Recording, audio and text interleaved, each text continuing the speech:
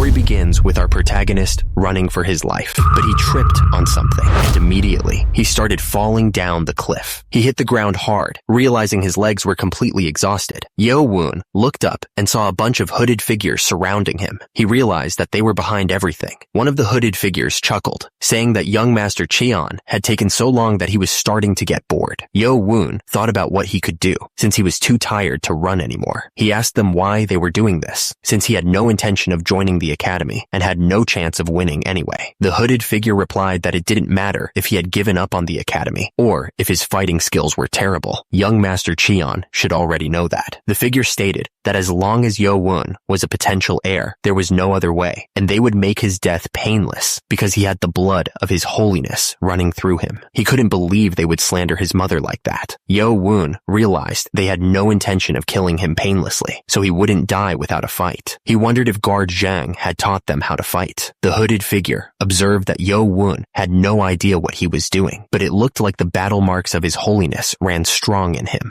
The hooded figure noted how Yo-woon refused to give up despite not knowing the first thing about fighting, and that it would make this hunt all the more rewarding. The hooded figure ordered them to kill Yo-woon. Yo-woon was barely dodging the attacks. At the same time, one of the hooded figures threw something. Yo-woon screamed as a sword hit him. Meanwhile, one of the hooded figures was moving in. One of the hooded figures grabbed Yo-woon by the neck, clenching his fist. The hooded figure chuckled, asking Yo-woon if he was finished. Another hooded figure yelled for the others to watch out, but it was too late. He stabbed Yo-woon. The other hooded figures watched in shock as the protagonist got one of them. The hooded figure chuckled, saying that Yo-woon deserved it. He wondered how this untrained kid could kill a member of the stealth squad. Was it just luck? The hooded figure thought it was impressive that Yo-woon was so smart even when facing death. He wondered what he could do with training. Then, he swung his sword and yelled at Yo-woon. The hooded figure attacked. As a result, Yo-woon was choking. The hooded figure looked down, saying that the games were over. Yo-woon was lying on the ground, looking defeated. He coughed as he was choking. As a result, the view above him blurred. The hooded figure asked Yo-woon how it felt to have a hole in his stomach. Yo-woon thought he was out of tricks, but at least he took one of them down with him. He wanted to make the enemy suffer longer as he died. The hooded figure didn't like this, but he figured it couldn't be helped. They lost a man. He sighed. Suddenly there was a flash. The hooded figure's eyes widened. One of them suddenly exploded. Turns out, Yo-woon was perfectly fine, and the assassins around him were getting wrecked. Yo-woon was barely conscious, but the hooded figure was asking what that white light was just now. The hooded figure felt something and shifted his foot. Then he yelled at the others to turn around and look behind them. They all turned to see a strange blue figure standing in the forest. The new guy with modern-looking clothes was a contrast to this ancient era.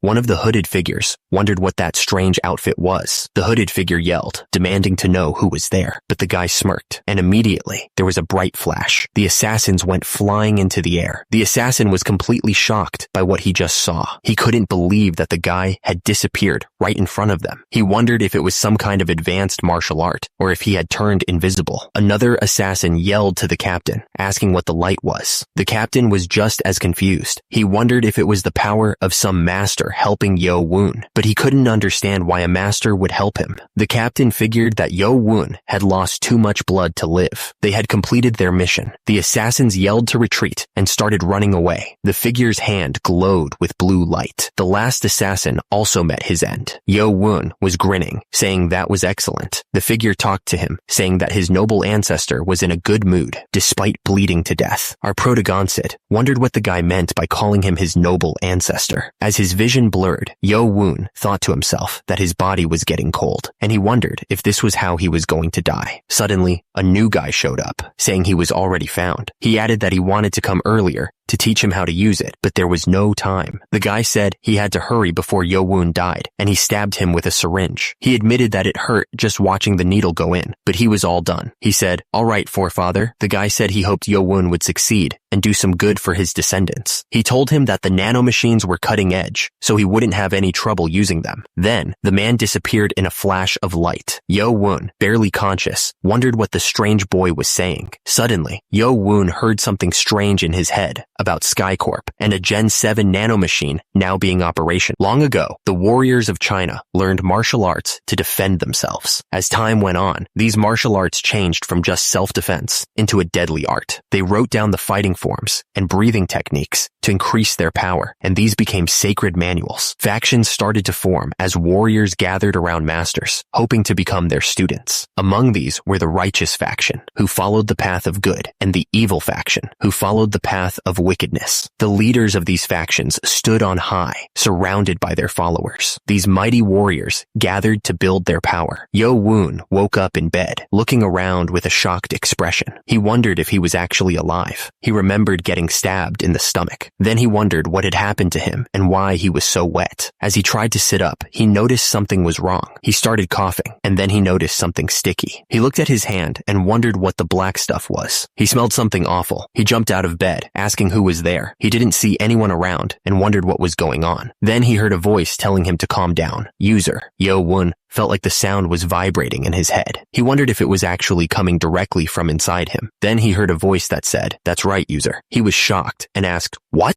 He screamed, asking who was talking to him. The voice responded that it was Skycorp's Gen 7 nanomachine. Yo Woon didn't understand a word and shouted, asking who they were and why they were doing this to him. The voice repeated that it was a Gen 7 nanomachine. Yo Woon repeated the word machine. Then the voice confirmed that it was a nanomachine. Yo Woon trembled, asking if it was true, if it was really the revered machine. Meanwhile, two men were talking. One said, "This way, Physician Beck," and the other responded, "Very well." Then, one of them asked if it was an assassination attempt, and the other confirmed. The man thought that they had always looked down on the young master and tried to kill him before, but he never thought they would try to separate him from the young master, because if they could trick someone like Guard Zhang, it had to be the stealth squad. It was a miracle that the young master survived. Meanwhile, the two men continued to walk deeper into the building. The man paused, thinking to himself. Well, he started gasping for air. Turning around, he saw someone standing over a dead body. There was only one whole body left intact. He was lying there, stabbed by the dagger that was given to the young master. Then he heard the sound of breathing. Not too far from the bodies, Yo Woon was lying in a signs of battle. He had lost a lot of battle marks, but at the same time, two men were talking. The first man noticed that the young master had no wounds on his body. The second man agreed. The first man wondered who could have helped him. He didn't think the patriarch would involve himself in such spats. The second man agreed, saying it was interesting. So they decided to hurry to the young master's chambers. Yo Woon looked around, completely confused. He was wondering what a user was. Yo Woon was sitting on the floor when he heard a voice asking if he wanted to proceed. Suddenly, blue light started to surround him. He started choking and then threw up everything he had in his stomach. He coughed, and the voice said it was normal after the first transfer of information and that it wouldn't happen again. He was still very confused, though. He looked at his hand and asked if it was a nanomachine. The voice confirmed it, saying there were over 6 billion nanomachines in his body. Yo Woon sighed, realizing it wasn't a human or the machine. He then wondered if it could leave his body if he wanted it to, but the transferred information stated that it was programmed to only exit his body if he died. The young master remained sitting on the floor, thinking about everything he had just learned. He wondered why this was happening to him. Who put the nanomachine inside him? At that moment, Hu Bong knocked on the door, announcing that Physician Beck was there to see him. Yo Woon was shocked. He told the nanomachine to stay quiet because he didn't want anyone to think he was crazy for talking to a machine in his head. He told it they could continue to communicate through thoughts only, and then he muted it temporarily. Hu Bong thought the young master was still asleep, so he examined him quietly. But then, he realized that Yo Woon was awake. He asked how he was feeling, but then he suddenly gagged. Hu Bong suddenly smelled something weird and asked the young master what it was, then realized that he forgot. At the same time, Physician Beck was thinking about something. The physician remembered that they had met before when he took care of his mother when she was sick. He asked for the young master's hand to check his pulse. As Physician Beck checked Yo Woon's pulse, he flinched. The physician said something was strange, which made Hu Bong ask if something was wrong with the young master. But the physician told him that it was quite the opposite, and that this was very lucky. Physician Beck explained that the toxins had left his body, and his qi was flowing well. He asked if Yo Woon had taken some kind of special herb. Hu Bong looked confused, and asked what the physician meant, as Yo Woon looked up from the bed. Physician Beck told him that his body was now in perfect condition to learn martial arts. Yo-Woon was shocked. Yo-Woon looked at the black sticky substance on his body and wondered if that was the toxins that came out of him. He wondered if the nanomachine did this. The nanomachine confirmed it. Suddenly, Yo-Woon was standing in the middle of a blue light as the nanomachine scanned him. Yo-Woon smirked. The demonic cult really respects martial and demonic arts, and among the different groups inside, there are 6 main sects: the Shadow, Sword, Stealth, Poison, Saber, and Musician sects. These sects made a deal to give their maidens to the leader of the demonic cult so he could have heirs. These heirs can become minor priests and are raised by their mothers' families. When they get older, they go to the Academy of the Demonic Arts. The Academy of the Demonic Arts only opens once every 10 years. The instructors are the best masters in the cult, and their goal is to make the students fight each other to improve their martial arts skills. But there's a time when the competition gets super intense. It's when the candidates for minor priesthood enter the academy. Members of the cult call this the grand tournament for the minor priesthood. The physician thought to himself that someone must have helped Yo-Woon, since he was perfectly healthy now. He told Yo-Woon that he would prescribe some herbal medicine to help him recover. Yo-Woon offered to walk physician Beck out, but the physician said it wasn't necessary and told him to stay and watch over the young master. The physician wondered how Yo-Woon could have changed so much. He remembered how small he used to be and how he couldn't learn any martial arts. He thought that even though Yo-Woon was the son of a servant girl, he still had the battle marks of his holiness. The physician wondered if the patriarch had changed his mind about the young master. The physician decided that if his holiness had helped the young master in secret, he didn't need to acknowledge it. He figured the academy was going to be interesting this year. Yo-Woon was relieved that the physician didn't notice anything strange. He realized he was alive because Guard Zhang found him. The nanomachine might have healed him, but if Guard Zhang hadn't found him, he would have been dead. He wanted to thank Zhang for saving him, but then he realized how bad he smelled. He figured he should probably take a bath first, since he reeked. Yo-Woon was sitting in the tub, and he asked the nanomachine to tell him about its healing abilities. At the same time, the nanomachine responded. The nanomachine explained that it could quickly heal external wounds and internal organ damage, but battle marks loss, or loss of flesh, would take much longer because they required cell division. Yo-Woon thought it sure liked to say a lot of things he didn't understand. Yo-Woon was still in the tub, and he wondered if it would be okay to test the nanomachine's abilities. Then, without hesitation, he sliced his hand with a knife. He yelled out in pain as the nanomachine announced it was starting to heal the knife wound. Yo-Woon was shocked, and the wound on his hand began to close up. The bleeding stopped almost instantly. He was amazed. Then he looked up from the water.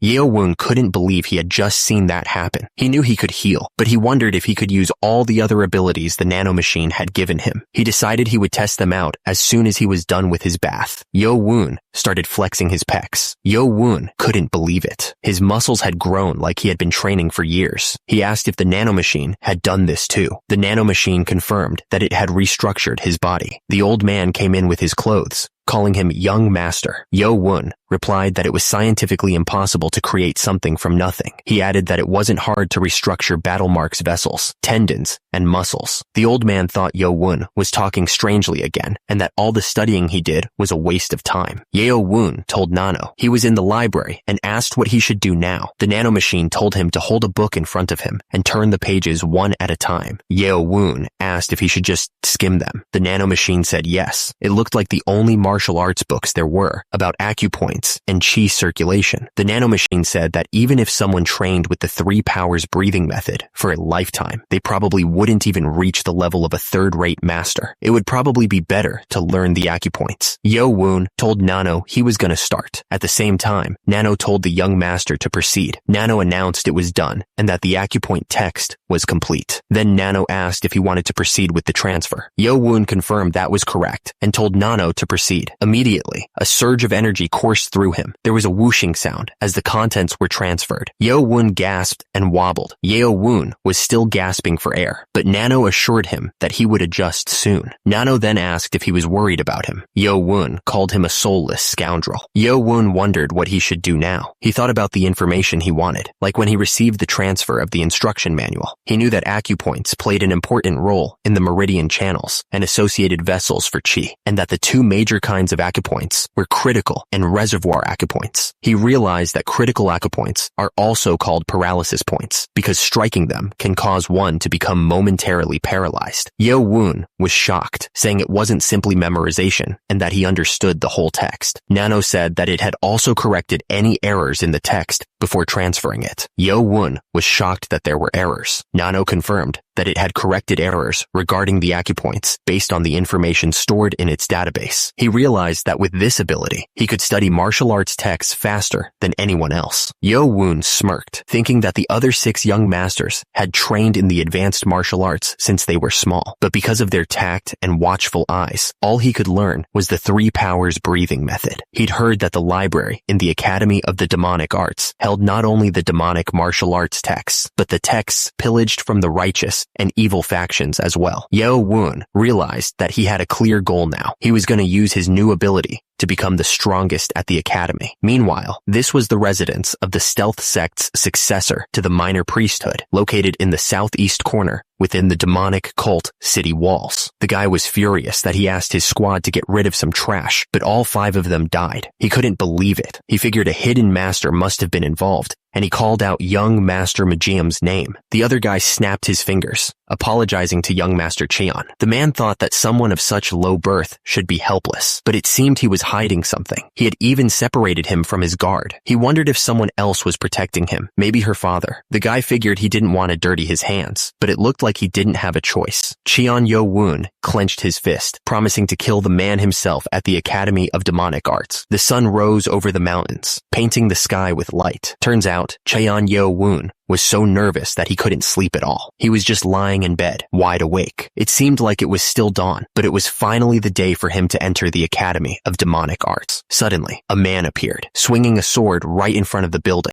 The guy kept swinging his sword around. Cheon Yo Woon was thinking that he should have learned Guard Jang's dagger technique in secret, but he knew the other 6 sects always had their eyes on him. That's why he promised his mother on her deathbed that he wouldn't learn martial arts before entering the academy. Suddenly, he heard a voice calling him Master. He was confused. At the same time, Guard Jang was training. Yo Woon looked shocked. Yo Woon asked if someone could someone else's moves. The voice replied, yes. Yo Woon asked if they could guard Jang's technique and then transfer it to his brain. The nano said it had all kinds of martial arts data ready to transfer, but Yo Woon wondered if he should really steal Guard Jang's techniques without asking. He decided against waiting. He had to enter the academy without a guard, so he needed to learn to protect himself ASAP. Yo Woon told the nano to start scanning Guard Jang's moves. At the same time, Guard Jang kept training with his daggers. Guard Jang kept slashing through the air. Meanwhile, the nano continued to him. The nano announced that it took about an hour. It had successfully copied all of Guard Jang's techniques. The nano started transferring the martial arts data to Yo Woon's brain. The transfer finished, and the nano said it was getting easier for it to do this. Yo Woon was shocked. He couldn't believe how well it worked. He felt the technique flowing through him. He knew Jang's dagger technique. Yo Woon realized he couldn't let Jang see him like this. He might get suspicious. Yo Woon took a deep breath and began practicing the shift step. Yo Woon's eyes glowed with power, and immediately the ground around him shattered into pieces. He moved with incredible speed, practicing the martial art he had just learned. Yo Woon realized he had mastered a technique he should have spent 20 years on, skipping the daily practice entirely. The nano asked if he wanted to transfer the muscle information to his body, but if he didn't, his body would be in pain. His body was in immense pain, and he asked the nano what was wrong with him. The nano explained that Yo Woon had used the new technique without developing the muscles needed, which caused damage. Yo Woon told the nano to make the explanation easier, feeling insulted by the nano's language. The nano adjusted the language and explained that young Master Cheon hadn't trained with Guard Jang's technique before, so his body wasn't used to it. The nano said that once his body got used to the move through simulation, the muscle information had to be transferred for him to master it. Yo Woon understood that if the information transferred to his muscles, it wouldn't hurt anymore. The nano confirmed that was correct and asked if he wanted to start the transfer, which would take 2 hours. Yo Woon said that was fine and told the nano to proceed. The nano warned that the process involved extreme pain, so he would be put to sleep, mentioning that many people faint during the process. Yo-woon wondered if he should risk it. He asked if he could proceed without being put to sleep, and if he could still be put to sleep if he couldn't handle it. The nano started the transfer. At first, Yo-woon thought he had worried for nothing and that it just tickled. Suddenly, he was hit with a wave of pain and screamed. The nano started the anesthesia, and with that, Yo-woon passed out. Meanwhile, someone was cooking in the kitchen and tasted the food. He smiled, thinking he would go all out today and cook all of the young master's favorites. The cook remembered that it had been 5 years since he started cooking for Yo-woon, and he couldn't even cook rice back then. A woman, seemingly on her deathbed, told guard Jung that she was leaving Yo-woon in his hands. The cook looked up, thinking about how Lady Hua had died from small doses of poison 5 years ago, and that the young master was now entering the Academy of Demonic Arts. He asked Lady Hua to watch over the young master so that he could cook for him again. Suddenly, Yo-woon flinched, seemingly in pain. Immediately, the cook slammed open the door and asked if the young master was okay. The cook found the young master passed out on the table and shouted in surprise. Immediately, he checked Yo-woon's pulse. The cook found that his pulse was normal, and he wondered what Yo-woon had been doing. Then, the cook noticed some footprints on the ground. He touched the floor to see if they were still wet. The cook realized that the young master had been watching him train for about 2 years. He couldn't believe that Yo-woon had caught up with 20 years of his training just by watching him for 2 years. The system announced that the conversion of muscle fibers and tendons was complete, and it was lifting the anesthesia. Yo-woon woke up sweating. Yo-woon was gasping for air, saying that he would never do that again. At the same time, Nano told him that it had warned him. Yo-woon wondered why he was lying on the floor, and if guard Jang had been there. Then, he noticed the dagger on the floor. Yo-woon wondered if it would hurt to use the dagger technique now. Nano told him that it had converted his muscle fiber and tendons to the same level as someone who had trained for 20 years. Yo-woon agreed and slashed with the dagger. Immediately, he was shocked by the power. Yo-woon noticed that the sequence was the same, but his moves were more accurate and powerful. The feeling of slicing through the air was incredible to our hero. He slashed and twirled the dagger. Yo-woon finished the first sequence. Then, he prepared for the first step of the second sequence. He stepped down with so much force that the floor cracked. Yo-woon was surprised. He realized he was able to leave such deep footprints even without mastering the internal technique. Yo-woon realized he had mastered the external technique, even though he had 0 internal technique. He figured guard Jang was going to be shocked when he saw this. At the same time, the cook knocked on the door to bring the young master his breakfast. The cook panicked, wondering what he should do. He realized pressing down on the floor wasn't helping at all. Meanwhile, the cook called out to the young master again. The cook entered the room, saying he was hungry today. He noticed that Yo-woon always took his meals by the window. At the same time, Yo-woon smiled, thinking he wouldn't be coming home for a while, so he felt like switching things up a bit. Yo-woon hoped the cook didn't notice anything. He saw his favorite meal, sautéed bok choy, roast pork, and fried egg on rice. Yo-woon thought the cook really knew him, and since he was entering the Academy of Demonic Arts today, this might be the last time he got to eat Jang's cooking. Suddenly, he felt acid reflux because of the change in emotion. Nano told him to swallow food and saliva to counteract the secretion of stomach acid. Yo-woon told Nano to be quiet and stop talking in a language he couldn't understand. Yo-woon decided to focus on his meal and planned to eat every last bite. Guard Jang told him to slow down, but the young master just said, "Right." Guard Jang thanked the young master, but then he got serious and asked when Yo-woon had learned his dagger technique. Yo-woon was confused and stammered, asking what Guard Jang meant by that. At the same time, Guard Jang dragged the barrel away. Guard Jang kept pulling the barrel, making a loud scraping sound. Guard Jang realized that this was the first step of the second sequence, and the mark was much deeper than before. He knew he wasn't mistaken. Yo-woon knew that stealing another warrior's technique was a big no-no in Murim. He thought he had been blinded by Nano's power and done something unforgivable. He had nothing to say, even if Guard Jang hated him for it. Guard Jang told the young master that he had done well. He didn't care that Yo-woon had learned the technique in secret. He would have taught it to him sooner if it wasn't for the pact of the sixth sex. Yo-woon was surprised, and then he saw that Guard Jang was giving him the key tips to circulate chi for the dagger technique. He wondered why. Guard Jang added that he would also give him the breathing technique, but there would be far better texts in the academy. He told Yo-woon that he would do better to learn those instead. A tear landed on the paper. Yo-woon started to whimper. Guard Jang watched Yo-woon's reaction. Yo-woon, overwhelmed, swore he would never cry again.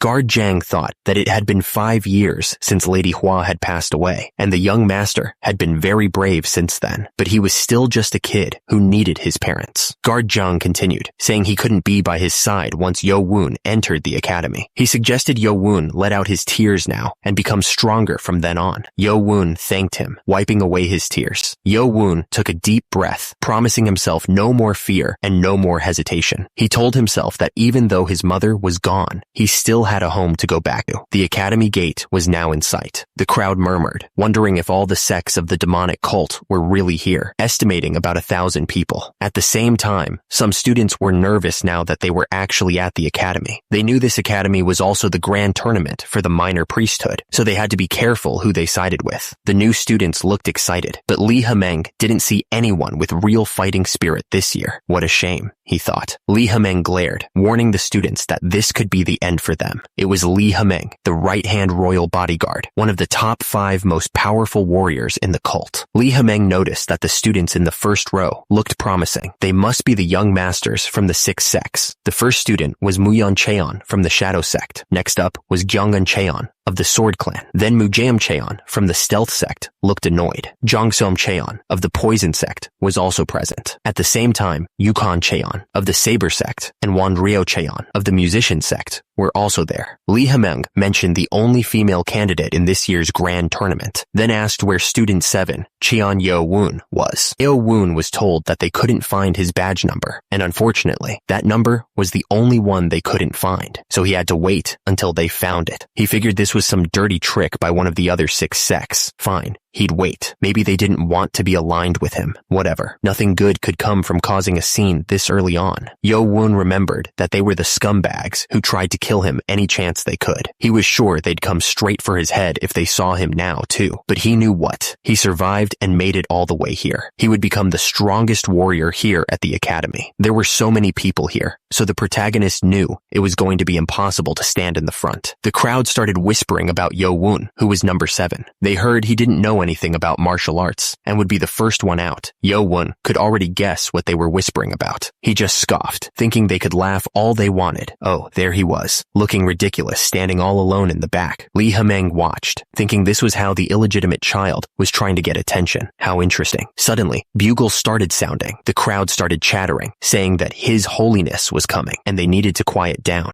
The nobles walked by with their usual arrogance. At the same time, the students watched them pass. They kept walking, not paying attention to anyone. Meanwhile, a masked man kept glaring. The nobles kept muttering as they walked. Then a man stumbled forward. Li Hemeng clicked his tongue, asking why he was dressed in such shabby clothes, calling him a drunkard. The drunk man glared at Li Hemeng, asking what the hell the redhead was looking at. He introduced himself as Mad Blade Sob Meng, left-hand royal bodyguard to the patriarch. Then Ragyom Ma, the Lord of Darkness and head royal bodyguard, announced the beginning of the ceremony. At the same time, the camera focused on Cheon Yujong, the patriarch, sitting on his throne. The crowd was buzzing, but Yo Woon could only focus on the patriarch. He was overwhelmed by his father's presence, barely able to look at him. Ragyom Ma shouted, demanding silence from everyone. Ragyom Ma announced that they were ready and bowed to the patriarch. The ceremony was about to begin. Ragyom Ma welcomed all the talented young ones to the academy who would lead the cult's future. The crowd was surprised by his profound breathing technique. At the same time, Yo Woon could clearly hear his voice, even from the back row. Ragyom Ma continued, saying that at this academy, they would hone their skills and become the driving force behind the cult. And the crowd cheered. The crowd bowed, thanking their holiness. Meanwhile, a man glanced sideways. As the crowd listened to the speech, Yo Woon watched them with a cold expression. At the same time, the crowd seemed very excited about the academy. Someone turned around to look at Yo Woon. Meanwhile, Yo Woon's eyes narrowed. The guy thought it was the first time they'd ever met, but he was still so cold. He sighed. The guy thought it was fine. He didn't expect much from him anyway. He hadn't even seen him when his mother passed. Now that the speech was over, it was time to get down to business. As a result, the crowd started chattering. Li Hemeng was getting angry, and it showed on his face. At the same time, the students were flinching, sensing the shift in mood. Li Hemeng looked like he was about about to explode. Lee Ha-meng announced that he was going to make things simple and that they should listen up. Lee Ha-meng explained that at the academy, they would train through 6 stages over 4 years, and each stage would have an exam they could only try once. As a result, the students started murmuring, realizing how serious this was. Lee Ha-meng smirked, saying it looked like they all got the gist of it, and that students who failed would be kicked out. Then, someone lifted his hand to ask a question. One of the students raised his hand, wanting to ask something. Lee Ha-meng got angry and asked who dared to interrupt him. As a result, the student who raised his hand got a jolt of electricity. Lee Ha-meng questioned if the student had heard him. He asked what the student was going to do about it. Lee Ha-meng reminded them that they lost all their privileges as heirs the moment they stepped into the academy. Lee Ha-meng asked if he wanted to be disqualified from the tournament before it even began. The student apologized immediately, realizing he had messed up. Lee Ha-meng knew what they were thinking. They only get one try at each test, so their chances of making it to the end are low. But those who pass each stage will get 3 special rewards. The first reward is a demonic dragon marble. One of the students wondered if it was what he thought it was. Turns out, it's a miracle medicine that can give you the power of 20 years of internal energy training. The students wondered if they could absorb 120 years worth of training if they passed all 6 stages and took all 6 marbles, which would make them masters already. But the more you absorb, the weaker the effects are, and it's hard to absorb the energy in the first place. If it was easy, the masters would have already taken them all. 6 stages, huh? Yo Woon thought to himself that he hasn't trained his internal techniques at all. But if he can pass the tests, he could improve them much quicker with the marbles. The second reward is access to the martial arts manuals. Lee Ha-meng explained that the manual library at the academy has 5 floors. Each time they move on to the next stage, 1 more floor will be unlocked. Lee Ha-meng explained that, depending on how well they do, they'll get to study manuals from the 6 sects and even the royal bodyguards. The students were excited, thinking this was their chance to learn divine techniques and become martial arts masters. Meanwhile, Yo Woon thought that if he's going to survive, access to those manuals is way more important than the marbles. Lee Ha-meng said that he could guarantee that none of them would reach the 5th floor, even in their dreams, so they should just forget about it. Meanwhile, Sob Meng thought that Lee Ha-meng has a knack for getting everyone excited and then making things awkward all of a sudden. He thought everything Lee Ha-meng does is annoying. Lee Ha-meng added that there was one last reward. Lee Ha-meng continued, saying that they would have the opportunity to be granted statuses and positions that they previously couldn't have even dreamed of. One of the students realized that was why even minor priesthood candidates were put on the same level as everyone else there. He thought that's what they meant when they said everything would be changing once they entered the academy, and from that point on, it's survival of the fittest. Lee Ha-meng explained that as they moved through each stage, they would be given statuses like lower warrior, middle warrior, high warrior, sentry, and warden. He added that they shouldn't even worry about the last rank because none of them would ever get there, and most would probably stop at the 3rd rank. Lee Ha-meng continued, saying that it would be fine for those from regular warrior houses, but for those with more prestigious names, it would be a stain on their house's reputation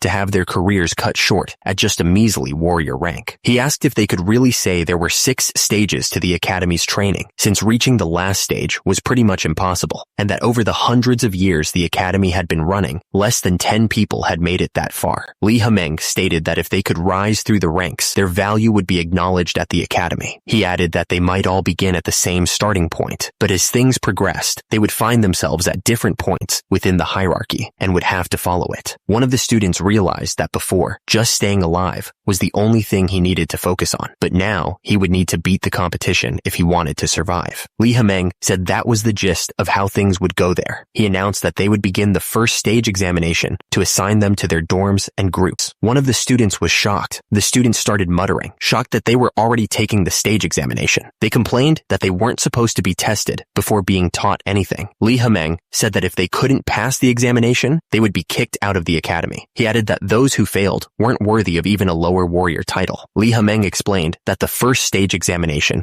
would test their basic abilities. He said that to become a warrior of the academy, they should at least be able to harness their internal power. Meanwhile, one of the students looked shocked. Lee Ha-meng said that they still needed people to fulfill the lowly jobs, so they could feel free to slack off. But the protagonist realized that this was why the ladies of the other 6 sects vowed to ensure he never honed his internal powers. He thought that if he didn't pass the examination, he would end up with no status and at the bottom of the hierarchy. Then they would just come and try to kill him in broad daylight. He smirked at the thought. The guy smirked, thinking the system was perfect, because he wouldn't have to dirty his hands trying to kill that disgusting little vermin. But then he looked confused. Everyone looked towards the stage, curious about what was going to happen next. A woman stood there, holding a musical instrument. Lee Hameng announced that Madame Soyuheng, head of the musician sect and fifth elder of the demonic warrior cult, would be proctoring their first examination. At the bottom, Madame Soyuheng held her instrument. Lee Hameng told them that the examination should be a breeze for all of them. He added that if they failed there, they wouldn't even amount to a lower warrior. The guy was surprised, wondering what the head of the musician sect was doing there, since she almost never showed up in public. He wondered if she was going to do what he thought she was going to do. The students started covering their ears. At the same time, Lee Hameng said that if Madame Hang went all out, the students wouldn't make it out alive. He said she was going to go easy on them, so they didn't need to worry. Madame Hang thought the students should be able to handle it for a minute if they had even a little bit of internal power. Lee Hameng announced that those who could withstand Madame Hang's musical force without passing out would pass the first examination. He then yelled to begin, and with that, the students were blasted with a powerful musical force. The students were getting hit hard by the sound waves. One of the students was screaming, saying he could still hear the music even with his ears covered. At the same time, Madame Hang kept playing her instrument. Someone noticed that most of the students in the middle row from the lower sex had already passed out, but the heirs to the sixth sex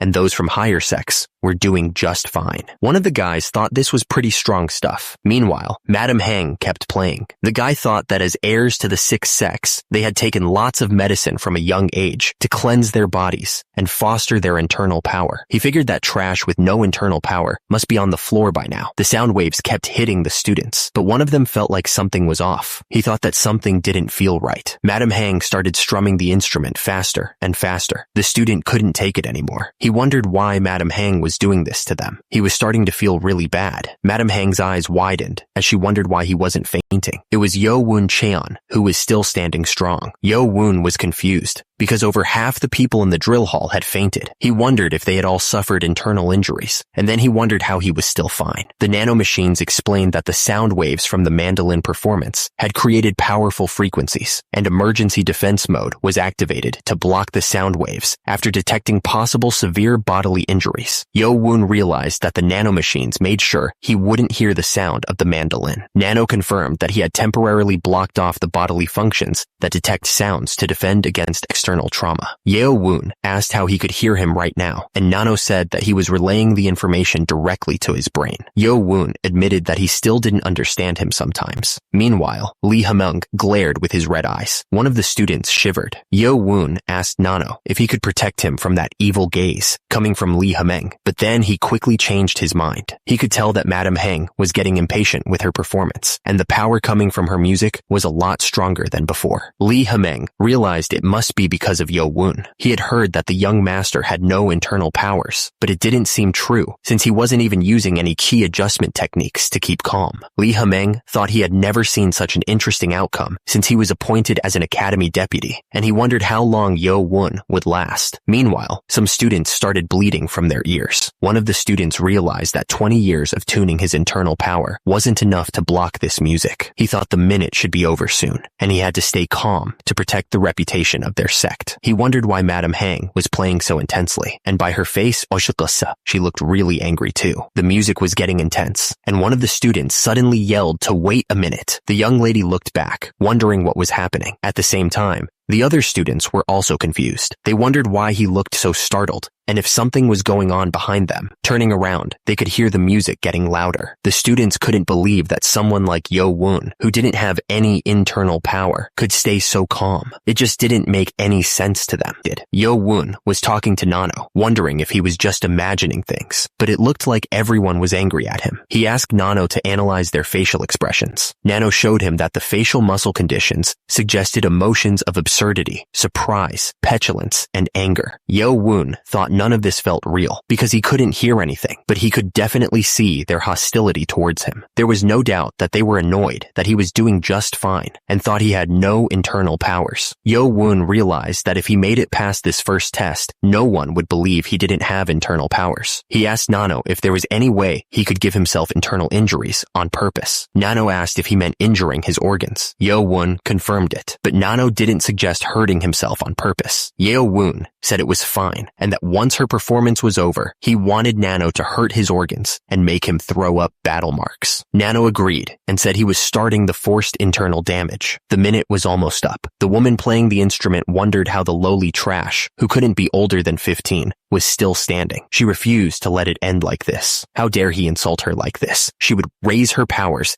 and tear him apart. There was no way he could handle this. Lee Hameng thought this was dangerous. At the same time, the woman kept playing the instrument. Madam Heng kept playing, and the sound made people want to throw up. Lee Hameng yelled at Madam Heng to stop because it was too dangerous. Madam Heng ignored Lee Hameng and kept playing. At the same time, the students were all passed out on the ground. The students were coughing and barely able to stand. The guy with the bottle thought that if she had turned it up even a little bit more, no one would have passed the first test. He couldn't believe she was acting like that. Madam Heng wondered what was going on and realized she'd gotten angry and used half her power on that little brat. The woman was angry that the brat broke the rules. She blamed Yo Won for everything. Yo Won twitched while a student started to feel sick. The student started vomiting battle marks while Lee Hameng looked worried and Madam Heng kept playing. Another student looked up, confused about what was happening. A student fell to the ground, coughing up a ton of battle marks. People around him were wondering what had happened. The student looked up, realizing it was the nanomachine's fault. It had done damage to his organs to make him throw up as much battle marks as possible. He realized he wasn't dying, after all. He kept coughing, battle marks splattering everywhere. Lee Hameng realized that if the student died during the exam, the responsibility would fall on him as the academy deputy. He couldn't let the kid die, since he shared battle marks with the Holy One. Lee Hameng rushed forward, grabbing the student. He asked if he was all right. The nanomachine told him that he was suffering from battle marks loss and would fix his organs. Lee Hameng was holding Yo Won, who had just passed out. He told him that he didn't have to act so tough and could have just fainted. Lee Hameng was worried, thinking that the young master was in critical condition. He wondered how strong his internal powers were to have endured all of that. Then, Lee Hameng realized that Yo Won didn't have any internal powers at all. Lee Hameng was shocked, saying that Yo Won was just a reckless little brat. He didn't expect much from the unlucky 7th young lord. Lee Hameng thought that Yo Won made it through the first examination with no internal powers and only through his own determination. He waved for the demonic way. Lee Hameng ordered everyone to bow and take Yo Won to the infirmary. Lying in someone's arms, covered in battle marks, Yo Won begged the nanomachine to hurry and heal him. Madam Heng was confused. She thought he was doing fine against her music, but he had suffered serious injuries. Then, Lee Hameng moved with incredible speed. He told Madam Heng that she had crossed the line. Madam Heng asked what he meant by that. He shot back, saying that she almost killed the boy. Madam Heng wondered if the kid had weak internal powers, but then realized that he didn't have any to begin with. Lee Hameng explained that he had tried to stimulate him with raw energy to see if he would get a reaction, but nothing happened, and his pulse was the same. Madam Heng was shocked. She couldn't believe that he could endure her musical force without even the slightest internal power. If what Lee Hameng was saying was true, the boy should have fainted like the rest of the students. Lee Hameng said that Yo Won had suffered severe internal injuries and had endured her music solely through his own determination. Madam Heng was surprised, commenting that the boy had a shockingly strong will to survive. Lee Hameng thought that if it weren't for the boy's low status, he would have taken him as his student, but he knew that nothing good could come from defying the 6 sex. Suddenly, Shob Meng started chugging down alcohol from his gourd. Shob Meng was impressed that the kid had endured all that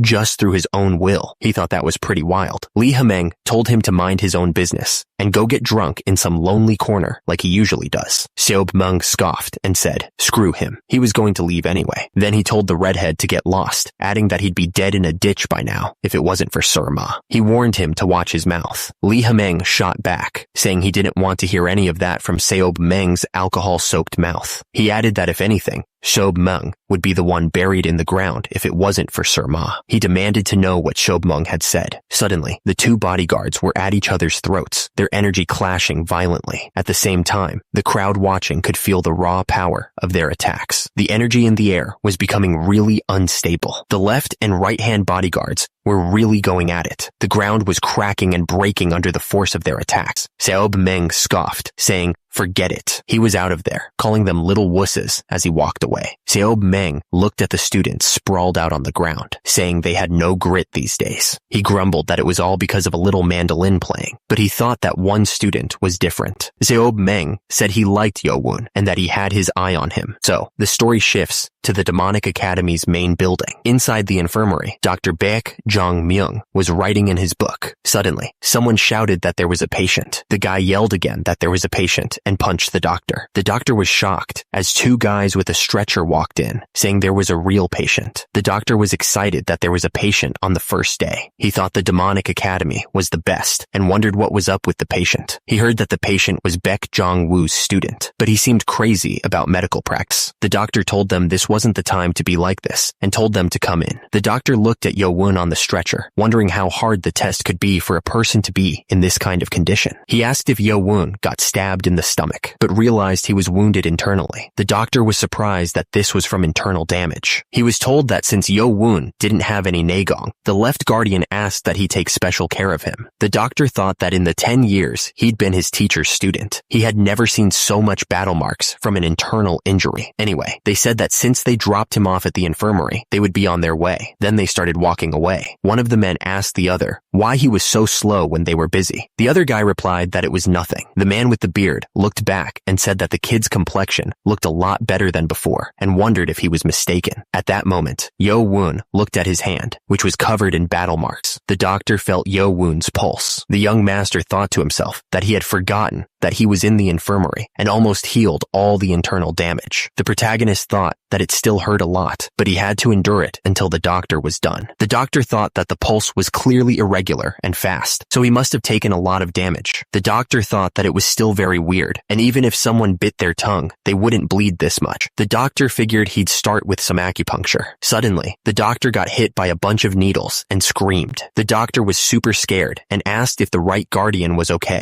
Seob Meng showed up drinking and asked what was going on. The doctor was surprised to see him and said that the little guy, who used to cling to his teacher like a coward, had become the academy's doctor and that he still had that annoying tone. Seob Meng asked what the right guardian was doing at the infirmary, since he shouldn't be hurt at all. Lee Ha-meng said he didn't want to be there either, telling him to rest well. Seob Meng watched him leave, saying he could never figure Lee Ha-meng out. He turned his head back to look at Yo-woon, saying that he was a very interesting kid. Yo-woon was still lying in bed, seemingly surprised by something. Yo-woon was lying in bed, still pretending to be hurt, but he was thinking about something. He wondered why someone was in the infirmary. He suddenly smelled alcohol. It was Seob Meng. Seob Meng was standing over him, asking why he was pretending to be asleep. Seob Meng's hand was glowing with energy. Seob Meng attacked, but Yo-woon managed to block it while still lying down. He was surprised. Someone was watching the fight and was stunned by what he saw. He couldn't believe that someone could raise a person without even touching them. He thought that Yo-woon must be the right guardian of the school. Yo-woon was sitting up, surrounded by blue energy. He wondered if he had been sat up using internal energy. Our hero tried to move, but he couldn't. His body wasn't fixed yet. Seob Meng was still standing over him, smiling. He warned that if Yo-woon kept pretending to sleep, he would hit him in the face. Yo-woon realized he had been caught. Yo-woon was shocked that he had been caught, wondering how Seob Meng knew he was awake. Seob Meng just smirked. Seob Meng started laughing, finding the whole situation pretty funny. Yo-woon looked up at him, but Seob Meng just kept laughing, saying that he shouldn't be so bold in front of a guardian. Seob Meng grabbed the young master by the neck, explaining that any experienced warrior could tell if someone was faking sleep just by listening to their breathing. Yo-woon was surprised that Seob Meng could tell just from his breathing. Seob Meng explained that the average breathing count for a young man is about 12 to 20 per minute, but Yo-woon's breathing was 8 times that, which made it unnatural. He added that he didn't need any unnecessary information. Seob Meng started laughing, saying that kids these days didn't have the insides that Yo-woon did, adding that he was pretty good. Yo-woon wondered if Seob Meng had come because he noticed he was pretending. Seob Meng looked down at the young master, saying that kids these days didn't have any endurance and always wanted to take the easy way out when things got a little difficult. He admitted that he didn't endure it with sheer will. Seob Meng pointed at Yo Won, telling him that he had the will that the others didn't. Sob Meng told the right guardian that the patient wasn't doing so well and should get treatment first. He then told the other man to wait because an adult was talking. Suddenly, Yo Won coughed up battle marks. At the same time, Sob Meng pointed out that Yo Won's face didn't look good. Meanwhile, Yo Won coughed up even more battle marks. Then, someone noticed that he had let go of his energy. As a result, Yo Won fell to the ground. He complained that his neck hurt and that he would get to the point. Suddenly, someone announced that he wanted to take the kid as his student. Lee Hameng was grinning like a maniac. Sob Meng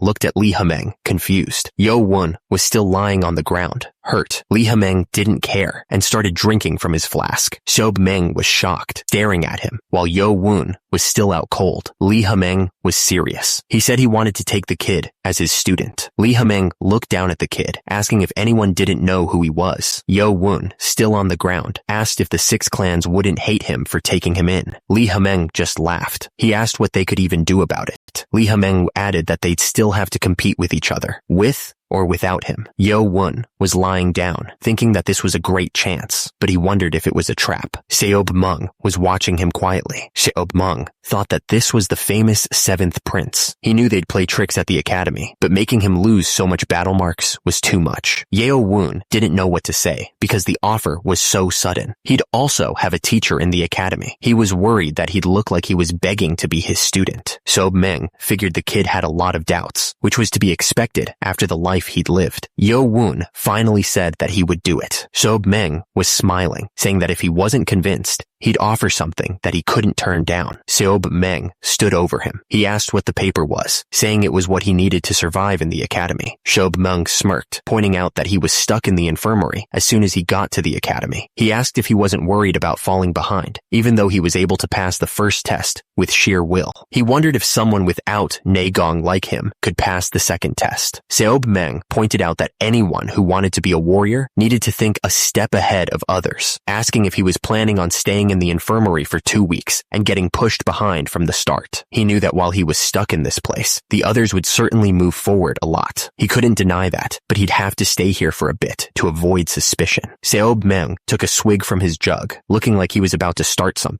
Sob Meng asked if he knew why that redhead jerk sent him here. The left guardian, he continued, asking if it wasn't weird. There were many other kids that were damaged internally. Seob Meng asked why the left guardian didn't send them here instead. Seob Meng explained that most people of Murim could heal internal damage through meditation, but it would be faster if they were treated by a doctor or medicine. So, what did he mean? Seob Meng pointed out that the other kids could at least try to heal themselves, so there was no reason to send them to the infirmary. Yo Won realized that's why he was all alone in the infirmary, because he couldn't even heal himself. Sob Meng thought to himself that he was almost there with the kid and wondered if he should wrap things up now. Sob Meng scoffed, thinking about a kid that couldn't even meditate to heal. Sob Meng asked if he thought someone like that could cure internal damage in a short amount of time. Yo Won thought to himself that it was possible because he had the nano. Yo Won was still lying down when he realized he needed Negong to reach the next stage. He suddenly remembered something else. He recalled that if he passed the first test, he would get the medicine ball and access to the academy's library. Sob Meng started laughing, which confused the boy. Sob Meng said that the redhead forgot to mention something important. He smirked, explaining that the academy's library wasn't a place where people could just come and go as they pleased. Yo Won was shocked when he heard that he could only enter the library after passing a test. He shouted, "What?" Sob Meng grinned, starting to explain. He told the boy that the library was very secure. Yo Won was silent for a moment, processing everything. Sob Meng continued, saying that he could only stay on the first floor for 2 hours.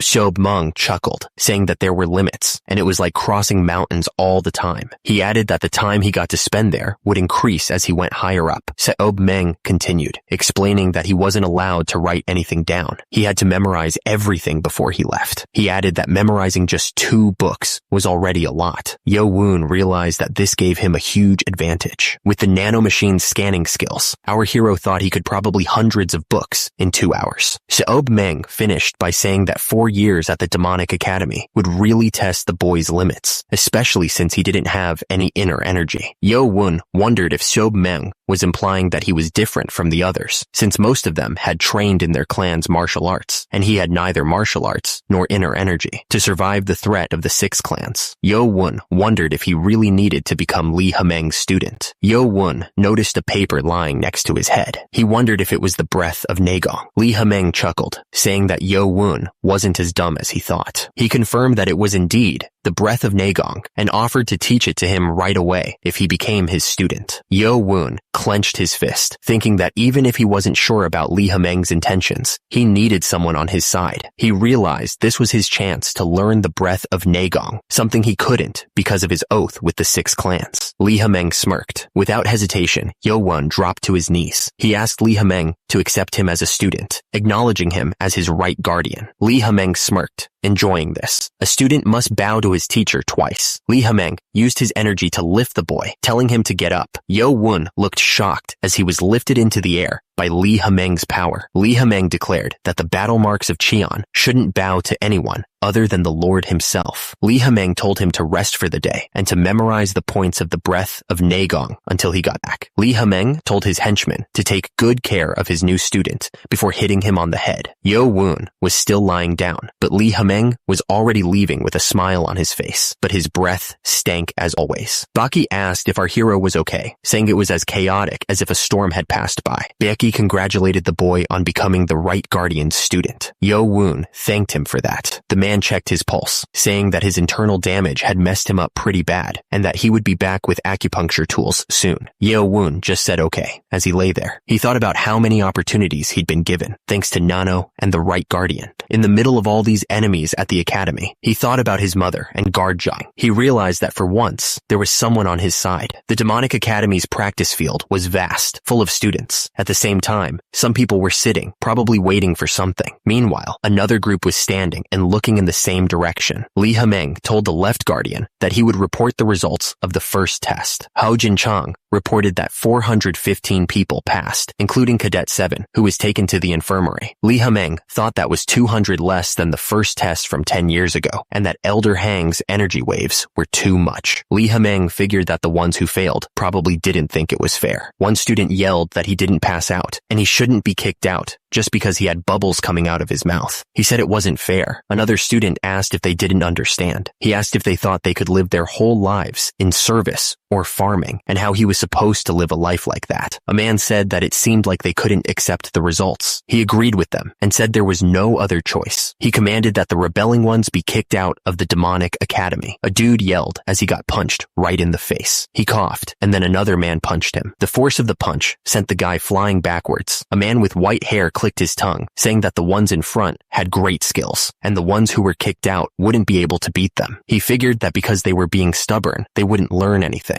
Lee Ha-meng said that if it were him, he'd say it was unfair too. He said that it was because of Cadet 7 that the first test was so hard. The man looked down at the bodies and said that they didn't have luck or skills. He added that it was also their fate. Lee Ha-meng said that among the ones who passed the first test, there were a good amount of exceptional kids, and asked if the other man thought so too. The speaker continued, noting that most of them had internal damage and were in meditation. He finished by saying that 8 of the candidates of the 6 clans in the upper clans seemed to have made it through easily. The man said that some of the cadets were already way stronger than the others. He explained that to not get hurt by Elder Hang's energy waves, someone would need to train for hundreds of years. He added that these students were on a whole other level. The first was Cheon Mu Yun from the Dark Clan, and the other was Cheon Yu Chan from the Blade Clan. The man went on, saying that both of them took the energy waves without even moving. He heard that the Dark Clan and the Blade Clan would be the ones fighting for the win. Lee Ha-meng smirked, stating that it was just as he thought. Someone thought that this was going to be interesting. Someone congratulated them on passing the first test. They would get a bronze medal, showing that they were now part of the lower ranks of the academy, and for the next 4 years, they would train as cadets. The students were told that here at the demonic academy, they weren't allowed to answer with yes or no. They had to answer motto, and anything else was like asking to repeat an order. Lee Ha-meng then told them to start organizing into groups. Someone was ready to start the treatment, now that he was done preparing. The wounded man asked for the doctor. The doctor corrected him, saying his name was Baek Jong-myung. Baek Jong-myung said that instead of just calling him doctor, he should include his last name. Dr. Baek then asked if his condition was that bad, and apologized for having to say that to a cadet of the demonic academy. The wounded man was shocked to hear that it would take 11 to 15 days before he could even try out for the next test. He screamed, asking what he was supposed to do. He thought to himself, what if Nano started healing him? The treatment would be over instantly, but if he healed up too fast, they would get suspicious. The protagonist thought that if he got the normal treatment, he would fall behind in training. Besides, he didn't know anything about the tests after the first one, since he had been taken to the infirmary. The other man told him not to be disappointed. He said that if he was treated by a normal doctor, it would take months, but it would be a lot shorter because he was Baek Jong-woo's student. The man told him that it would still take a long time, even with training. The wounded man said that this might not help, but he would pretend he didn't know the other man was learning martial arts from the right guardian. He thanked him, saying he would repay him in the future. The other man replied that it was fine, and that he didn't expect much anyway. The man suddenly spun around, telling him that since they would be doing acupuncture, he was going to have to take off his clothes. The man thought to himself about this kid. The man thought to himself that even though he knew that Yo-won didn't learn any martial arts, his body was a lot nicer than he thought. The man wondered if he didn't get it through Naegong. Did he learn Weigong? The man told him that the first one goes in the middle of his chest. Suddenly, the nanomachine sensed an attempt to damage the user's body with a sharp iron needle and activated self-defense mode. Yo-won yelled at the nano, telling it to stop because the doctor was doing this for treatment. He asked if it didn't know how to differentiate between an attack and treatment. The nanomachines deactivated their self-defense mode, like Yo-won told them to. He was just glad he survived. The nanomachines warned that if he didn't tell them about treatments beforehand, they would consider any damage to his body as an attack. They said they understood his instructions. Yo-won looked at his stomach, confused. He realized his stomach was starting to hurt less. The system then started to retrieve information from its built-in acupuncture diagram. The nanomachines explained that the acupuncture needles were placed down his chest, under his heart, and on his arm. They pinpointed the exact spots that enhance regeneration in the stomach area. Yo-won realized he was able to understand things easier with the information the nanomachines transferred. Then, someone told him to take a nap while the acupuncture did its thing, because he was making them blush by staring.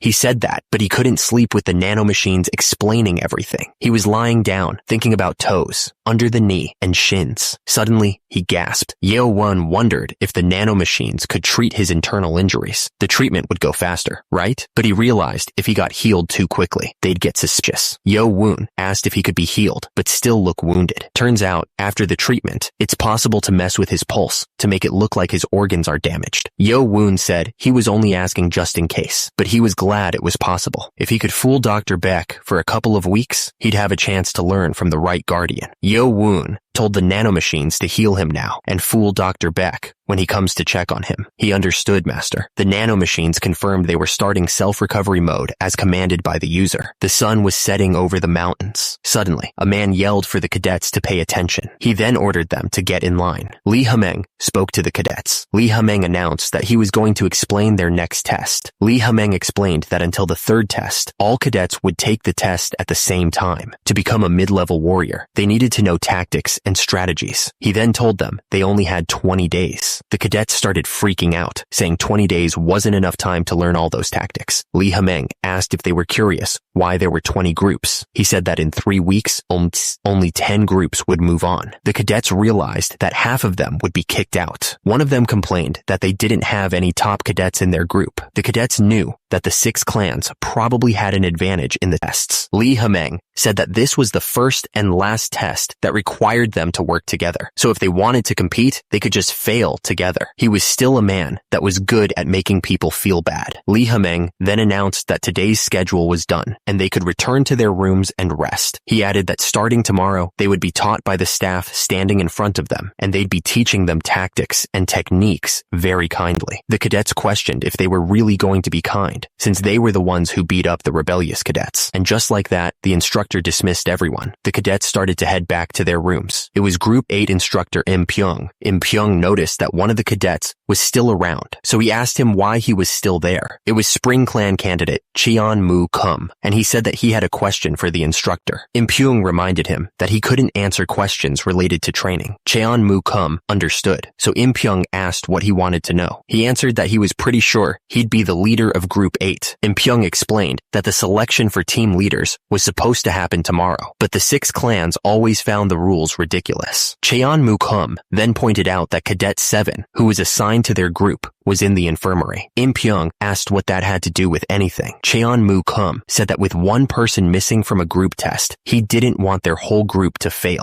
The guy explained that because Cadet 7 didn't go to the ceremony, he wouldn't know what was going on, so he wanted to tell him everything. The other man just stared back without saying anything. Suddenly, another guy with an evil grin said that Cadet 7 was in the same group as him, and his luck had run out. He added that he would personally go to the infirmary to mess with Cadet 7's limbs. The first guy agreed that it was a good idea, saying that the other man seemed to understand the basics and complimented him on his first day. The instructor said he would take their advice and deliver the information to Cadet 7 himself. He seemed really mad about it. One of the cadets reached out, telling the instructor that he didn't need to do that and that he could go himself. The instructor gave him a death stare, explaining that the main building was off limits to cadets unless they had special permission. The cadet realized he wouldn't be able to get into the main building. He was starting to panic because so many things were going wrong. He knew he was a candidate from the Spring Clan, but that meant nothing here. He was out of options. The cadet understood and then asked the instructor one last favor before telling him to head back to his dorm. The instructor stopped, asking if there was something else he wanted to say. The cadet asked if he could at least know when Cadet 7 would start joining them. The instructor said there was no problem with that and that he would tell him tomorrow since it was too late today. The guy thanked him. Now that things had come to this, the cadet knew he'd have to wait until the protagonist returned to their dorm. Someone yelled at the guy on the ground to hurry up and get better, calling him a lowly bastard.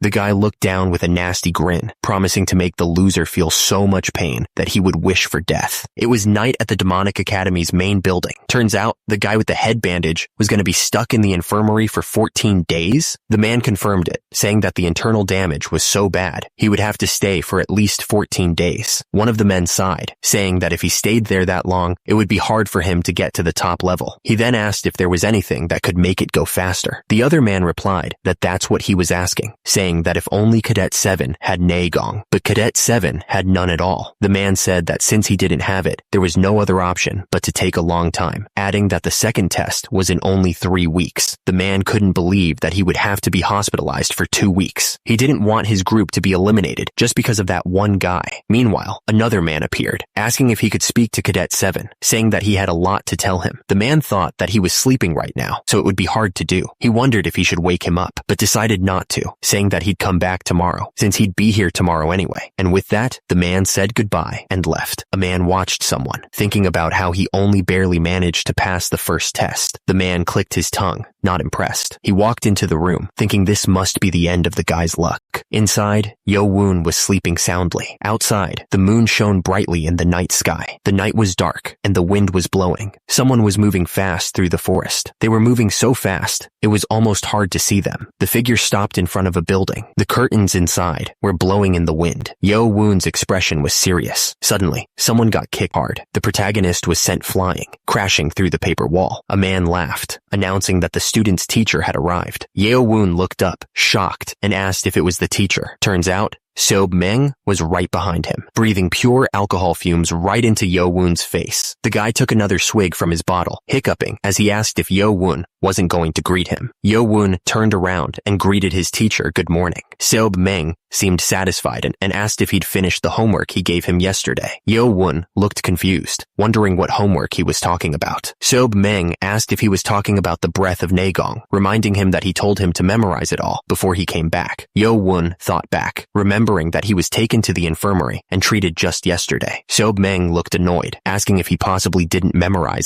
everything. Yo-won was glad he was treated by the nanomachines beforehand, saying that of course he memorized it. Seob-meng was surprised that he memorized all of it while he was sick, admitting that he only said that to provoke him. Lee Ha-meng said that Yo-won did a good job on the homework he gave him, and Yo-won thanked him for the compliment. Lee Ha-meng wondered if he came too early, asking if he was tired, but then said that wasn't it. Lee Ha-meng was glad, saying he would tell him this because he had to know anyway. Lee Ha-meng told him that he could only teach him for 2 weeks, and Yo-won was shocked. Lee Ha-meng explained that he could come see him in the infirmary, but once he went to his dorm, he wouldn't be able to contact him. Lee Ha-meng realized that Yo-won couldn't have known about his situation since he was in the hospital when he arrived. Lee Ha-meng explained that he had to work as a main teacher during the day, so he could only come early or people would get suspicious. Lee Ha-meng continued, explaining that it was against the rules to receive training from outsiders in the demonic academy. If he got caught, it would only make things worse. Yo-won thanked him for his consideration, saying that he thought Lee Ha-meng would be stubborn, but he was paying a lot of attention. Lee Ha-meng agreed, saying that since they didn't have much time, they should get started. Yo-won was surprised, asking if he meant right now. Lee Ha-meng, looking impatient, reminded him that they didn't have much time to waste. Yo-won understood and turned around to sit on the ground. Lee Ha-meng yelled at him to hurry up. Yo-won wondered why he was doing all this. Lee Ha-meng told him it was a good thing that he had memorized his breathing technique of 1,000 martials. Lee Ha-meng placed his hand on Yo-won's chest. Lee Ha-meng told him that because they didn't have much time, he would stuff the flow into him. Yo-won was confused and asked what he meant by stuffing it in. Lee Ha-meng explained that it was a sophisticated way his great-grandfather created, and that Yo-won didn't need to feel the chi because his teacher would do everything for him. Lee Ha-meng told Yo-won to clench his jaw, warning him that if he screamed and the guards came, it would be the end. Yo-won screamed in pain. Lee Ha-meng told him to shut his mouth. At the same time, the nanomachines started analyzing the intangible energy that had entered Yo-won's battle marks. The system identified the energy as chi or chakra, and it began to analyze the effect it was having on the young master's body. Yo-won realized that the instructor's strong naegong was forcing his veins to open, but it was too much for him to handle. Lee Ha-meng wondered what was happening with the kid. Lee Ha-meng couldn't believe Yo-won hadn't learned anything. He couldn't find any blockages in his body. He noticed that Yo-won's muscles looked like they had been training, but as far as Lee Ha-meng knew, he hadn't learned any martial arts. Lee Ha-meng wondered if the Lord was involved. The woman smiled. Lee Ha-meng guessed that out of all his 7 wives, the Lord only cared about Lady Hua, so maybe he cared for this child secretly. The man grinned, saying that things had turned out great. He figured that with Yo-won in that state, it should only take about a week to create a good amount of naegong. Meanwhile, back at the demonic academy dorms, someone punched with incredible force. The guy in the suit followed up with a powerful kick. The man screamed, calling him Prince, and asking if he was okay. The other guys told him to get a hold of himself and asked who he thought he was, attacking Cheon Jongsum of the Poison Clan. The man with the cuts on his face replied, asking if it mattered who he was or who the other guy was. Becky said that the demonic academy was only based on strength, and that now that he'd won, he'd be in charge of Group 12 and focused, trying to memorize the movements. He took a deep breath. Hu Bong asked if he had memorized the flow. Yo-won replied that he remembered it clearly. Hu Bong laughed, saying that this first trial must have been pretty painful, but it was the best way to teach those without naegong. The woman told him that his goal was to get enough naegong in 7 days, 1 week. Hu Bong then asked if he understood. Yo-won could see that Hu Bong was tired, so he figured he should be able to endure at least that much. Yo-won replied that he would succeed as much as Hu Bong cared about him, adding that he could say some commendable things. The woman announced that today's training was over. The man reminded him to not forget the breathing method and the flow, making sure he knew it. The man said he would leave him be now, telling him to take care of himself as Yo-won thanked him. Yo-won looked down, thinking that surely he'd be able to build up naegong in a week. At the Demonic Academy practice field, many students were training. Lee Ha-meng figured it was all going as expected. Turns out, those kids had become the leaders of their groups, and a lot of them had messed up faces after the night before. The reason why the instructors weren't at the dorms on the first day was to get the students to fight each other and establish ranks themselves. The man was surprised. Group 12 should have had the candidate from the Poison Clan leading it, but Cadet 18 18 is the leader? Looking at the students, the man could tell they had been through a brutal fight. Li Hemeng thought that anyone who dared attack a prince with a black name tag had insides and was skilled. Li Hemeng figured they should start cadet training. He said, "All right." The man on the platform called for everyone's attention.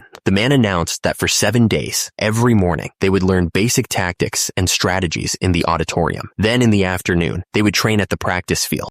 The instructor demanded if they understood. The academy loomed in the distance. The instructor ordered everyone to head to the auditorium, telling Group 1 to move forward. Someone called another a stupid bastard. Cheon Kum was asked how he could fall in the rankings like that. The guy with the long hair smirked, saying that the Poison clan was nothing without poison, and that they were even worse than the lower clans. The guy looked up, clearly angry, and yelled that he would get his revenge. His eye twitched with fury. Another guy turned away, saying that the first guy was calling Baek Gi a jerk and insulting him. The angry man shouted that he would make Baek Gi regret being in the same group as him, and that he could have fun playing the leader game by himself. It was night at the Demonic Academy dorms. Cadet 3 was standing by. Cadet 3, whose name was Motto, answered the instructor, clearly flattered by the praise for his performance during the formation training. The instructor then dropped some news. Cadet 7 would have to stay in the infirmary for a couple of weeks. The instructor sighed, wondering if someone without Nagong, like Cadet 7, would even be able to catch up after being gone for so long. The instructor said he'd be visiting Cadet 7 again that day. He told the rest of them to train hard or study during their free time, then called out motto. Suddenly, someone punched another student right in the face. The student went flying, and right after, Cheon Kum was told to be quiet. Another guy said it would only make things harder if he kept poking at that temper. The guy got angry, wondering how the hell he could be stuck in the infirmary for weeks. Ja Hyun, a loyal clan member, and Cadet 80 said that if the doctor said it, it must be true. But the prince completely lost it, yelling that it was obvious the bastard was just pretending to be hurt. The prince was so angry about that damn bastard with his filthy bloodline that he kicked a pillar in half, grinding his teeth just thinking about him lying there comfortably. One of his men asked him to calm down. The guy had an idea, suggesting that instead of getting angry for no reason, they do something about it. The prince seemed intrigued by the idea. Days passed. The doctor yawned, bored out of his mind. He sighed, complaining that it had been 5 days without any patients, and he was dying of boredom. He hoped that Cheon Yo-woon wouldn't be his last patient ever. Suddenly, the doctor screamed.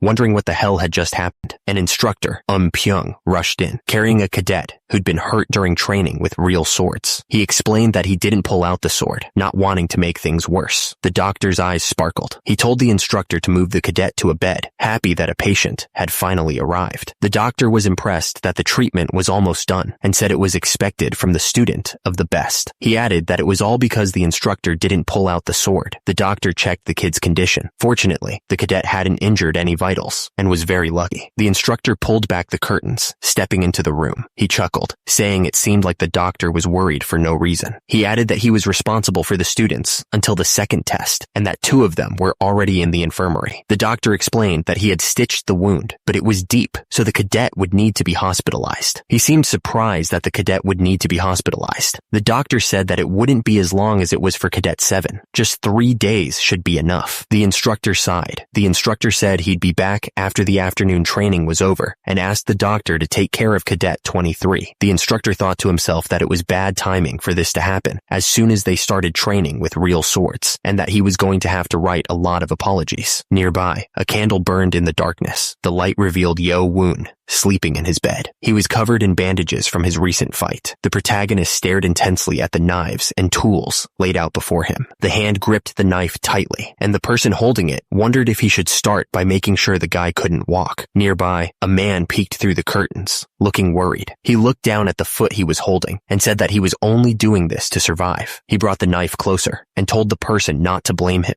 Suddenly, the man screamed in pain as electricity surged through his body. The axe on the ground crackled with electricity. Yo-woon sat near the guy he just shocked and said, "Of course." He looked forward and thought to himself that it was just as he expected. The building stood silently under the moonlight. Someone gasped for air, eyes wide open. He looked up at the ceiling and wondered if he had fainted, and if so, why. He was shocked to find himself tied up on the floor. He was furious and wanted to know who had done this to him. Hu Bung was tied up with rope, looking shocked. Yo-woon grinned, admitting that he was the one who did it. Hu Bung was completely completely stunned and asked how this was even possible. Yo-woon explained that while Hubong was out cold, he tied him up and put him on the bed, and then wondered how he even passed out. Hubong thought that he was supposed to have extreme internal damage, but instead, he seemed perfectly fine. Hubong started freaking out, wondering what the voice was saying about him being bald. He looked in the mirror and screamed, realizing that he was bald. Hubong started crying, saying he couldn't feel the smooth texture of his hair anymore. He couldn't believe it, asking how he could be bald. Hubong was in complete shock, just thinking about his hair. Yo-woon told the bald man to shut up, but then he noticed something. The guy had fainted again. Hubong was still out cold. Yo-woon asked if he had calmed down now. Meanwhile, Hubong was still struggling against his restraints. Yo-woon wondered what the guy was even trying to say with a gag in his mouth. Yo-woon thought the guy was just naive when he first saw him at the entrance ceremony, but he couldn't believe this was what he was actually like. Yo-woon stared down at the bald guy and wondered who he really was. Hubong struggled against his restraints, asking how he thought he had survived this long. With that, Yo-woon smiled, mentioning the assassination attempts and the scumbags who had tried to poison him. At the same time, Yo-woon asked how many people Hubong thought there were. Yo-woon said he knew Hubong was just fooling around earlier, but did he know how much it would hurt if he got stabbed?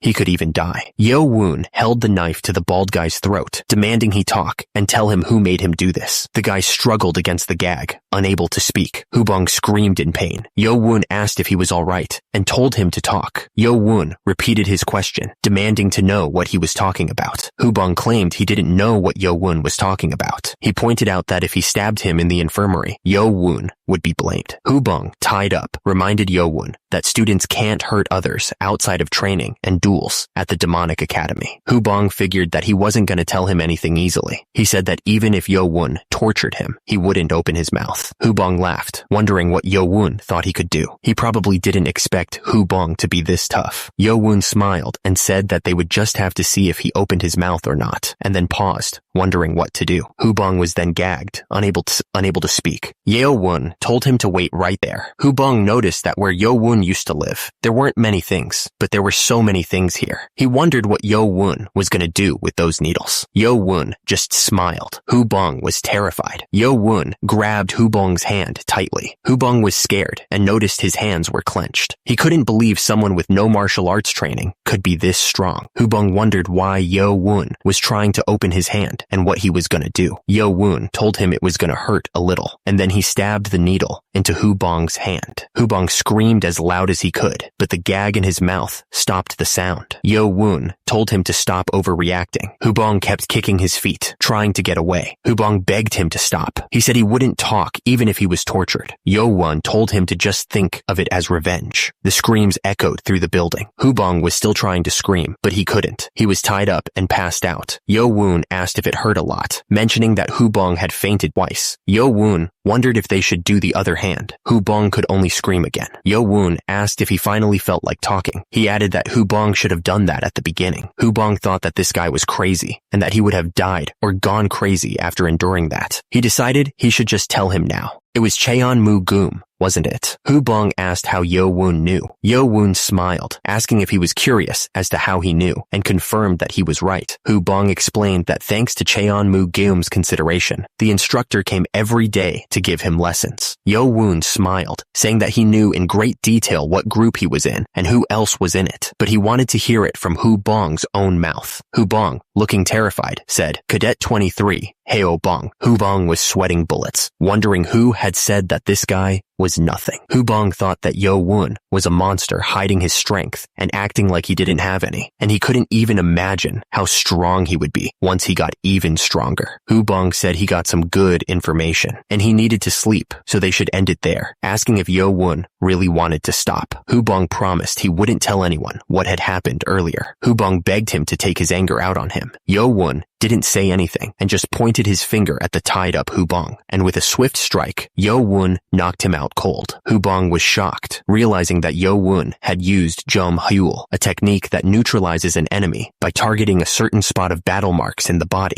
He was sweating, thinking he was wrong about Yo-woon. He thought that Yo-woon didn't have any nagong. Yo-woon just stared down at him. Hubong was furious, calling him a bastard in his thoughts. He was fooling everyone. Under the moonlight, a figure ran across the rooftops. The guy moved so fast, he was practically a blur. Someone was watching all this, thinking the kid learned fast. It was the day before. One of them was helping the other focus his energy. The man couldn't believe what he was seeing. This kid, how was this even possible? In just 5 days, Yo-woon had managed to get Naegong. It normally takes at least 2 to 3 weeks, maybe even a month. He was way better than the man expected. This guy was the real deal. He had originally planned to help Yo-woon get Naegong in about 2 weeks, and then teach him basic techniques and breathing methods. He realized he'd have to change his plan. Suddenly, a voice called out, "Hello, teacher!" Yo-woon greeted Hubong, saying that his student, Cheon Yo-woon, sends a morning greeting to his teacher. Yo-woon asked where he had put it, saying that he had it under his bed, and told him to bring it there. It was the Black Dragon Ball, made by the Demonic Academy, with medicinal herbs. It's a medicinal ball given to students that pass the first test. If absorbed properly, it allows one to acquire years' worth of Naegong. However, after it's consumed, the body becomes resistant, so the effect is less effective on a second dose. Hubong held the box out, but mentioned that it still had a nasty smell. Hubong thought that if the kid took this, he should be able to get a maximum of 20 years of Naegong. Then he should be able to take care of himself. But then, Hubong realized something. He asked who the kid over there was. Hubong seemed surprised. Hubong was tied up and knocked out. Yo-woon looked down and asked if he had done something to his battle marks point. The guy was saying that someone came after him after Dr. Beck left. He was shocked to hear that the guy came after him. Turns out, since yesterday, which was the 5th day since they entered the academy, training was done with real swords. The injured guy figured he was stabbed on purpose to get close to the other guy. He couldn't believe the guy dared to do such a thing in the infirmary of the Demonic Academy. Didn't he know he could be kicked out if he was discovered? It seemed like the guy had the insides to not be afraid of it. Or, the protagonist realized,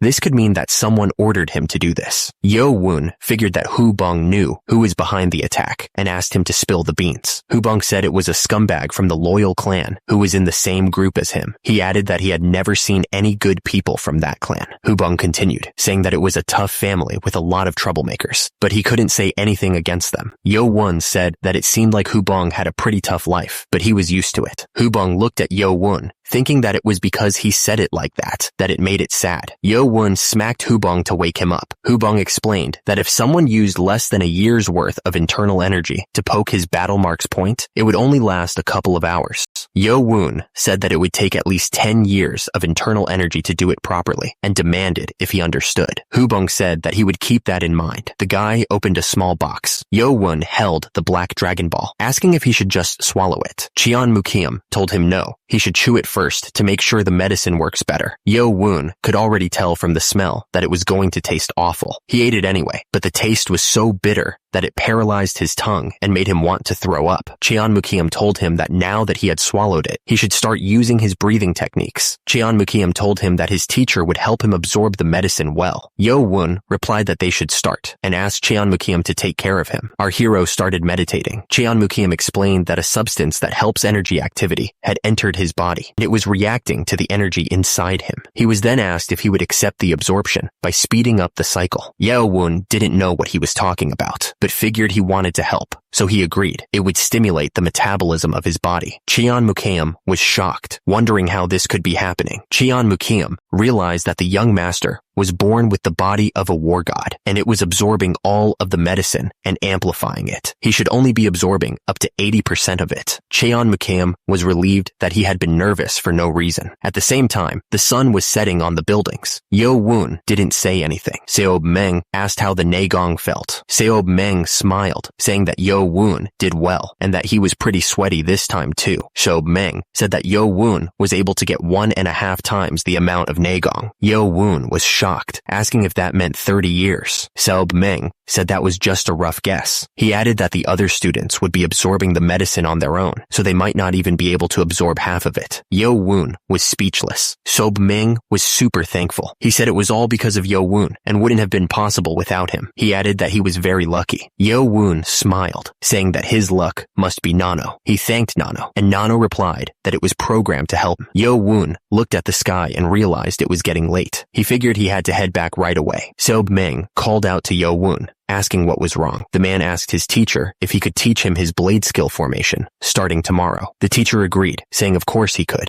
He warned that the student wouldn't have a lot of time, so he better be ready. The student replied that he would be. The scene showed a view of the city. Lee Hameng laughed, saying it was a very nice morning and that someone seemed to be in a good mood. The man smiled, saying that it was all thanks to Jahyun, and thanked the prince. He laughed, saying that the other guy must be struggling a lot since his limbs were broken. He laughed again, saying he'd been wanting the other guy to get on the floor and crawl like a bug, adding that it even made his skin itch. Lee Hameng just burst out laughing. He pointed at Hubong and asked where his hair had gone overnight. Still laughing, Hubong was mad, but he couldn't yell because of the guy next to him. Lee Hameng apologized, saying he laughed too much and was tearing up, but then said it was too late to cover for Hubong. Lee Hameng just stood there, looking down at the guy in the bed. Yo Woon was just lying there, thinking. The guy was thinking that something must have happened overnight. The man decided to not pay attention to it. He remembered that the Mado House doctor should only focus on treatment and not ask questions. 2 days later, at the Mado House's group 8 quarters, the man thought it was interesting. Shouldn't he have been kicked out of the group? The guy explained that he wanted to cut the 7th's tendons, but the doctor stayed by Cheon-yo Woon all night because of his bad wounds. The man couldn't believe it. He asked if the doctor didn't even sleep and if this was the excuse he was getting.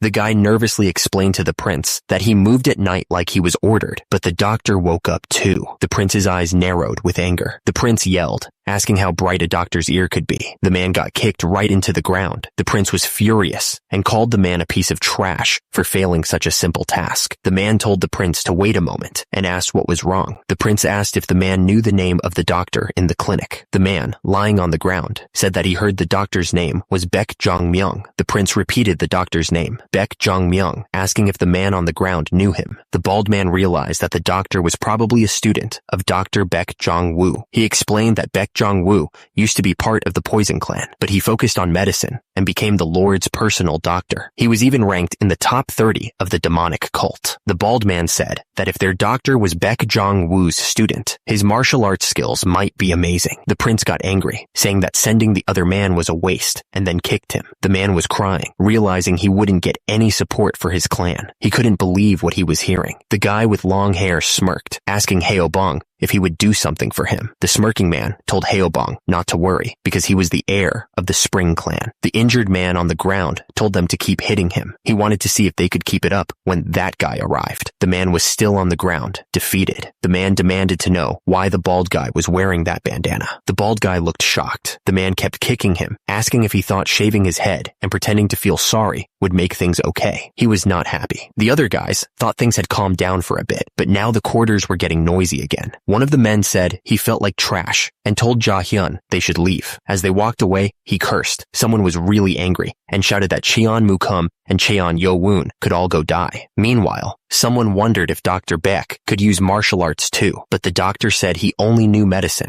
Days later, at 6 a.m., the Mado House clinic was empty. Bare feet stepped onto the floor. The man stared at his hands, deep in thought. Someone stepped forward, putting all their strength into the move. The guy moved like a blur, his sword cutting through the air. The man watched him, thinking that the student was a genius. He thought that he had only shown the butterfly shadow step a few times and fixed his posture these past few days, but his movements were stable and natural. The man figured that if he kept training, he would have no problem operating formation. Lee Hameng told the student that next was movement. The student started moving his hands, trying to get a feel for it. Thanks to the nanomachine scanning Lee Hameng's posture, he could perfectly copy it, but that would make him suspicious, so he decided to go just a bit slower. The student practiced the movement, trying to make it his own. Lee Hameng explained that the grafting martial technique has 24 movements, and that 3 basic movements create 1 formation, making up to 8 formations. Lee Hameng thought that it took too much time to teach him the basics, so he couldn't teach him the connections. Lee Hameng figured that if he had 1 or 2 months more with him, the student would have been able to learn everything completely, but 1 week is too short. Lee Hameng told the student, "That's it. You memorized it well." The student replied that Lee Hameng was flattering him. The teacher handed him a piece of paper, asking what it was. Lee Hameng explained that it was the butterfly dance and Naegong operation technique. He wanted to teach it himself, but since it was the last day, he figured that the young master master would be able to learn the basics easily. Li Hemeng warned him that he'd check on him later, so he better not slack off and memorize it properly. The student thanked him, promising not to fail him. Li Hemeng simply replied that he shouldn't. Li Hemeng then picked up a stick and started practicing the moves. Li Hemeng presented his wild dance blade. He told the young master to try wielding it. Yo Woon grabbed it and said it felt surprisingly light. Yo Woon noticed that normal swords weighed around 2 to 3 guns, but this wild dance blade was only around 1.5. He wondered if it was because of the butterfly dance. Li Hemeng smiled, impressed by the young master's quick thinking. Yo Woon checked the blade and noticed how sharp it was. He thought Dr. Beck would be annoyed if he saw this. Li Hemeng smiled, explaining that even though the blade was light and had a narrow range, it was made with cold iron. The sharpness and durability gave the sword its title. Yo Woon told him to step back so he could show him what he wanted to see. Li Hemeng told him to watch closely, showing him his butterfly technique. And then Yo Woon activated his nanomachines. The nanomachines got ready to Li Hemeng's technique, as requested by Yo Woon. The sun rose over the demonic cult, painting the sky with light. Yo Woon ran across the rooftops. One of the figures on the roof said that the right guardian was finally leaving, and that the other did well pretending not to know.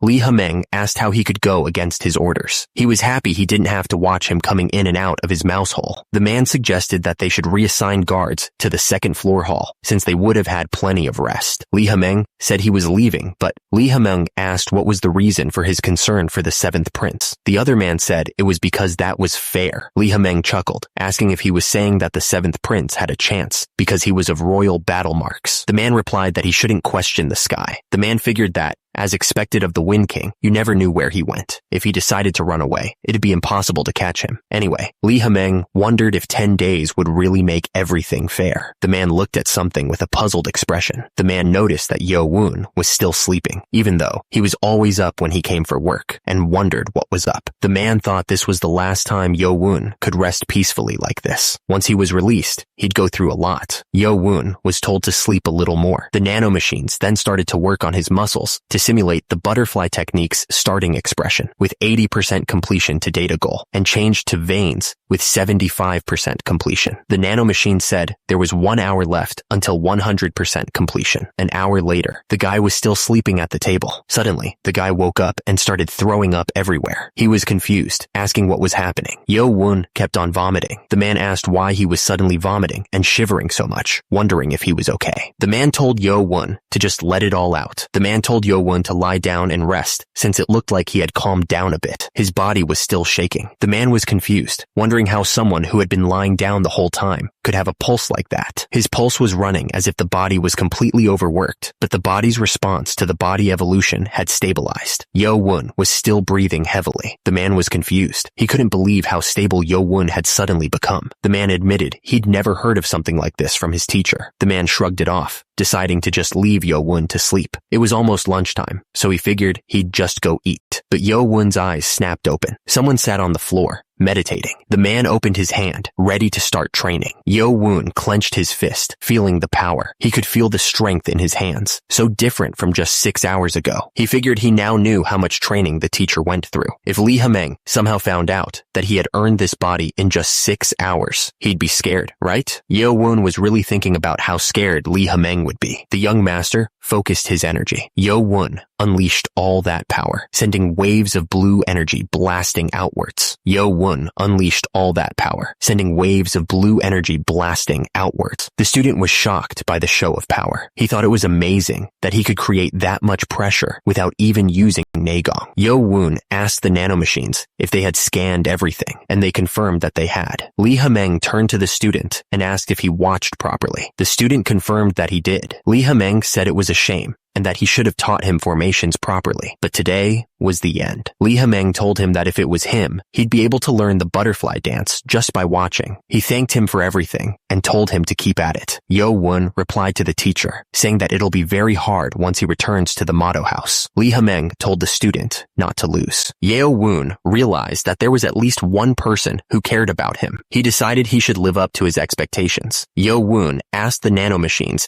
If they were done analyzing the scanned move, and they confirmed it was completed, the nanomachines told him that to use the move, his muscles and veins needed to change a lot, and it would take about 6 hours. Yo-woon was shocked and asked why it would take so long. He started practicing the move, trying to get it right. He put more power into the move, trying to speed up the process. Yo-woon kept practicing, putting his whole body into it. He was happy because he only used the first formation, and it was the same as his teachers. Yo-woon prepared to move on to the second formation. Suddenly, he stopped. He could hear someone walking in the hallway. Yo-woon wondered if he had always been this sensitive. Had his senses become sharper as his body changed? He realized that all preparations were now complete, which was great. Yo-woon turned around to see a man standing behind him. Yo-woon told the man he was ready to be discharged, asking if he knew what was complete and when he had woken up. He realized the presence he had felt in the hallway was Dr. Beck. Yo-woon placed his hand over the emblem on his chest. Dr. Beck sighed, saying he didn't even have any other patients, and wondered what he was going to do when Yo-woon left. Yo-woon said there would be more patients soon, but then thought to himself that it was better if there weren't any. Dr. Beck thanked him for his time, saying he'd be praying for him. Then the door shut. Now Dr. Beck didn't have anything to do, so he wondered if he should just sleep. Meanwhile, Yo-woon stood at the door, ready to leave. Yo-woon thought that if the doctor didn't pretend not to know that the right guardian taught him martial arts, it would have been uncomfortable the whole time he was in the clinic. Yo-woon promised to never forget the doctor's kindness. He added that he would definitely send all the patients the doctor wanted. The doctor's students got goosebumps, wondering what was going on. It was afternoon at the Meadow House, and group training was about to start. Suddenly, some of the guys noticed someone. They realized it was another clan heir in their group, and it had been 2 weeks since they last saw him. The guy smirked, saying that the wait was finally over. Yo-woon walked forward, and someone called him a peasant. Turning around, Yo-woon was greeted by someone who asked if he was okay now, calling him leader. Yo-woon smirked, saying that he was completely cured, which was fortunate. The guy speaking reminded him that he had explained it in theory, but asked if he remembered his position, which Yo-woon confirmed. He told him to go that way with these weapons. The 2 guys started walking, carrying the shield and spear with them. The guy asked if he had only come now because he was scared. Cheon Mugum insulted the other guy, calling him dirty. Cheon Mugum was furious. Cheon Mugum yelled, asking how that scumbag could ignore him. Yo-woon smirked, telling Cheon Mugum not to get too excited yet. Yo-woon thought that he would show him what's what soon enough. The instructor announced that they would start practical training with real swords, so everyone needed to pay attention to their spacing. He warned them that if the same accident happened again, he would kick them out of the academy. The instructor yelled, asking if they understood. A red flag was raised, and right after that, the students started moving. Turns out, even though Cheon Mugum's personality is pretty bad, he controls his teammates well, like a clan leader should. The problem, though, is Cheon Yo-woon. He'd put him in the position with the least movement on purpose, hoping he wouldn't screw things up. But then, he was surprised because the boy was actually doing better than he thought. He wondered if he could keep up with the others, and if he was quick-witted. The order came to line up their shields properly, and keep their posture and lineups straight. They were doing well, but they couldn't move until they got the command. Minutes later, someone messed up, and the instructor yelled at them for moving when they weren't supposed to. He kept shouting, asking if they thought they could beat the other groups in the second test, if they couldn't even do this right. He told them to pay attention. The man wondered how the guys who had been training this whole time could be so bad. He noticed that Cheon Yo-woon was perfectly fine and hadn't moved at all. He wondered if he was really the same guy who had been lying down in the clinic the whole time. The man decided he needed to reassess Cheon Yo-woon and ordered them to change formation. The instructor kept yelling at them to surround the enemy in a semicircle. He then ordered them to move forward half a step, praising them as they took big steps. One of the students followed the instructions, focused on the task. The instructor got angry, wondering why Cheon Yo-woon wasn't making any mistakes. He thought that there was no way he would just watch the peasant succeed. Ja-hyun was among the soldiers. The soldier told them to just nod if they could hear him. The instructor told the third lineup to do as he said. One of the soldiers replied that he understood. The instructor immediately ordered them to change the lineup. The instructor ordered the soldiers to quickly stack the shields 3 levels high. Yo-woon thought it shouldn't be too hard, especially since the nano had already imported the simulation video for them. He then told them that once the shields were stacked, they should stick their swords out through the holes. Yo-woon stressed that they needed to keep their speed up, even if they were being careful. One of the instructors complained that he could see someone's behind completely and wondered what was going on. The bald man stood over Yo-woon, declaring that peasant battle marks should stain the ground. At the same time, the other soldiers continued stacking their shields. Meanwhile, Yo-woon's eyes narrowed. The bald man realized that Yo-woon had noticed his attack. The bald man figured he was just going to use a little bit of inner power, since Yo-woon didn't know martial arts. But he decided to use all his power. Yo-woon blocked the sword with his shield. Because of the force, Yo-woon was sent flying high into the air from the shield wall. Yo-woon was shocked that he had been rebounded. Hubong was lying on the ground. Hubong was confused and wondered if he had been catapulted off because the other guy's inner power was much stronger than his. Hubong looked up,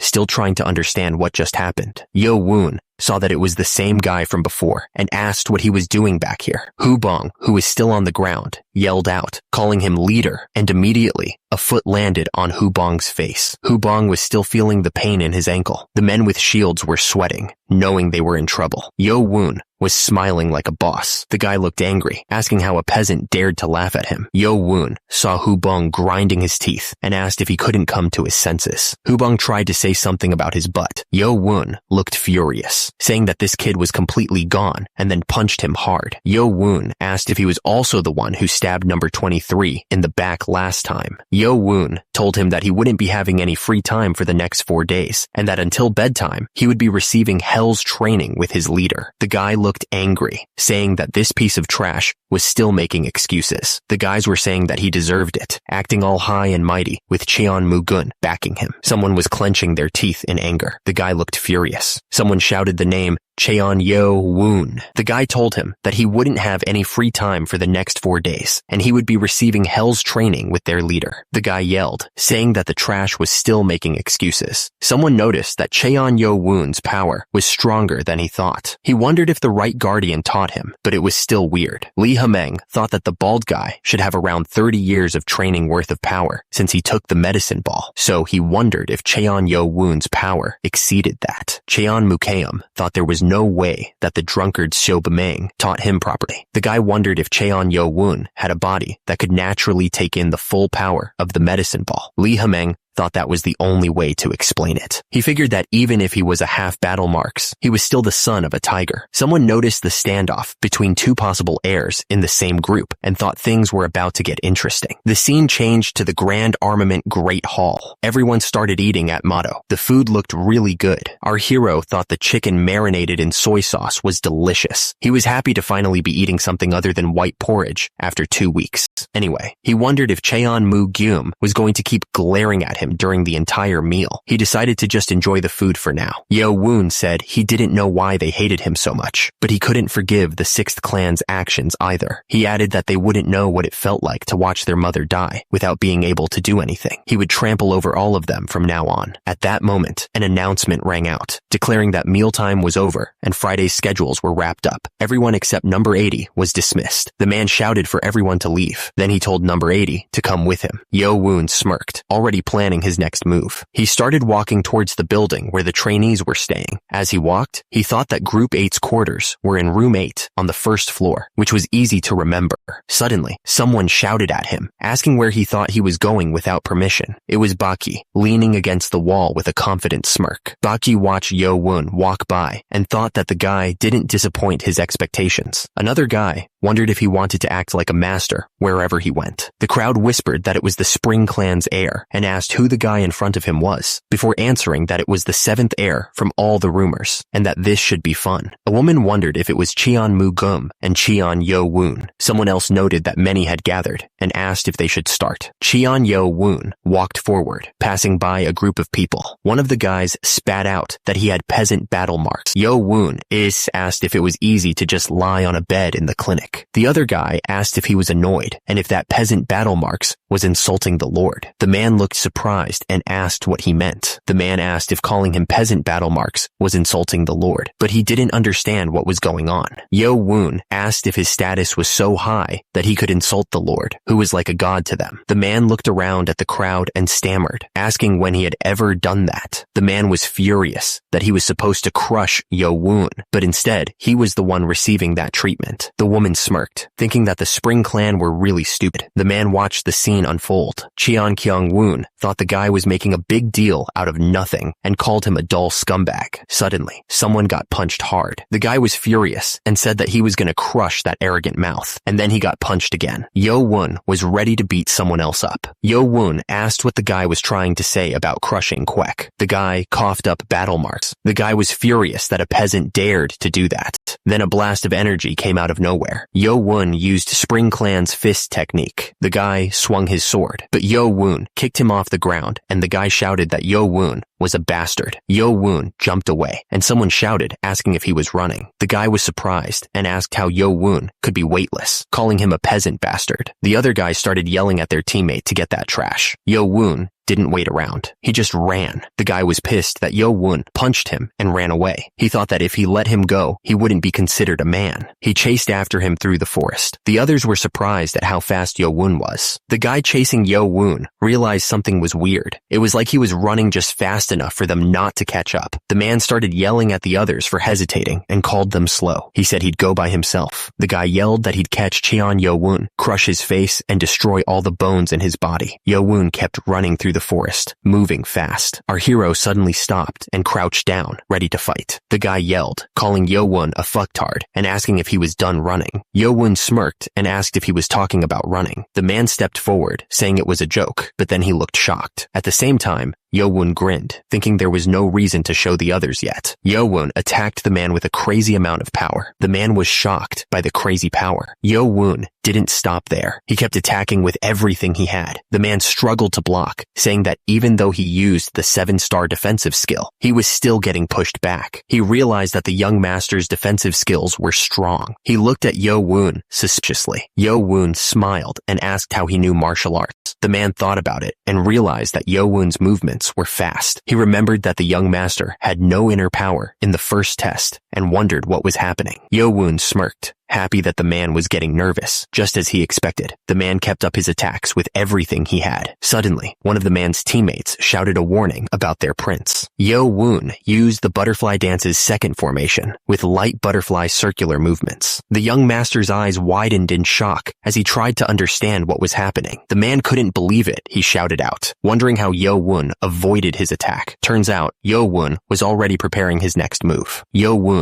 struck with immense power. Because of that, the man's face contorted in pain. The man didn't give up and used the Spring Clan's fist technique's second formation to launch a continuous batting fist attack. The unnamed man's eyes were full of anger. At the same time, he kept attacking with his fist. The man kept hitting him with everything he had, trying to take down the young master. The attacks were so strong that Yo Woon was sent flying back. The man was still unable to match Yo Woon's skills. He thought that Yo Woon's power must have been higher than the other students even before he joined. He figured that Yo Woon's power must be even higher since he took the magic ball, but he was still determined to stand his ground. The unnamed man knew that he needed to attack without giving the young master time to react. He moved so fast that the air around him blurred. The man was shocked to see an afterimage. He couldn't believe the young master could use that kind of martial arts. Yo Woon moved with incredible speed. The young master attacked with a spinning strike, pushing the unnamed man back. The unnamed man was shocked by the young master's speed and power. Yo Woon didn't give him a chance to recover. The force of the blow sent the man flying. Yo Woon stood over the fallen man, who was coughing up battle marks. He realized that the young master was good with formations, but he had no idea how to respond to the enemy's attacks. The guy was down, realizing he had been so focused on the punches that he didn't see the kick coming. He was surprised that the young master used skills that didn't suit him, but he could tell that he was just making it up as he went. Cheon Mukium smirked, saying that it was exactly as he expected. He was just trying to copy others without knowing his own limits. The man wondered if Cheon Mukium, realized that he had only learned this technique with 2 formations, and that he didn't have enough actual experience. He realized that he had underestimated Cheon Mukium. Who knew experience would make such a big difference? The man balled his fist, admitting he didn't know how the young master had learned martial arts. He used the Spring Clan's fist technique, 5th formation, instant attack, Spring's roar, but he said he would ask questions later. The young master wondered what to do and what formation he needed to use. Suddenly, his system detected danger from an external force. The system started increasing eye functions in response to the danger, operating defense mode through battle tutorial. So,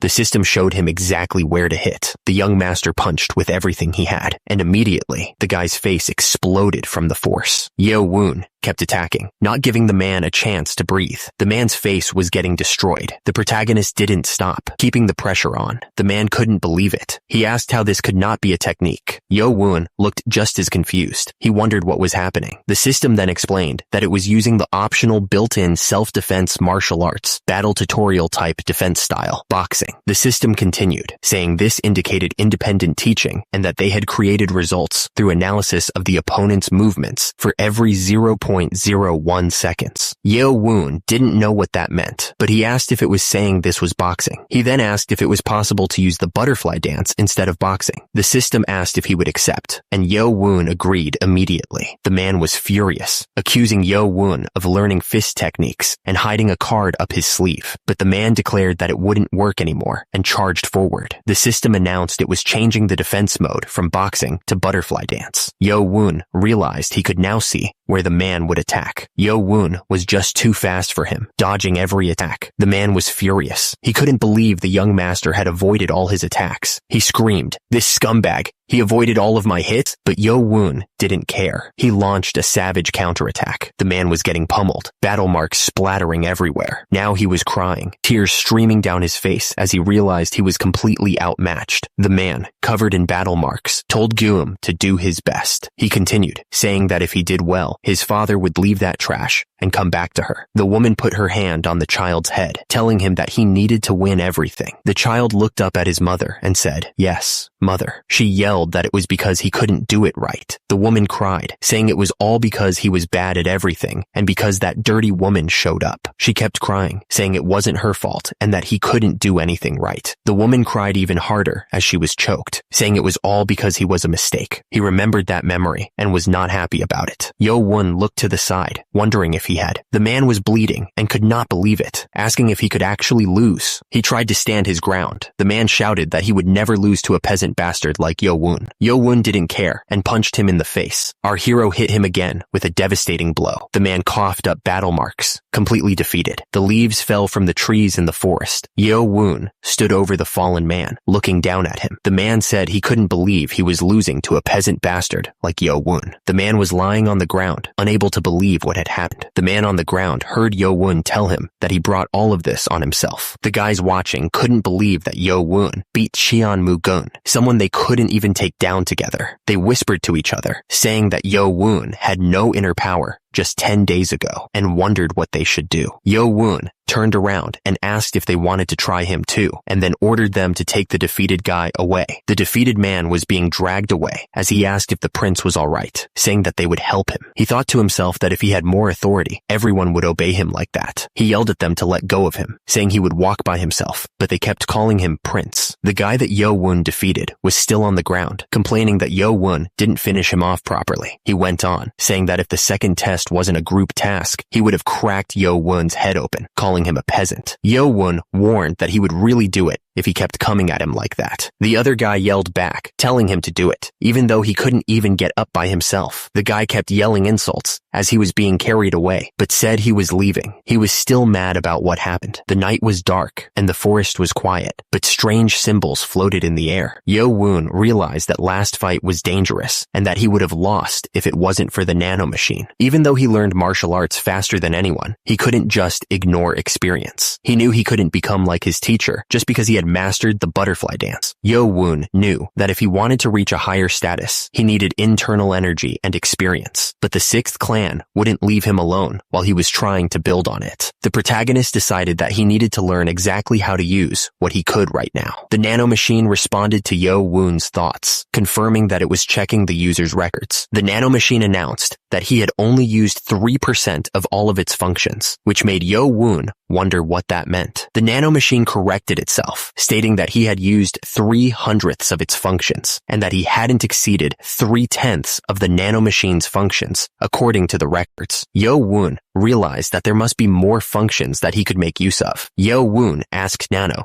to tell him in detail about all the functions it could perform, and he accepted the transfer of the 7th generation nanomachine's function manual to his brain. The nanomachine asked if Yo-woon would like to add the English language to help him understand the manual, mentioning that it was the weird language he sometimes spoke in. Yo-woon agreed. The nanomachine confirmed that it would transfer the 7th generation nanomachine's manual, along with the English language, to his brain. The information flooded into Yo-woon's brain. The information transfer finished. Yo-woon felt a little dizzy from all the new knowledge, but at least he didn't feel like throwing up. Now that he had the manual, Yo-woon immediately started searching for new functions. Yo-woon was staring at the interfaces floating in front of him, totally shocked. He couldn't believe it. He wondered if he could really do all of this stuff. Then he saw something about repetitive battles in augmented reality. If he could do that, he could get all the practice he needed. Yo-woon wondered if he could run a simulation with Cheon-mu-geum. Turns out there wasn't enough information to make a perfect copy, but the nanomachine could make a simulation based on their last fight. Yo-woon decided to try it out right away. Yo-woon reached out and touched the ground. He wondered if this place would be good enough. Turns out nobody was around. The simulation avatar started to activate right in front of him. Yo-woon was amazed. Yo-woon realized that this was an avatar in augmented reality. The system asked if only he could see the avatar, and then said that the simulation settings were being changed,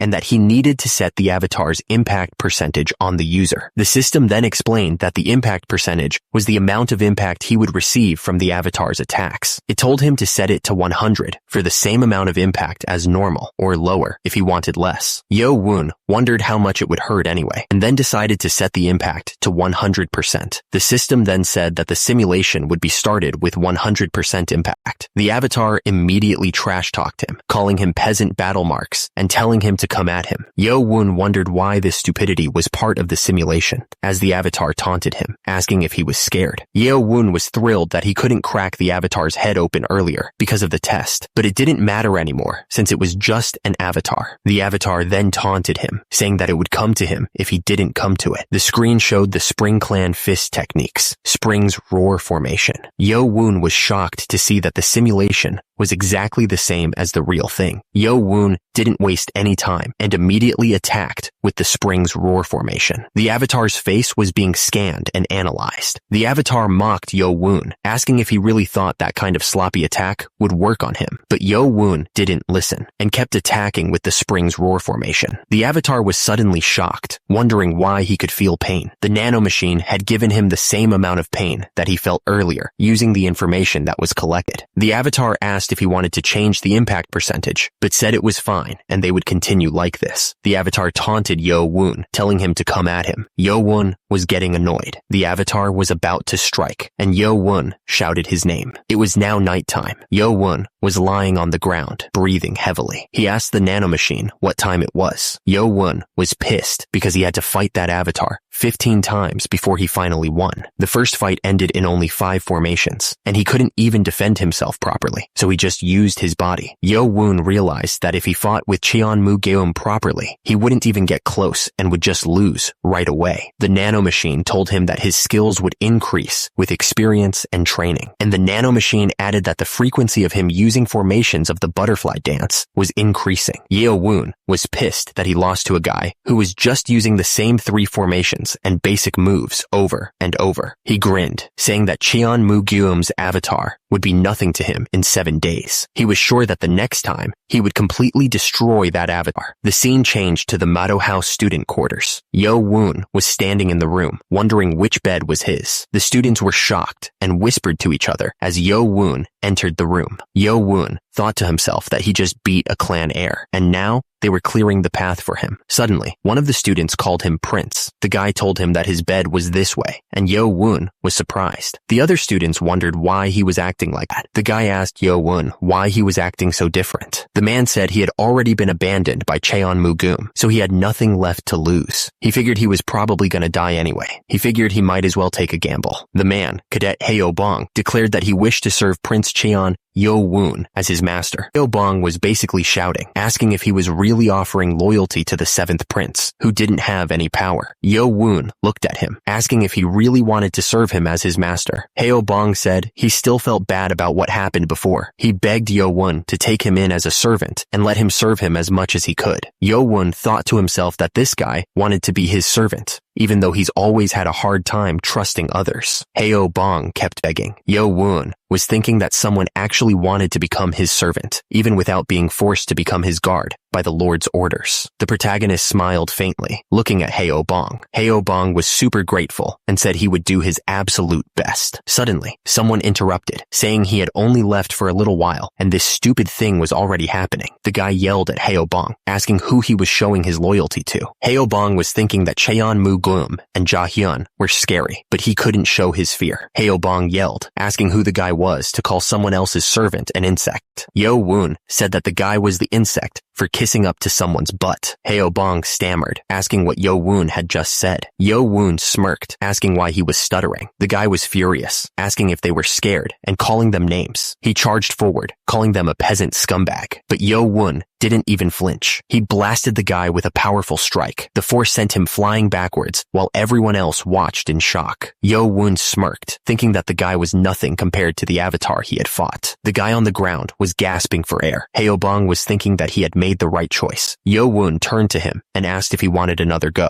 Cheon-mu-gum scoffed, telling him to enjoy it while he could, because nothing had changed just because he had a servant. The crowd couldn't believe it. Cheon-mu-gum actually walked away from the fight. The crowd whispered, not sure if they should be happy or not, but they knew that the Spring Clan's authority wasn't going anywhere. But maybe, just maybe, Yo-woon stood there, looking like he was ready to face whatever came next. He'd bring a new change to the demonic academy. A week later, it was time for the group type second test, the Mado House Grand Armament. The instructor shouted that he had taught them everything they needed to know, and now they were responsible for how they performed. The instructor yelled, wanting to make sure everyone understood what motto meant. He explained that before they started, they would draw lots to decide who would fight who. Groups 1 to 4, 5 to 8, and 9 to 12 would draw lots among themselves. Lee Ha-meng ordered the group leaders from groups 1 to 4 to come forward. Someone noticed that the group leaders for groups 2 and 3 had changed. Turns out, Cheon-mu-yeon from the Dark Clan was still the group leader for group 1. Someone pointed out that Cadet 72 had been in group 4 before, right? They were still unsure though. Lee Ha-meng smirked, wondering if there were just 2 people. Then, someone reached into the box to draw the lots. Down below, the group leaders watched the process. The results were in. Match 1 would be Group 1 versus Group 3, and Match 2 would be Group 2 versus Group 4. The crowd cheered for their group leader. Lee Ha-meng called out for the leaders of Groups 5 through 8 to come forward. The crowd was shocked. Turns out, 2 people had changed this time as well, and they were wondering if Group 8 was for real. Lee Ha-meng just smirked at the situation. Yo-woon started walking forward. The crowd noticed him and were surprised. Cheon-mu-gum was furious, saying he had warned him so many times, calling Cheon-mu-gum an idiot. Turns out, this was after the end of training last afternoon. At the same time, Cheon-mu-gum was watching them. Noticing they were still doing group training, he thought they were idiots and realized they were just showing off their strategies, which was pitiful. Because of that, Cheon-mu-gum decided there was nothing more to watch and that he would go do some martial arts training. He was really mad at Cheon-mu-gum. A woman with red hair smiled. Suddenly, a man with brown hair looked surprised, wondering who it was. The woman walked away, ignoring him completely. The woman stopped and turned around to face him. The man looked angry and demanded to know what she was doing. The woman with red hair demanded to know why he was ignoring her after she called for him, asking what he wanted her to say. The woman looked annoyed and said she had called him after thinking about it a lot, and he was treating her like that. The woman turned away, telling him not to talk to her because he said the Spring Clan guys were idiots. The woman said he was annoying and that the Spring Clan guys were narrow-minded too. She told him to listen well because she was going to say it quickly. Suddenly, the man grabbed her arm, stopping her from leaving. The girl asked if he had hurt himself. She then pointed to her bandaged hands, clarifying that the injury was from yesterday. She repeated the word, yesterday? The girl explained that someone ambushed her while she was training alone last night. The girl with the bandaged hands started to explain that when she was training by herself last night, someone ambushed her. The man seemed surprised and asked which brave scumbag would do that. The girl said that she couldn't tell who it was because they were wearing a mask. The man asked if she wasn't attacked because she was being careless, mask or not. The girl got angry and told him not to make light of her words. She said she was never careless around that masked scumbag. The red-haired woman told the man to be careful since she got hurt. She added that there was a good chance they would go after him next. The man looked confused and asked what that had to do with them being in the same competition group. The red-haired woman reminded him that they would be split into groups of 4, and then they would draw lots to decide who they would fight. The man asked what that had to do with anything. The red-haired woman asked why they would split them into groups of 4 when they could just have everyone fight each other. The man looked even more confused and said he didn't understand what she was trying to say. The red-haired woman was getting frustrated, explaining that the teams knew exactly who they would be fighting. The man realized that they announced it in advance on purpose. The red-haired woman confirmed that they wanted the team leaders targeted because if the leader was gone, it would mess up the team's formation. The red-haired woman told him to watch out since the test was tomorrow and warned him not to go off to train by himself. She didn't want to hear any embarrassing news about a clan heir getting kicked out without even passing the second test. Yo-woon kept practicing his martial arts. He thought that the weakest of them all was warning him and that she was overstepping her boundaries. It still wasn't something he should just overlook though. It made him feel like trash, so he wondered if he should at least take Ja-hyun along. Meanwhile, the sun started to go down, painting the mountains in shadows. Someone told the master that it had become late in the evening. Yo-woon asked Nano what percentage of matches he'd won against Cheon-mu-geum's avatar. It was around 60%. He said he still had a lot to go, and that he'd said he'd be able to beat it easily within a week, but he'd only beaten him 60% of the time. Nano told him that his practical ability and the proficiency of his formations had become a lot higher after 106 training sessions. It estimated that he would be able to achieve his wish in the next few days. Yo-woon asked if it was consoling him. Nano replied that it was an estimation from the analysis, which Yo-woon thought was stiff. He said he should start making his way back to the quarters. Yo-woon looked around, seemingly confused. He started to walk. Suddenly, Yo-woon heard the sound of fighting nearby. Someone screamed in pain. He immediately ran towards the location. Someone wondered who was fighting because it was too dark to see. It looked like someone was on the ground too. Nano activated night vision mode, so Yo-woon could see what was happening. The night vision kicked in, and Yo-woon saw Cheon-mu-geum lying on the ground, and he realized that Cheon-mu-geum had been attacked by someone wearing a mask. Cheon-mu-geum was seriously injured, clutching his chest in pain. The masked man didn't give him a chance to recover, unleashing another attack. The masked man's power was overwhelming, sending Cheon-mu-geum flying. Yo-woon realized that the masked guy's moves were not to be taken lightly. He wondered who it could be. He was getting angry. The masked man was kicking with incredible force.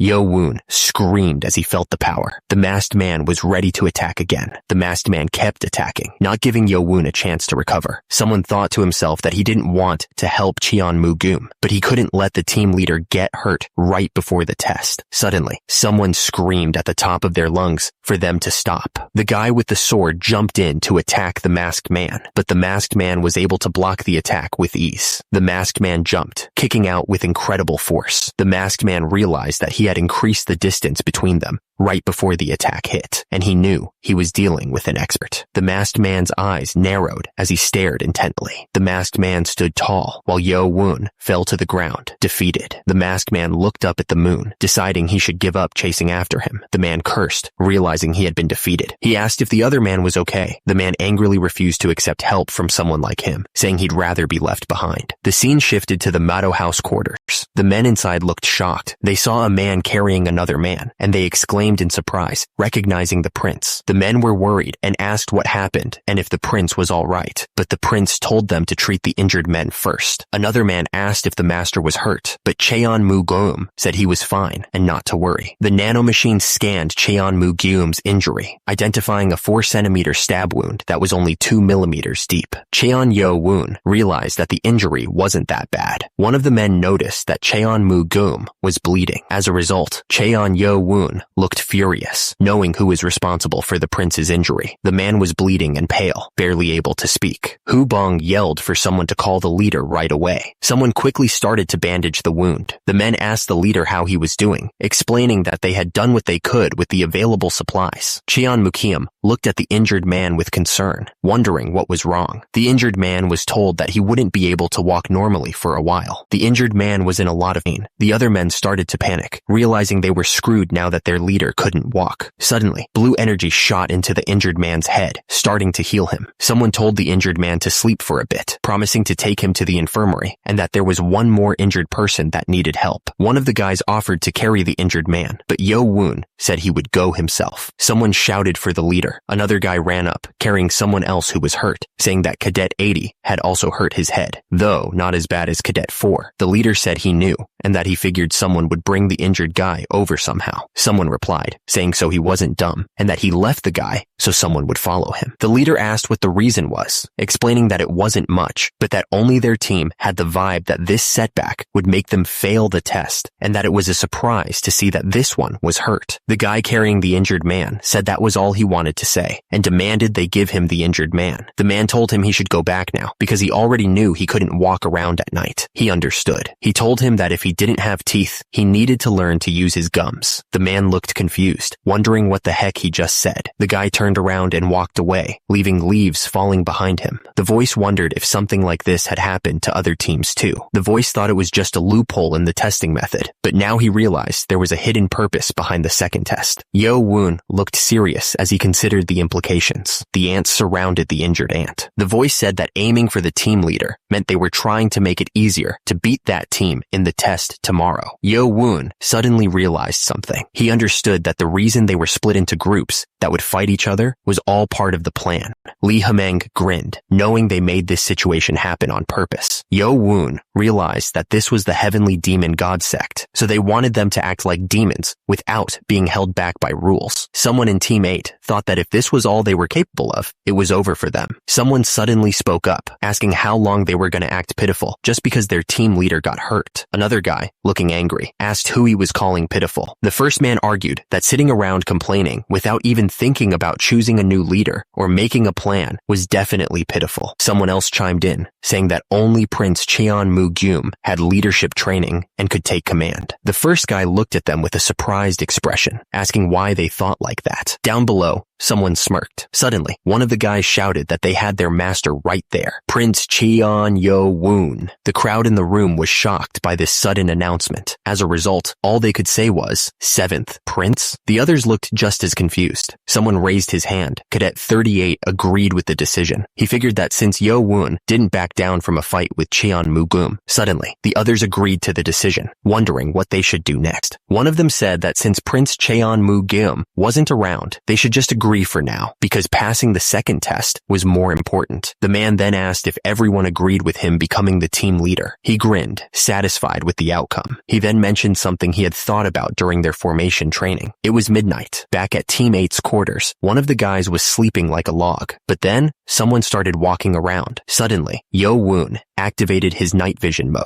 The nanomachine confirmed that it was activating night vision in his field of view. The hallway shimmered under the green glow of night vision. Yo Woon sighed. He jumped from the roof. Yo Woon landed silently, using his hand to brace himself. He thought about how many times he had come to Team 7's quarters tonight. Yo Woon asked Nano if anyone was still awake at this hour. Nano started scanning room 7 to see who was awake, labeling everyone as asleep. Nano confirmed that all 20 people inside room 7 were sound asleep, which meant they were finally all sleeping. Satisfied, our hero jumped down from the window. He then asked Nano if the person who attacked Cheon Mu-gyum was in there, but after scanning everyone and comparing their body size to the attacker, Nano found no match. Suddenly, the hand started glowing with strange energy, and the man speaking said it didn't matter, and immediately, the guy was being electrocuted. He looked up, wondering if this guy was Team 7's leader. Turns out, it was Yo Woon, who asked what the man was. The man could only look at him in shock and disbelief. The masked man looked at the guy on the ground, thinking that he woke up because he was there. He figured the man was perceptive, as expected of Team 7's leader. The masked man was confident that there was no way the guy would recognize someone wearing a mask in the dark. He figured the guy would have trouble walking around properly for a while, since he'd used a needle to poke his muscles. The masked man stared, saying it wasn't the guy's fault, but he shouldn't resent him. The masked man wondered if he should move over to the next room, since he was done with Team 7. Turns out, the leader of Team 5 is Cheon-won Ryo. The masked person thought that the attacker wasn't a girl. Plus, Cheon-won Ryo couldn't beat Cheon-mu-gum in martial arts anyway. That meant the person who attacked Cheon-mu-gum was in Team 6. He saw that all 16 people in Team 6's quarters were sound asleep. The masked person realized there were supposed to be 20 people in Team 6. Even if they counted the 3 female cadets, someone was still missing. The masked person asked the nanomachine to find if anyone matched the attacker, but there was no match. So, the one who wasn't around was likely the culprit. The masked person wondered if the attacker had been on the first floor. They would have found him moving around earlier. He was now trying to figure out what to do, but then he paused, thinking about his strategy. He realized there was no rule that said he could only aim for the team leader. It was going to be an eye for an eye and a tooth for a tooth. The guy with red hair figured that if the person was leading Team 8, it meant the Spring Clan kid got hurt by someone. Lee Hameng thought they had perfectly understood what the test meant, and this time the participants weren't disappointing. Lee Hameng then asked if they had all drawn. Since they had all prepared fairly for the test, he hoped they'd show good victories. The students looked at each other, wondering if it was really going to be fair.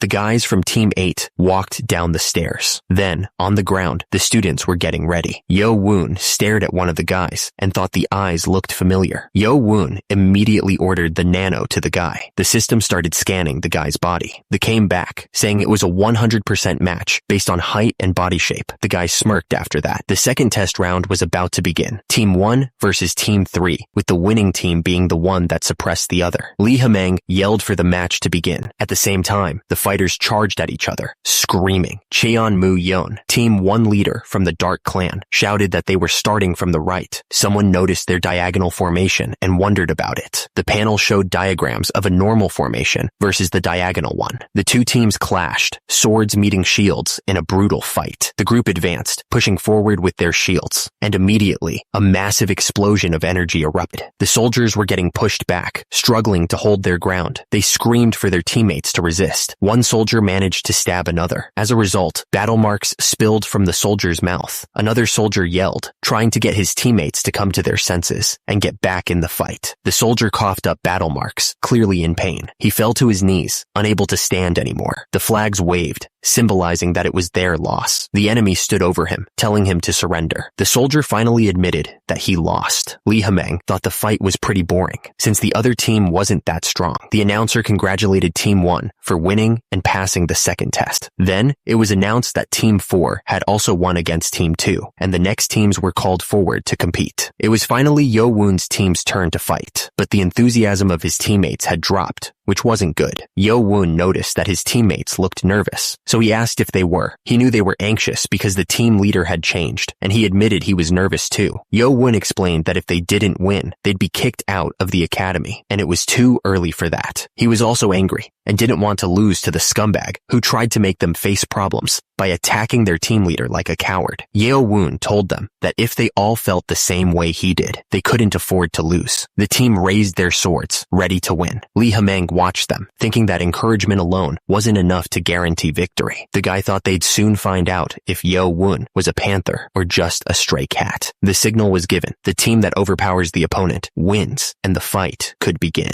Cheon-won Ryo, the leader of Team 5, clicked her tongue, wishing she was up against Cheon-mu-gum's team instead. The other guy told Yo Woon that he didn't belong there and that leaving the academy would be better for his pitiful life. Suddenly, Lee Hameng yelled for everyone to attack. Yo Woon activated his nanomachines to use augmented reality and start the strategy tutorial. The system activated augmented reality in his vision and started the battle tutorial. Yo Woon shouted for someone to wait. He was talking to number 2. The system showed that the opponents were changing to an arrow formation and told Yo Woon to change to a wedge formation. The guy with the shield said that they could only try to fight with them there. Someone shouted that it was number 6. He wondered about the wedge formation. formation. Li Hemeng wondered how he could make such a stupid decision right from the start and thought that the wedge formation was useless if the leading team leader was weak. He asked himself if he had expected too much from him. Li Hemeng attacked, yelling if Yo Won dared to fight against the true heir. The attack exploded with crazy force. Li Hemeng looked shocked and wondered what was going on. Li Hemeng couldn't believe that Yo Won had stopped his 10 stars defensive skill. Yo Won knew that his inner power was still lacking compared to Qian Wan Ryo, but if he considered his outer power, which was enhanced up to the teacher's level, he had the upper hand. Yo Won was having a blast. Li Hemeng realized he was being pushed back, and that if he didn't change the formation, the weaker guys at the back would make the formation fall apart. He wondered what the heck the boy had done. Crap, the formation was getting destroyed. Li Hemeng yelled at his team to back off and switch to formation number 1. The enemy had changed to a standard formation, so the guy ordered his team to change their formation to number 3. The enemy warriors were ready to fight. At the same time, one of them smirked, wondering about their formation. The guy wondered if they thought using a method already used by Team 1's leader would work on him. The warrior with the shield said that Qian Yo Won's Negong was impressive, but his tactics were terrible. Li Hemeng ordered his team to switch to formation number 6. Li Hemeng thought that their Negong skills were about the same, so he could break through the middle of their line formation with a wedge formation. Qian Yo Won charged forward, ready to attack. Li Hemeng grinned, thinking that the moment Qian Yo Won was separated from his team, he would end him. But Qian Yo Won just smirked back, as if he knew what was coming. Li Hemeng looked nervous, but Qian Yo Won looked calm and ready. Li Hemeng's team was shocked and stammered, wondering what was happening. Turns out, Qian Yo Won's team had split into 2 groups. The soldiers realized that they were being attacked from both sides in a pincer movement. Li Hemeng screamed at his team not to panic and to change to formation number 2. Li Hemeng realized that they were facing an arrow formation and ordered his team to concentrate on the front. But the soldiers were already getting attacked from behind, and they screamed for help. Li Hemeng was furious, wondering how those peasants were able to do this. The soldiers were running as fast as they could. At the same time, the soldiers were struggling to hold their ground, while Li Hemeng looked absolutely furious. The soldiers realized they were completely surrounded. Li Hemeng realized that the numbers they were given were a trick. The plan was to use the same training formation numbers against them. Yo Won thought that he would confuse the enemy team by switching up the original formation numbers. Li Hemeng was furious that this scumbag dared to play with him. Someone shouted, asking if it was Cheon Wan Ryo. Immediately after, the order was given to crush them. The soldiers started to look worried. The enemy soldiers pushed forward with their shields, and the men started to panic. The shields were dropped on the ground. Li Hemeng yelled, asking what they were doing and who told them to drop their shields. The soldiers were silent, looking down in shame. Li Hemeng screamed, realizing what was about to happen. He was scared that everyone would laugh at him. Li Hemeng looked up, screaming Qian Yo Won's name in terror. Li Hemeng screamed, calling him a piece of trash. The soldiers tried to defend themselves, but they were too slow. Li Hemeng used his fiery slice of the ignited sword technique. Qian Yo Won didn't even flinch and countered with his own sword. Qian Yo Won's attack landed, and battle marks splattered everywhere. The sword cut deep, and battle marks splattered everywhere. Qian Yo Won moved so fast that his sword left trails of light. The young master's eyes were locked on his target. Our hero's sword cut through the soldiers like they were nothing. The soldiers around him were scared stiff, watching their friends get cut down. At the same time, Li Hemeng looked on in total shock. The young master didn't slow down, and his sword kept cutting through the soldiers. Our hero stood over the bodies of the fallen soldiers. One of the soldiers gasped. She realized what was happening. The woman screamed about her arm being gone. The woman screamed, realizing her arm had been cut off, and told her teammates to stop the bleeding. Qian Yo Won's face was covered in battle marks, but he stayed calm, realizing that the sword wasn't strong enough. Li Hemeng thought he had stopped Qian Yo Won's sword, but he realized the last move was incomplete, and he yelled in pain. Qian Yo Won looked down at his opponent and said he was going to kill him, realizing the training sword had its limits. It was announced that Team 8, led by Cadet 7, had won and passed the second test. The crowd went wild, cheering for Cheon Yo Won. Li Hemeng was surprised that Cheon Yo Won used the 7 butterfly connections. He knew that the young master was still lacking in Negong, but his movements were nearly on the same level as Shob Mayang. He wondered what the drunkard had done to him. Li Hemeng knew that it wasn't just because of Seob Mayang's teaching. Cheon Yo Won had grown overwhelmingly in all aspects within 21 days. Below, the group of people were in formation. He was amazed by the young master's tactics and strategies, as well as being daring enough to cut off Cheon Wan Ryo's arm. He thought he was a genius. Lee Hameng wondered if he should have taken Cheon Yo-woon in and as his disciple before So Mang did, but realized that wouldn't work since he was the owner of the academy. Turns out, Cheon Yo-woon wasn't going to be happy about all this. The guy with the shield realized that the young master had beaten the Sound Clan and was hiding his martial arts. He needed to remember him since he had basically showed everyone what he was truly capable of. The announcer called for the third competition group to come forward. The group marched forward, ready for the fight. One of the fighters realized that he thought he had avoided something properly. One of the fighters realized that he hadn't even considered the fact that the crazy guy who messed up his team and used the time when he wasn't around to cripple everyone's legs was Cheon Yo-woon. Our hero smirked, knowing he had done a good job tricking everyone the whole time. Meanwhile, one of the members of Team 7 was saying that everyone except the team leader was limping. He thought they should be able to beat them easily if they attacked boldly. He didn't know who did it, but he was thankful. The order was given, and the group charged forward in the 6th formation. But one of the warriors realized that they couldn't do anything because their legs were injured. Yo-woon grinned, telling the trash that they should be thankful for the rest of their lives. The group tried to switch to an arrow formation, but one of the warriors laughed, asking what good a formation was when everyone was limping. Yo-woon moved with incredible speed, his sword ready to strike. At the same time, the warrior screamed as he raised his shield, trying to defend himself from the attack. But Yo-woon's sword cut right through the shield like it was nothing. The warrior screamed, realizing his shield was useless. Yo-woon didn't hesitate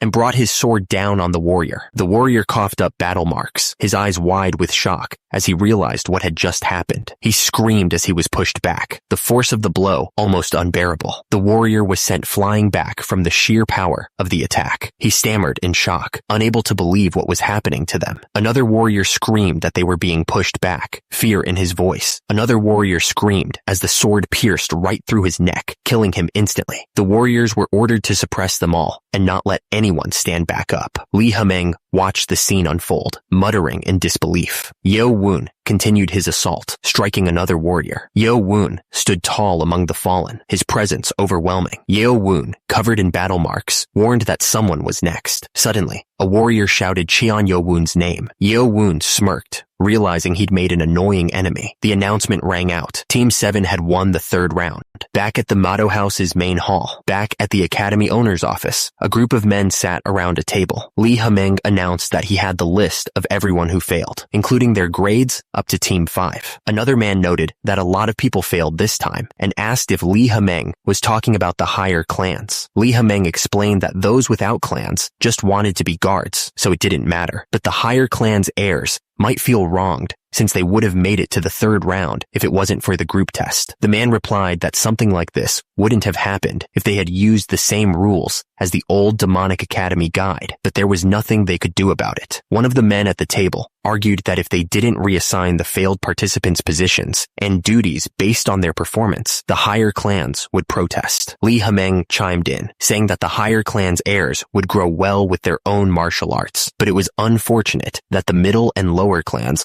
lost their chance at getting the medicine ball and entering the precious library. Lee Hameng added that the ones who passed the 2nd test had to be gathered at the precious library, the Mado House. Precious library stood tall and imposing. A group of people made their way towards the library, ready to see what awaited them. Yo-woon was impressed by the precious library, thinking it looked even bigger than the main hall. He realized the other students had already been to the 1st floor while he was recovering, so he wondered if today they'd be going to the 2nd floor. Suddenly, a man told him he needed to put all his effort into mastering the butterfly sword and the spring dance breathing method. That was the only way he'd pass the test. The man clarified that he was talking about the precious library. He thought it was useless. The man added that Yo-woon was already learning martial arts from the 4th and 5th floors, so he shouldn't be sad about missing the 1st floor. The man boasted that there was nothing that could even compare to his martial arts there. But Yo-woon thought to himself that he had the nano. He was gonna as much as he could from both the 1st and 2nd floors. He lit a candle candle to see better. Yo-woon was on the first floor of the precious library, and it was the first time he'd ever seen so many books. He figured he was the only one there. Yo-woon knew he only had 2 hours on the first floor, so he needed to hurry. He told the nano to as he quickly looked through the precious books. Turns out, he was scanning 5 arts of blade mastery. The was starting.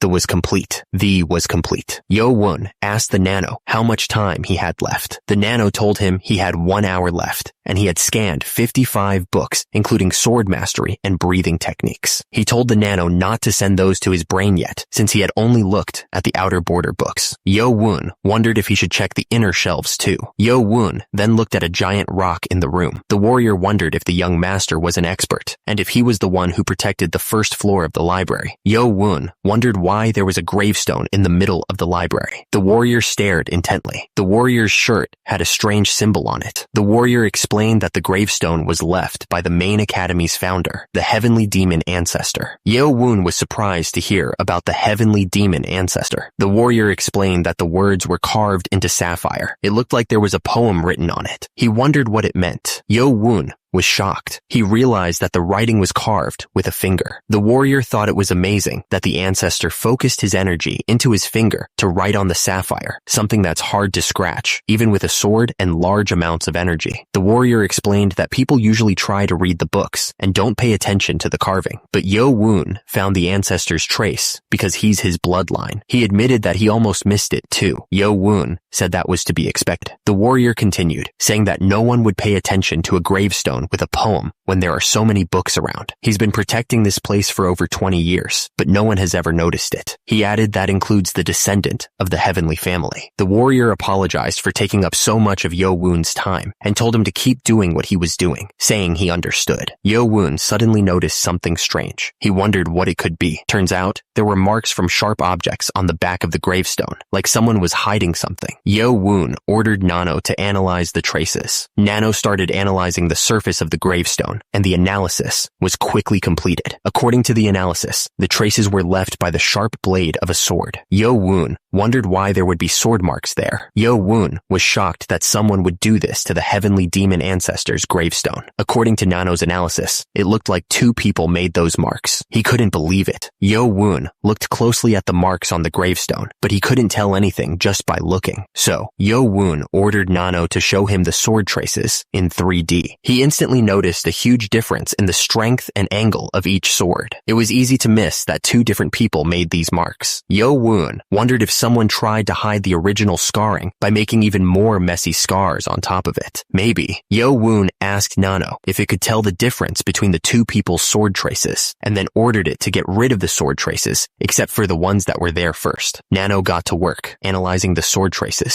Yo-woon was shocked by what he was seeing. Yo-woon realized that these weren't just normal sword traces. It was actually a complex sword movement. He stared at the sword traces, realizing it was made up of untold formations. Yo-woon frowned, realizing he couldn't tell what kind of movement it was just from looking at it. He was still lacking in understanding. Yo-woon asked Nano if it could analyze these sword traces and simulate it as an augmented video. Nano confirmed that it was possible, but before that, Nano needed to know the hardness of the sapphire to analyze the person's strength. Yo-woon wondered how he was supposed to figure that out, thinking to himself that there was no way Nano was telling him to break it. The supervisor walked up to Yo-woon, surprised. He asked if Yo-woon wasn't supposed to be reading books. The supervisor pointed out that Yo-woon had also seen the back of the stone. He commented that it was quite a mess, right? The supervisor said it was unfortunate. He explained that there used to be rumors that the heavenly demon ancestor left a sword technique of his epiphany there. Yo-woon repeated the phrase, the heavenly demon ancestor's epiphany. The supervisor frowned, wondering who would damage the back of the gravestone. He clicked his tongue, clearly annoyed. The supervisor suggested that maybe they did it so that only they could use the ancestor's epiphany. Yo-woon wondered if the marks were just random damage. He thought to himself, asking if these traces were really just vandalism.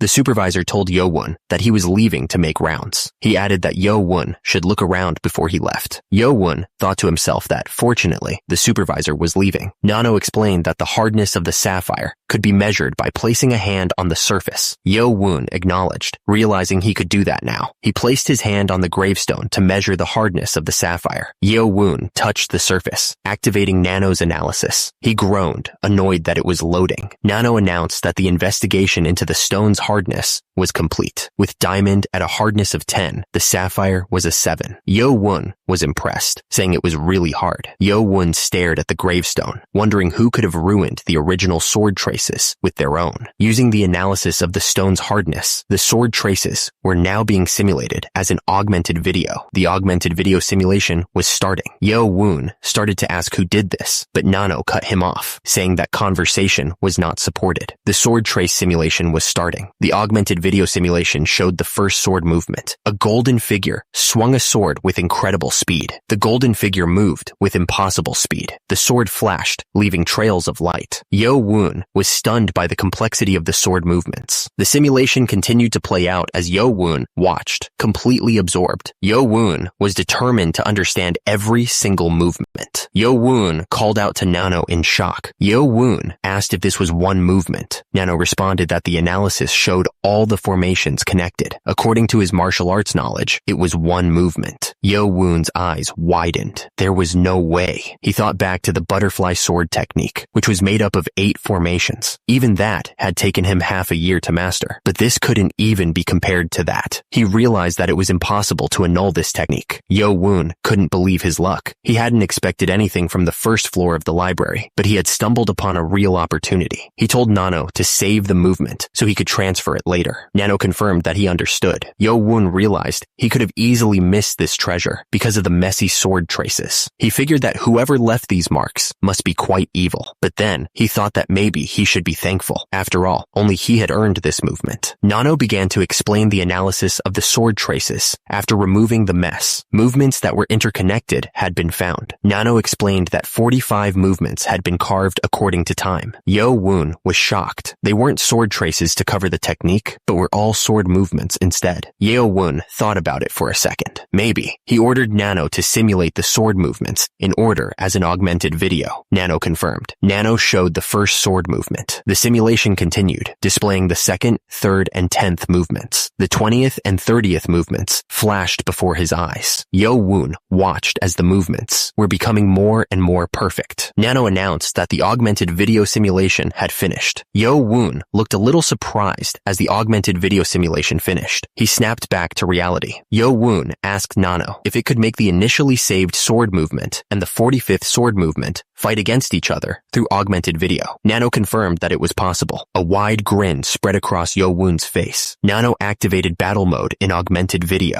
The two figures clashed, their movements a blur of light and energy. Yo-woon's eyes widened in disbelief. The green figure struck the final blow, sending the gold figure crashing to the ground. Yo-woon looked completely stunned. It got annulled. Yo-woon realized that the first movement he thought was perfect, with just a difference of one formation. This wasn't just trying to get rid of the movements from before. The 45 sword traces were the record of the long process of trying to annul the original movement. Yo-woon asked the supervisor if the first floor was the only floor with a sapphire gravestone. The supervisor replied that he had only worked on the first floor, so he didn't know exactly, but he had heard that there was one on every floor. Yo-woon smiled. He told Nano to get ready because they were going to the 2nd floor. They had arrived at the Motto House Precious Library, 2nd floor. Yo-woon noticed that the others weren't finished yet. He figured it was because the first floor's reading time was 2 hours and the 2nd floor's was 3 hours. Suddenly, Yo-woon recognized someone in the library. That guy was the Blade Clan's Cheon-yu-chan. The other clan heirs didn't even come here because they were overconfident about their own clan's martial arts. Yo-woon thought to himself that Cheon-yu-chan must be a careful guy, seeing as how he was even studying the low-level martial arts. He should be more careful of him compared to the others. The library was full of students, quietly reading. Yo-woon stood in front of a gravestone. It was here. He wondered what was on the back. Yo-woon smirked, as he thought. The gravestone's surface was completely scratched up with sword traces. Yo-woon told Nano to analyze these like it did on the first floor. Nano confirmed. Nano found the same sword traces from the first floor. The first sword trace was a sword movement made up of 24 formations. The sword traces left by the other person were 56 sword movements. Yo-Woon reacted. 56? Yo-Woon realized that they must have done more research to annul the first movement that was carved here as compared to the first floor. Yo-Woon wanted to check it right away, but it would be hard since there were a lot of eyes here. He told Nano to extract only the sword movements and save them.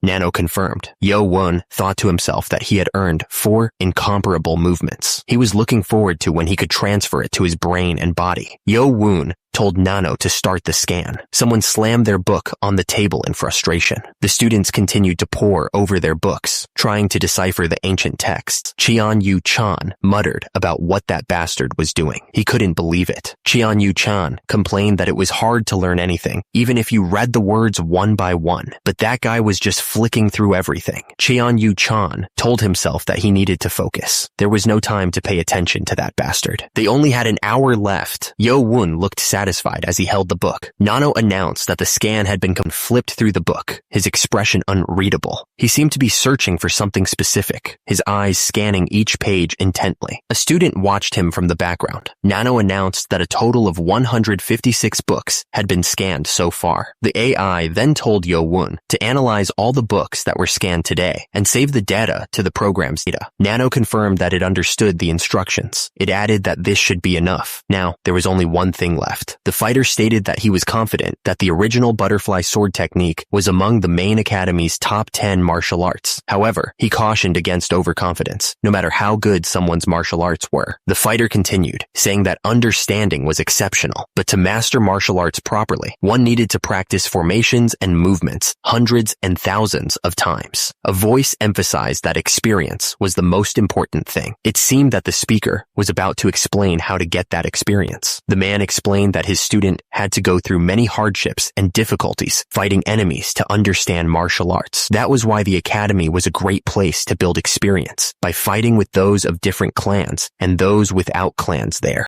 Yo-Woon thought to himself that all that was left was to try out Nano's augmented reality ability. If it went according to plan, he'd be able to get a variety of hands-on experience. Someone noted that someone else wasn't late. It seemed like someone was checking people in. The man at the desk told someone that they could go. The man confirmed that he understood. Yo-Woon glanced back, hearing that someone had asked when he would come out. He then asked the man what he meant by that. The man was standing behind him, listening intently. The man writing on a scroll said it was nothing. He kept writing, trying to avoid the topic. He seemed a bit flustered. Yo-Woon wondered if someone had waited for him, but he quickly shook it off, deciding that wasn't important right now. He was ready to get to training. He explained that the individual training rooms would be completely open after the second test. The young man wanted to quickly go there to transfer the special movements to Nano. He looked excited at the prospect. Yo-Woon made his way to the Motto House individual training facility. He was eager to use the training rooms. The place seemed pretty empty. Yo-Woon made his way through the training facility. He seemed deep in thought, his expression unreadable as he walked. Suddenly, a man appeared, blocking Yo-Woon's path. He said that he had been looking for him everywhere, because he wasn't at his quarters. The guy looked angry and ready for a fight. Yo-Woon recognized him as Cadet 7, the leader of Team 6 in the second test. He asked the man why he was looking for him. He seemed genuinely confused. Cadet 7 stared intensely at Yo-Woon. He asked if he was really asking that because he didn't know. He looked like he was about to lose his temper. Cadet 7 accused Yo-Woon of being the one who messed up his teammates' legs. The young man looked shocked by the accusation. Cadet 7 said he was damn busy and looked ready to fight. The guy's eyes glowed with a dangerous light as he glared at Yo-Woon. Cadet 7 noticed the bloodlust in the air and figured Yo-Woon wanted to fight. He asked who told him to leave his teammates alone. He crossed his arms, looking confident. Yo-Woon just smirked, clearly amused by the accusation. He seemed to be enjoying this confrontation. Yo-Woon replied that it was thanks to a certain someone. He held out his hand, his smile growing wider. Yo-Woon added that Cadet 7 wasn't reacting to his provocation like someone else would. He seemed to be testing the man's patience. Cadet 7 realized realized this guy wasn't weak and he needed to face him seriously. He shouted to get the others' attention, his eyes narrowing in focus. At the same time, Yo-woon and Cadet 7 were locked in a silent battle of wills. The sparks flew as they prepared to unleash their martial arts skills. Meanwhile, Cheon-Yu-chan was standing there, feeling completely ignored. He complained that they weren't even acknowledging him, looking pretty annoyed. Yo-woon and Cadet 7 clashed, their movements a blur of speed and power. The force of their blows created gusts of wind around them as they fought. Yo-woon's eyes widened in shock. Something unexpected had just happened, catching him completely off guard. Yo-woon looked completely shocked. He was probably wondering what was going on.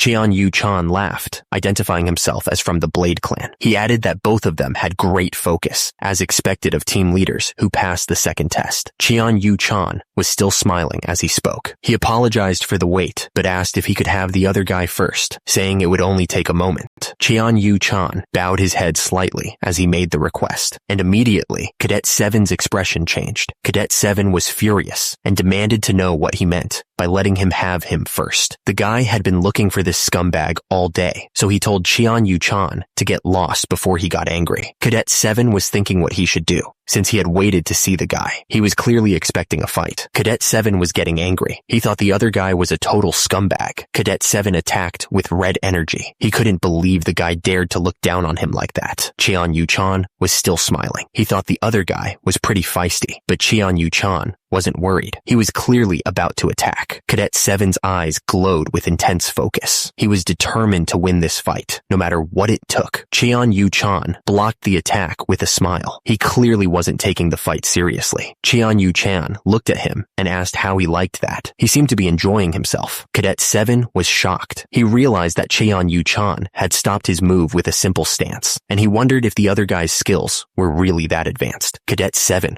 was furious. He couldn't believe he was being suppressed so easily by this scumbag who wasn't even in a proper stance. Cadet 7 noticed that Cheon-Yu-chan was off balance. He pointed out that the other guy's arm became stiff whenever he took a step. He asked if Cheon-Yu-chan had an injury on his ribs or something, looking closely at him. Cheon-Yu-chan was getting annoyed. He thought to himself that this scumbag was definitely not on the level of an average cadet. Even if his body was in its original state, he was having trouble. Cadet 7 smirked at Cheon-Yu-chan. He told him that it would only be a moment, so he should just wait right there. The young man seemed confident. Cheon-Yu-chan clicked his tongue, looking away. He said, whatever, clearly annoyed by the other guy's attitude. Cheon-Yu-chan threw his arms out, yelling for Cadet 7 to do what he wanted. He was clearly frustrated and wanted to get this over with. Cheon-Yu-chan was laughing, saying that Cadet 7 had a short temper. He wondered what business the guy had with him. He asked if the other cadet was trying to suppress him before the next tests. Cheon-Yu-chan realized that whatever was going on, he wouldn't be able to face the other cadet with just his current skills. He looked seriously concerned. Cadet 7 told Nano to activate augmented reality and battle tutorial mode, setting it to butterfly sword technique. Nano confirmed that augmented reality had been activated in the user's vision and that action command mode was operating through the battle tutorial. Cadet 7 looked surprised and asked Cheon-Yu-chan why he was so on edge. The young man seemed genuinely confused by the other's reaction. Cheon-Yu-chan crossed his arms, saying, "Oh well," and asking if it was a given from his position. He seemed resigned to the situation. Cheon-Yu-chan told Cadet 7 not to be so cautious. He said that this was just their first greeting as brothers with the same father. The young man was being overly friendly. Cheon-Yu-chan clasped his hands together. He seemed to be trying to appear friendly and respectful. The gesture looked almost mocking, though. Cheon-Yu-chan smiled widely, saying it was nice to meet the other cadet, brother. He seemed to be enjoying himself. The guy looked way too happy. Yo-woon stared back, his expression intense. Cheon-Mukiam asked if the protagonist was surprised, since he thought it would be. Yo-woon asked Cheon-Mukiam if he was serious, because he had been waiting in front of the library the whole time and wasn't joking. Cheon-Mukiam said that he didn't think of the protagonist as an enemy, and he wanted him to join the Blade clan and protect him. Yo-woon was shocked, asking if Cheon-Mukiam was telling him to give up on becoming the clan heir. Cheon-Mukiam laughed asking if he sounded like that, but continued. He said it was too hard for Yo Woon anyway. Yo Woon asked what he meant by that. Cheon Mukium said it was as Yo Woon heard. Cheon Mukium declared that if Yo Woon walked the path of the sword, he would definitely have to face him, but he had no chance. Cheon Mukium said he had become a passionate fan of his, and if they walked the same path together, Yo Woon's future would be bright.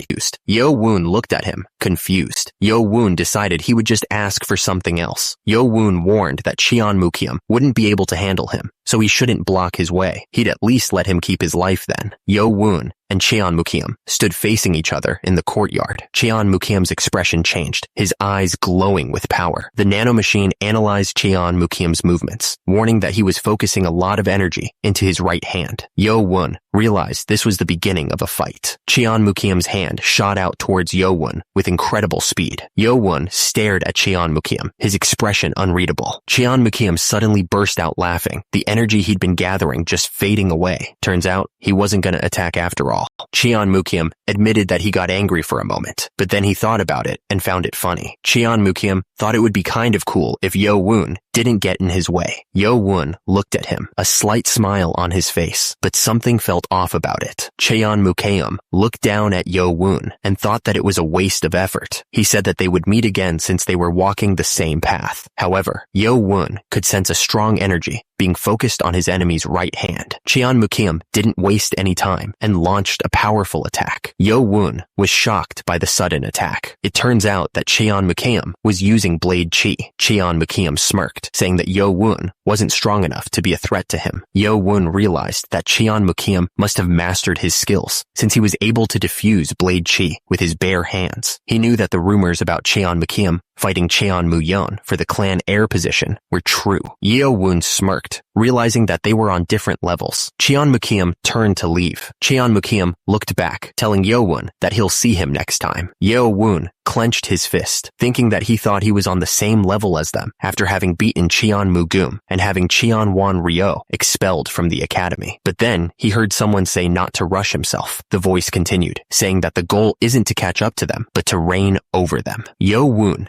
stood alone in the courtyard, thinking about the encounter. Yo Woon realized that Cheon Mukium had read his attack beforehand. He had been aiming to cut off Cheon Mukium's right arm, but Cheon Mukium escaped the attack before he could even use his blade. Yo Woon smiled, realizing that Cheon Mukium was different from the others. The scene shifted to the Mado House individual training room. Yo Woon opened the door and wondered if this was the individual training room. He looked around, realizing the room was about 2.5 meters wide and long, not big enough to practice his formation with shadow steps. He knocked on the stone wall, noting that it was pretty thick. Because of that, he figured he could study without anyone bothering him. Even if he could only gather internal energy here, it should be enough. Yo Woon told Nano to activate an augmented reality, and the system confirmed it was activating in his vision. Yo Woon told Nano to simulate the formations scanned from the sapphire gravestone on the second floor, in the order they were carved. The simulation started, showing a figure moving with incredible speed and precision. Yo Woon realized it was faster and more complicated than the one from the first floor. He knew that even if he used the last formation of the butterfly dance, he wouldn't be able to block even one movement. He wondered how many people would even be able to block this formation. Then, he told Nano to simulate the formation left by the other person in order of age. The simulation continued, showing the first, second, and third movements. The simulation of the sapphire gravestone formation continued, showing the 56th attempt. Yo Woon was shocked, realizing that mastering a sword technique to this level required complete dedication. He could tell just by looking at the process of perfecting one formation.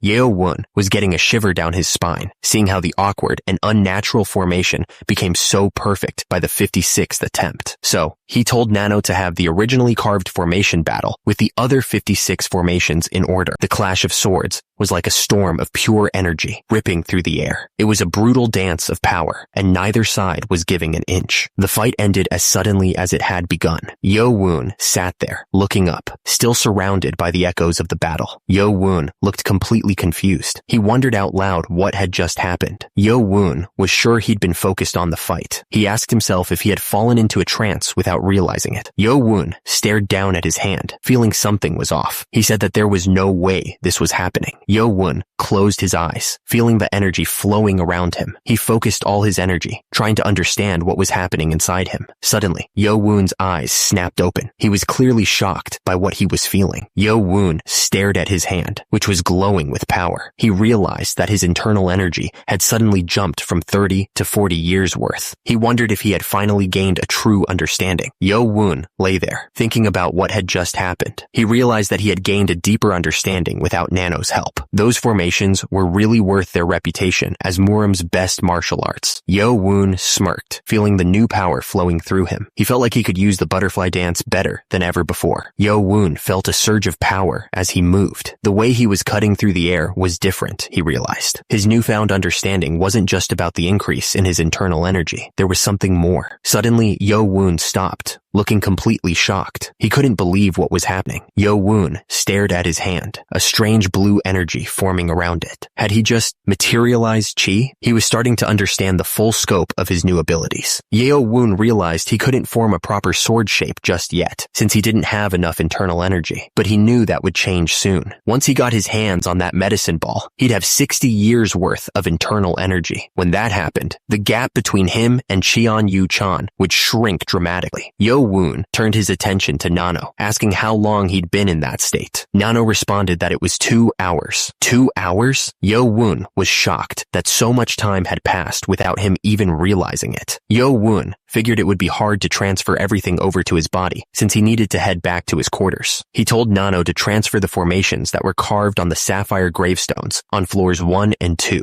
as well as the 45th and 56th formations, right into his brain. Nano confirmed that the 4 formations were being selected for transfer. Yo-woon held his head, wondering when these headaches would finally stop. He asked Nano how long it would take to transfer all of this new knowledge into his body. Nano's analysis came back, stating that it would take 10 hours to fully transform his muscles and energy flow. What? 10 hours? Yo-woon asked, frustrated that it was taking way too long compared to the butterfly dance. Even if it was a different level of martial art, Yo-woon knew it couldn't be helped. He'd need to come out earlier. He decided to head back for the day. Back at the Mado House Team 8 quarters, Yo-woon noticed that a lot of the cadets weren't there. He wondered if they hadn't come back from their training rooms yet. As Yo-woon walked in, he was greeted by Hyo-bong. Hyo-bong bowed respectfully, asking if Yo-woon had come first. The notes Hyo-bong held were covered in text, filled with diagrams and scribbled corrections. It looked like he'd been studying hard. Hyo-bong explained that everyone was studying and practicing what they'd memorized from the library. He asked if Yo-woon had gained something good, adding that he had only studied a second-class martial art and a step technique because he was weak at bare fist techniques. Hyo-bong added that it was a time when everyone was throwing themselves into work. He said that the 4 days that were given for rest weren't a time to just waste away. The point was clear. If you wanted to step forward even just a little bit, then you couldn't spend this period of time uselessly. The next day, as the sun began to set, the Mado House was quiet. Inside the individual training facility at Mado House, the transformation of the user's muscles and energy flow reached 100% completion. He was surrounded by a strange blue energy. The system announced it was canceling sleep mode. Yo-woon sat up, his face flushed. Yo-woon grunted, his face contorting with the strain. The transformation was taking its toll.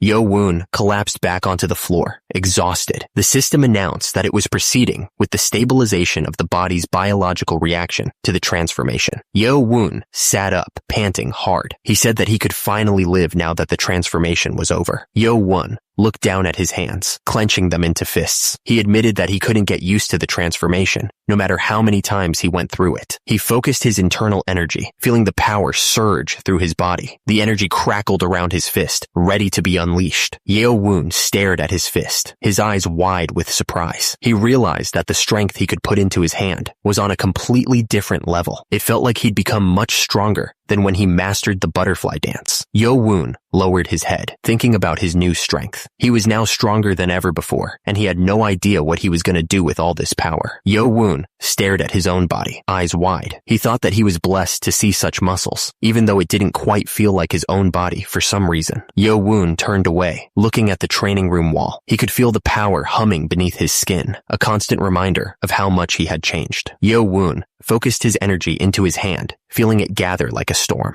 The air crackled around his fingers, ready to explode with force. Yo-woon sat down, closing his eyes. He needed to calm down and think about what had just happened, letting the energy flow through him. Yo-woon realized that his skills weren't enough, and he had been too confident after hurting Cheon Mujum. Now that he had experienced the difference between him and that Blade Clan guy, he needed to study a lot more to get his dignity back. The man closed his eyes, thinking that he needed to forget about the likes of Cheon Yo-woon. He needed to aim for something bigger, something that would truly test his strength. He sat there, meditating, and thought about aiming for something bigger. He knew that he was capable of so much more, and he wasn't going to waste his time on small fries. Suddenly, the training room exploded. The force of the blast sent rocks and debris flying everywhere, leaving a gaping hole in the wall. The man screamed as something slammed into him. Blood splattered across his face, and he stumbled back, trying to figure out what the hell just happened. He looked up, his eyes wide with shock. He stammered, wondering if it was an assassin who had just attacked him. The man looked up at the massive hole he had created, his face covered in blood. He couldn't believe what had just happened. Who would dare to do something like this? He realized it was Cheon Yo-woon who had done this. That damn scumbag, he thought. He shouted, trying to wake up whoever was unconscious nearby. The man pointed at the gaping hole in the wall, furious. How could anyone be so reckless as to punch through the walls of the cadet training area? What if someone had been seriously meditating? They could have been killed. Lee Hameng scolded Cheon Yo-woon, telling him to be thankful that Cadet 108 was still alive. If not, Cheon Yo-woon would have been kicked out of the academy. Lee Hameng warned that this would be going on his record. Cheon Yo-woon just apologized. Lee Hameng told Cheon Yo-woon that he wasn't allowed to use the training rooms on the first and second floors anymore. He could use the rooms in the basement, but if he broke those too, he wouldn't be allowed to use any of the individual training rooms ever again. Cheon Yo-woon said he understood and would be more careful. The man stood there, watching Cheon Yo-woon walk away. He was lost in thought, trying to understand the power he had just witnessed. Cheon Yo-woon walked away from the training room, his mind racing. He was thinking about his internal energy and how it had exceeded its limit. Cheon Yo-woon stared at the hole in the wall, a look of disbelief on his face. He asked Nano why he had become so strong, admitting he never thought he could punch a hole through the training room wall. Nano explained that Cheon Yo-woon's muscles and energy flow had reached their maximums. Nano continued, stating that his muscles and energy flow in his body had been transformed to their utmost, to the point where he could leave traces on Sapphire with his physical strength. Cheon Yo-woon looked at his hands, realizing something. He thought about how the simulation data was created by analyzing the traces left on the gravestone without the actual movements being shown. He started to understand. The thought suddenly struck him. Was the focus on leaving traces on the sapphire stone instead of perfecting the formation on purpose? Cheon Yo-woon looked at his hand, wondering if his current power was his body's limit. Nano explained that it was the result of slightly altering his body to avoid affecting his physical growth based on his estimated growth data. Cheon Yo-woon asked if he could become stronger by growing more. Nano confirmed that his limits for muscle and energy flow transformations would increase if his physique grew completely. Cheon Yo-woon resolved to try harder, understanding that time was the key and that Nano could only stimulate his growth plates. Suddenly, Lee Hameng appeared, looking absolutely furious. He yelled that they hadn't joined there yet and threatened them to join, or it wouldn't end well. The crowd began to chant, demanding that everyone use the link and join there. It was a full-on advertisement attack. The individual training facility, basement, was silent and empty. It was the perfect place to practice. Cheon Yo-woon took a deep breath. Even though he had decades of practice data on the movements sent to his brain, he was still nervous. It was his first time actually trying out the absolute technique, the one that might be the heavenly demon ancestor's greatest idea. Cheon Yo-woon closed his eyes for a moment, trying to focus. He mumbled that he would start with the absolute sword technique. He began the absolute sword technique, starting the first movement. Blue energy swirled around him as he tried to get the motion right. Suddenly, Cheon Yo-woon stopped, looking frustrated. He told himself to hold on. Cheon Yo-woon planted his feet firmly on the ground, dust swirling around him. He was going to try this one more time, no matter what. He swung his sword, blue energy crackling around him, but something was off. Cheon Yo-woon Woon realized it wasn't working. This wasn't the absolute sword technique. Cheon Woon looked absolutely confused. Why? Why did the movement feel so unsatisfying? It didn't make any sense. He changed his approach and began the destructive sword technique. The 45th formation flowed out of him. Cheon Woon grinned. The destructive sword technique was perfect both times. He finally got something right. Cheon Woon wondered why the absolute sword felt so incomplete. It was nothing like the harmonious movement he'd seen in the augmented video. He told Nano to compare his current movements to the absolute movement extracted from the Sapphire video. Suddenly, the system announced that it was activating augmented reality in Cheon Woon's vision. He braced himself, ready to see the comparison. Two figures appeared before him, glowing in different colors. He could see the subtle differences in their movements, the flow of energy, and the precision of each swing. The figures moved in perfect synchronization, highlighting the imperfections in Cheon Woon's movements. The energy crackled around them, a stark reminder of the power he couldn't quite grasp. Cheon Woon realized that his movements were connected, but unnatural. He was even a beat slower in completing it. He was getting frustrated, asking himself why he couldn't get it right. Cheon Woon fell to the ground, looking absolutely furious. He was asking himself what the hell was going wrong with the technique. He stared intensely, trying to figure out the issue. Cheon Woon realized that even if he didn't have the right energy flow, it shouldn't affect the movement. Suddenly, Cheon Woon's eyes widened. He realized it had something to do with the energy flow. Cheon Woon held his head in his hands, looking dejected. He realized that even the last formation of the butterfly dance couldn't be performed properly without circulating the internal energy the right way, which meant he was missing the most important part. He sat there quietly, trying to figure out how to solve the problem. The energy of the glowing stone pulsed around him as he thought. Young Master Cheon Woon asked Nano to create an augmented video of the front side of the stone on the first floor. He waited as the system searched through the video, saved from his visual data. The system confirmed it had found the saved data. Nano began creating an augmented video of just the front side of the stone for him. The augmented video appeared. The poem read, "The mighty wind blows, and the clouds fly high. After spreading my name across the continent, I returned home. How could I not protect the four corners of my nation with the brave warriors I have gathered?" Young Master Cheon Woon stared intently at the poem, wondering if there might be a hint hidden somewhere within the words. Then it hit him. This ancient three-stanza poem was from the Han Dynasty. It was a poem written by Liu Bong when he'd returned from his victory over Xiang Yu. Young Master Cheon Woon realized with a frown that it wasn't even a poem written by the heavenly demon ancestor. Young Master Cheon Woon paused, wondering if any of the words had been changed. Turns out there were none. He thought to himself that this was strange. Young Master Cheon Woon asked Nano to analyze the surface of the stone to see if there was even the tiniest clue. The system confirmed it would analyze the entire surface of the stone. After analyzing, Nano announced that it had found small holes under each character. Young Master Cheon Woon realized that there really was something hidden here. He pointed out that the number of dots was different for each character, wondering what this could mean. Young Master Cheon Woon stared at the small holes. He wondered if they were referring to blood pressure points. He thought, so 4 holes would mean 4 blood pressure points. Nah,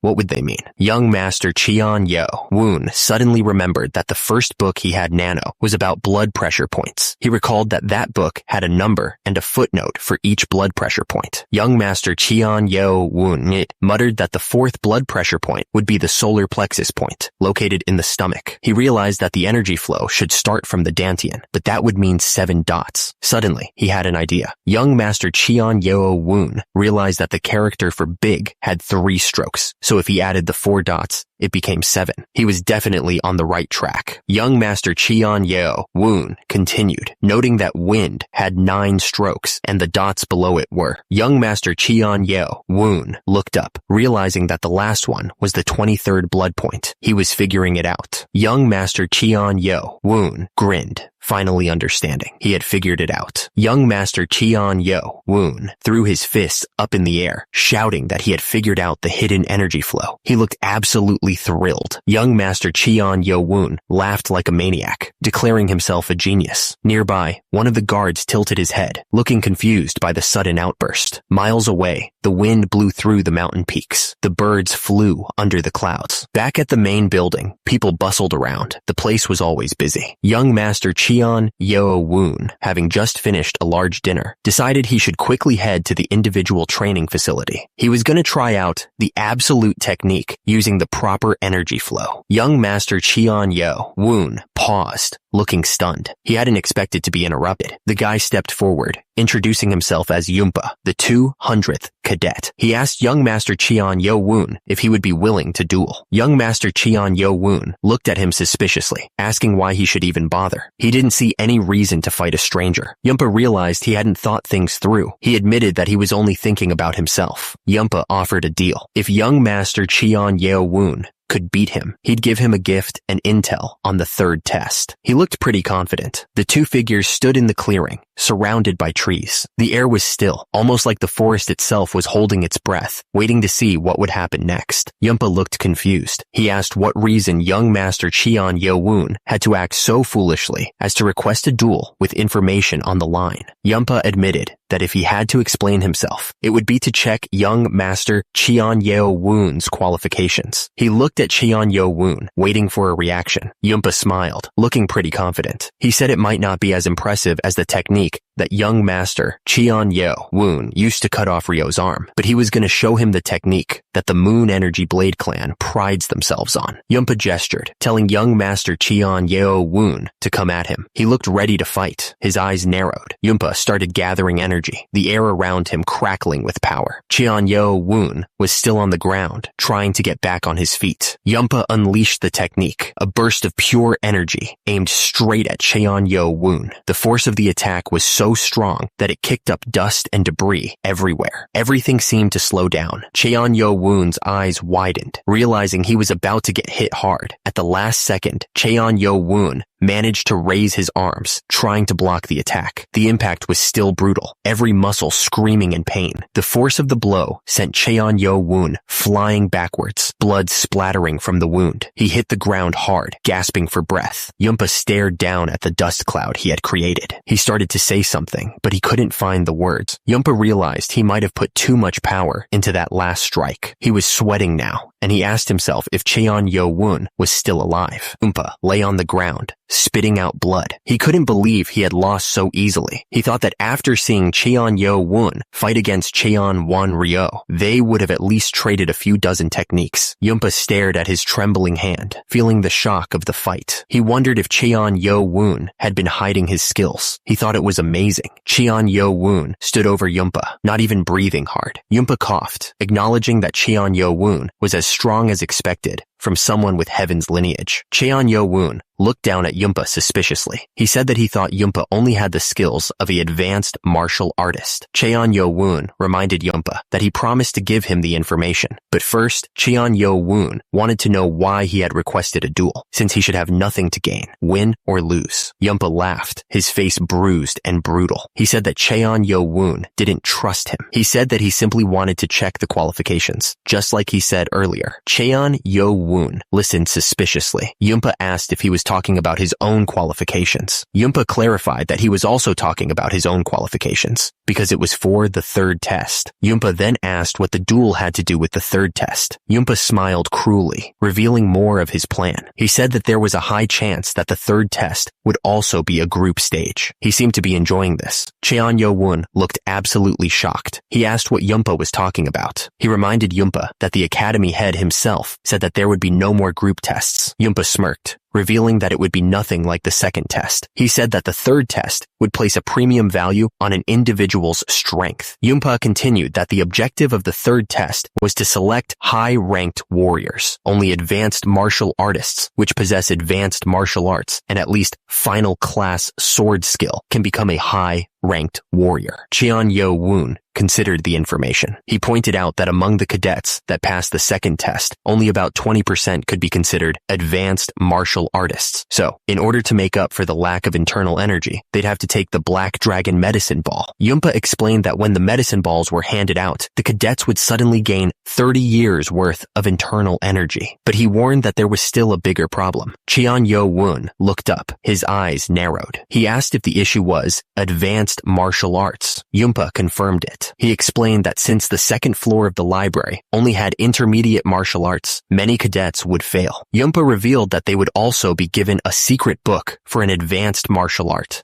Yo-woon stared at him, his expression unreadable. He asked if that was all there was to it. Yunpa smirked, knowing he had Yo-woon's attention. He explained that if the third test was simply learning the martial art, over 80% would pass. He added that the secret book should contain the 7 demon sword technique, which is part of the sword demon sword formations and usable by all the high-ranked warriors of the cult. Yo-woon had heard of the sword demon sword formations before. Turns out, they were sword formations created by the greatest swordsman of his time, the sword demon himself. Yunpa explained that the technique was originally created to combat Soram's 18 disciple and 108 disciple formations, but among them, the 7 demon sword technique was special, despite being only an advanced martial art. When 12 people used it together, it became the 12 sword formation, and when 36 people used it, the 36 sword formation. Yunpa continued that when 108 people used it, it became the 108 sword formation. He said that a plain advanced martial art becoming a terrifying sword formation was amazing. Yo-woon listened carefully as Yunpa explained that even an advanced martial artist could beat an expert with the 12 sword formation, a master with the 36 sword formation, and that the 108 sword formation had the power to face off against even a grandmaster. Yunpa revealed that his father had formed a 12-man group to learn the 7 demon sword technique. Yo-woon asked suspiciously how many people were in the group. Yunpa explained that mastering the 7 demon sword technique wasn't enough by itself. He added that performing the sword demon sword formation was quite difficult, so much so that unless you were an advanced martial artist, you couldn't even understand the formation.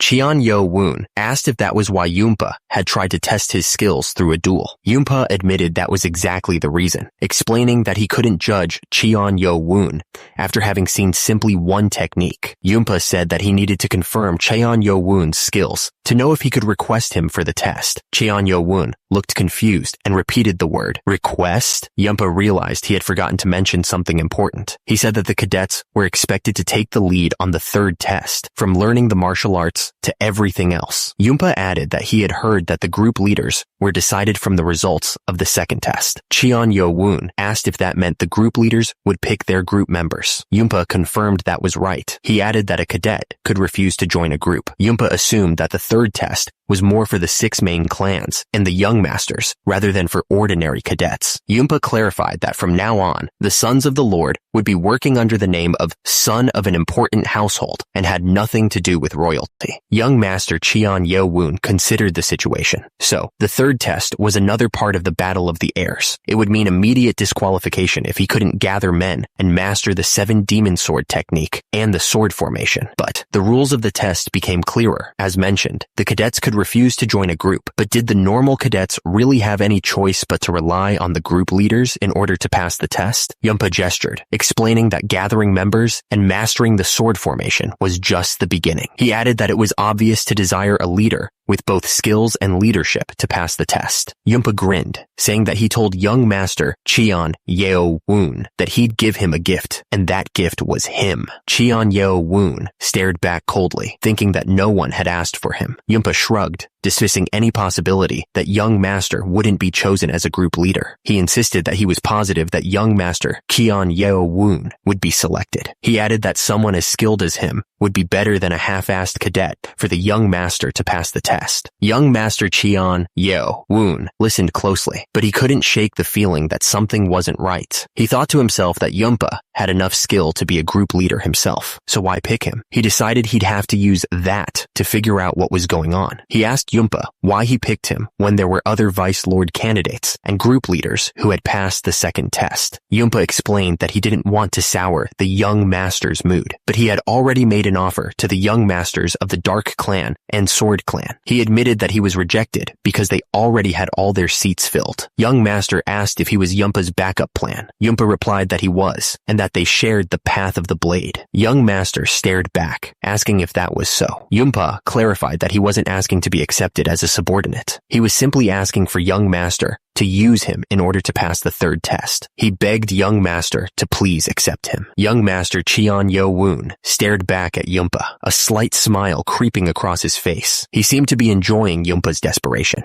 Yumpa thanked the Young Master, but then immediately refused his request. He asked what he meant by that. Young Master Cheon Yo Woon looked down at Yumpa and repeated that he refused. There was no room for argument. The wind blew through the trees above, carrying the scent of distant rain. The forest seemed to hold its breath, waiting. Young Master Cheon Yo Woon called out to Nano to start a facial analysis. He knew it wasn't perfect, but it was the right move to activate it when he thought something was off about Yumpa. He saw the analysis results. Nano reported that there was a small change in Yumpa's facial muscles, indicating a 45% chance he was lying. But as he continued to speak, Nano revealed that the chance had gone up to 62%. Young Master Cheon Yo Woon was not fooled. He knew that Yumpa was hiding something. He thought to himself that he was only playing it safe, since it was still just a chance that Yumpa was lying. Meanwhile, Yumpa was talking to another man. The man said that they were walking the path of the blade. He added that they even shared the path of the blade, whatever that meant. Young Master Cheon Yo Woon realized that Yumpa was pursuing the blade, yet he only went to the Dark and Sword Clan candidates. He thought that Yumpa must think he's a fool for cleverly omitting the Blade Clan. Yumpa and the man were laughing like crazy. Yumpa couldn't believe that Young Master Cheon Yo Woon had refused after listening to the information on the third test. The man thought that Young Master Cheon Yo Woon was such an interesting fellow. He added that Young Master Cheon Yo Woon got what he wanted and dipped. He knew that Young Master Cheon Yo Woon wouldn't fall for such an obvious trap. The man questioned Yumpa's next move, asking if he was going to crawl back and beg Young Master Cheon Yo Woon to take him in. He didn't think the Young Master was stupid enough to fall for that. The man continued, explaining that the plan was to join Young Master Cheon Yo Woon's group and then disqualify him by leaving the group on the day of the test. He thought it would have been funny if it went as planned, but it'd be a waste for the Young Master to get disqualified over something so small. He added that if the Young Master wasn't a rival in the Battle of the Airs, he would do whatever he could to recruit him. Yumpa, now kneeling, begged the man to give him another chance, insisting that he still had other plans. The man dismissed Yumpa, saying that was fine, and he didn't have to do this anymore. He told Yumpa to find a group to join before it was too late, or maybe he'd even become a group leader. Yumpa was confused, asking what about something, but he didn't get to finish his sentence. The man cut him off, saying that there were already a few guys besides Yumpa that he needed to sort out. Yumpa was on the ground, still trying to figure out what had just happened. He was completely outmatched. The man stared down at Yumpa with a cruel smile, telling him he had no use for someone that was useless. He told him to get lost. Yumpa was sweating bullets, realizing his situation was getting worse. He was completely terrified. The man watched Young Master Cheon Yo Woon walk away, thinking about how he had defeated Yumpa in one blow. He remembered his skills from a few days ago weren't at that level. The man crossed his arms, admitting that it was definitely confusing, but he guessed only time would tell if it was luck or skill. He was definitely the man was thinking about the prodigies, wondering if the rumors were actually true.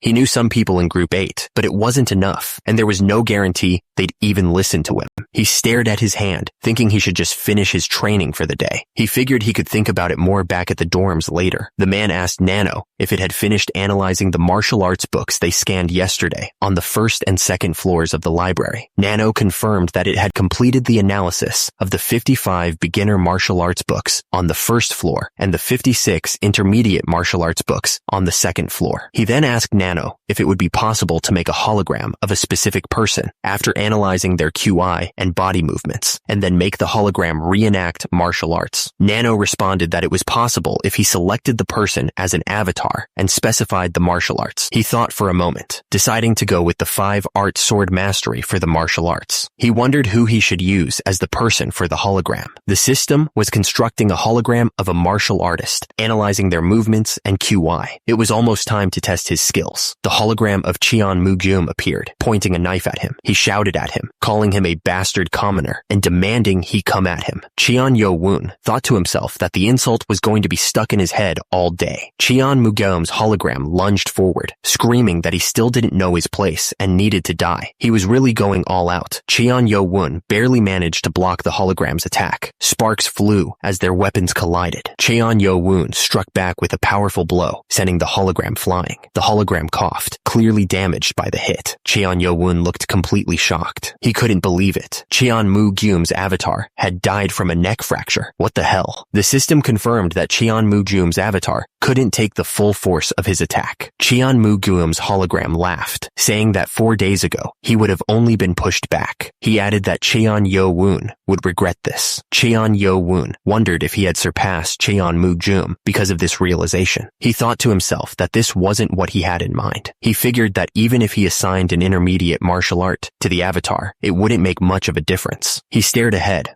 lost in thought. He was trying to figure out his next move, thinking about how to improve his training. Cheon Yo-woon ordered the system to create 5 Cheon Moo-gyum avatars. Actually, he changed his mind and told it to make 10, giving each of them a different intermediate martial art. The system began creating avatars for the simulation, surrounding Cheon Yo-woon with glowing blue figures. Each avatar was assigned a different intermediate martial art: heaven-splitting flying sword, spinning kick, emotionless sword, triple killing sword, and more. Cheon Yo-woon wondered if he had gotten ahead of himself, thinking 10 avatars might be too many. But Cheon Moo-gyum's avatars immediately started trash-talking him, calling him a cocky commoner, and asking if he was trying to provoke them. They added that he was just a bastard. Cheon Yo-woon wondered if he should readjust the number of avatars, but quickly changed his mind. He told the system there was no need, and to just start it. He was going to kill them all. The avatars charged at him, weapons drawn. Cheon Yo-woon realized he was about to be attacked from all sides at once. He braced himself,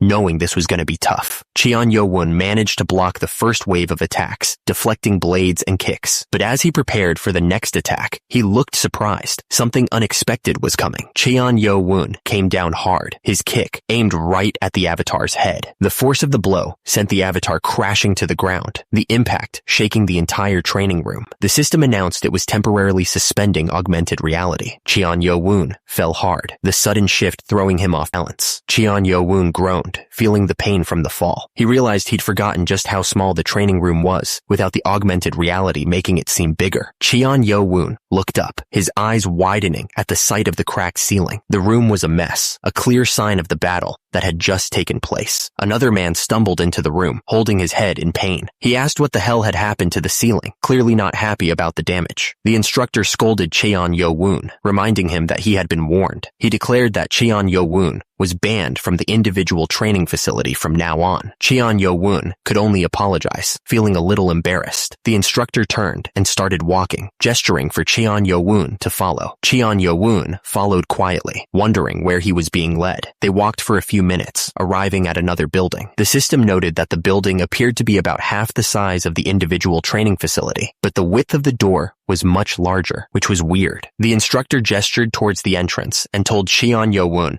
that he would be training here from now on. Cheon Yo-woon looked shocked, not expecting to be moved to a different location. The instructor smirked, explaining that Cheon Yo-woon would just end up breaking the walls again if he continued using the individual training facility. He seemed amused by the destruction Cheon Yo-woon had caused. Cheon Yo-woon looked around in disbelief, wondering where he was. It was much larger and nicer than the individual training facility. He realized it was a training area that was normally only given to those who reached the expert level and passed the 4th test. He was shocked by this sudden change. The instructor explained that since Cheon Yo-woon had caused another incident, this space was made available a little earlier with the academy head's approval. Cheon Yo-woon asked how the instructor knew that he had reached the level of an expert. The instructor replied that to break the hard walls of the individual training facility, he needed at least expert level QI. The instructor assured Cheon Yo-woon that these walls were made with an even harder material, so they shouldn't break no matter how crazy he got. He told Cheon Yo-woon not to worry about it and to focus on his training. Cheon Yo-woon thanked him, relieved. Now alone, Cheon Yo-woon thought that with a training room of this size, he wouldn't have any problems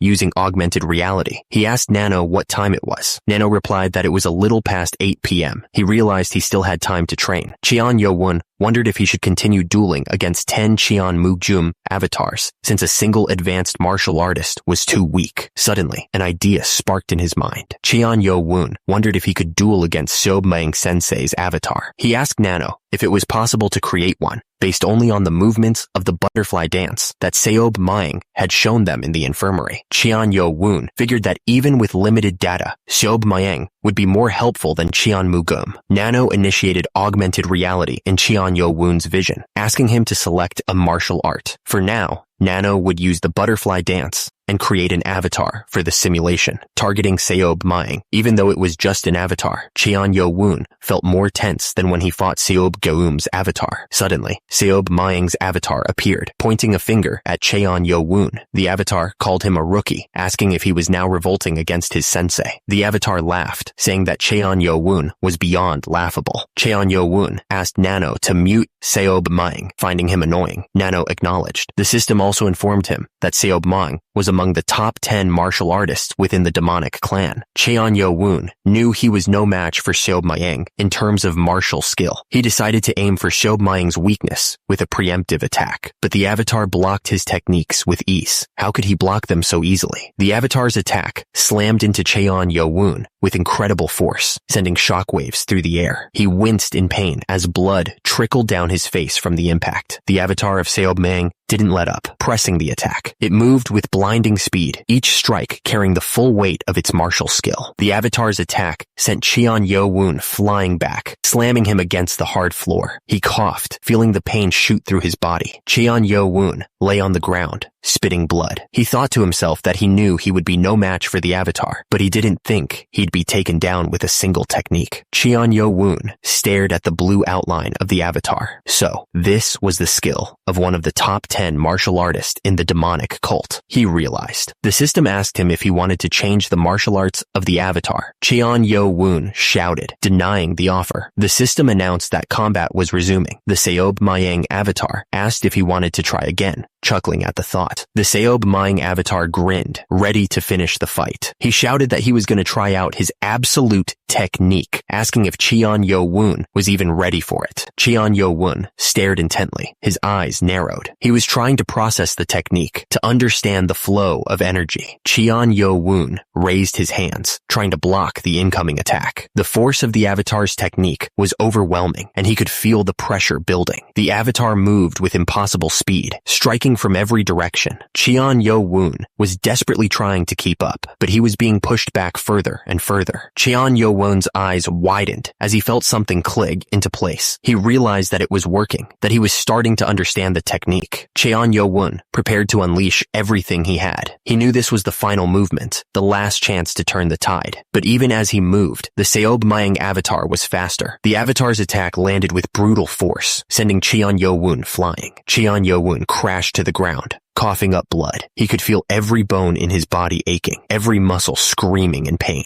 Cheon Yo-woon struggled to get back on his feet, but his body wouldn't listen. He thought that he was still no match for Sensei, even with the absolute technique. He was starting to get desperate. Then, Cheon Yo-woon saw something flicker in his vision. The system interface was lighting up, showing him something new. The system showed the Seob Maeng avatar, highlighting the damage he had managed to inflict. There were sword wounds all over the avatar, but they were shallow. Cheon Yo-woon realized that his sword technique might have surpassed Sensei's avatar, but he couldn't deal a critical blow. The massive difference in martial prowess was the problem, and he couldn't face off against a real master just by having gained the absolute technique. Cheon Yo-woon knew he had 4 years to complete the 8 arts of the demonic academy. Within those years, he would surpass Sensei, starting with his avatar. Days later, he was at the demonic academy grand martial training grounds. The air was thick with dust and the scent of sweat. Cheon Yo-woon looked frustrated. He had given it his all the previous day, yet the best he could do was fight on par with 10 Cheon Mugum avatars. He still had a long way to go. Lee Hameng, his voice booming across the training grounds, asked if they'd enjoyed their 4-day break. He then called out for Motto, his voice sharp and demanding. Lee Hameng announced that they would explain the 3rd test and distribute the Black Dragon medicine balls. He added that the test would require 12 people to perform a formation. A murmur rippled through the crowd of cadets. They looked at each other, some with concern, others with determination.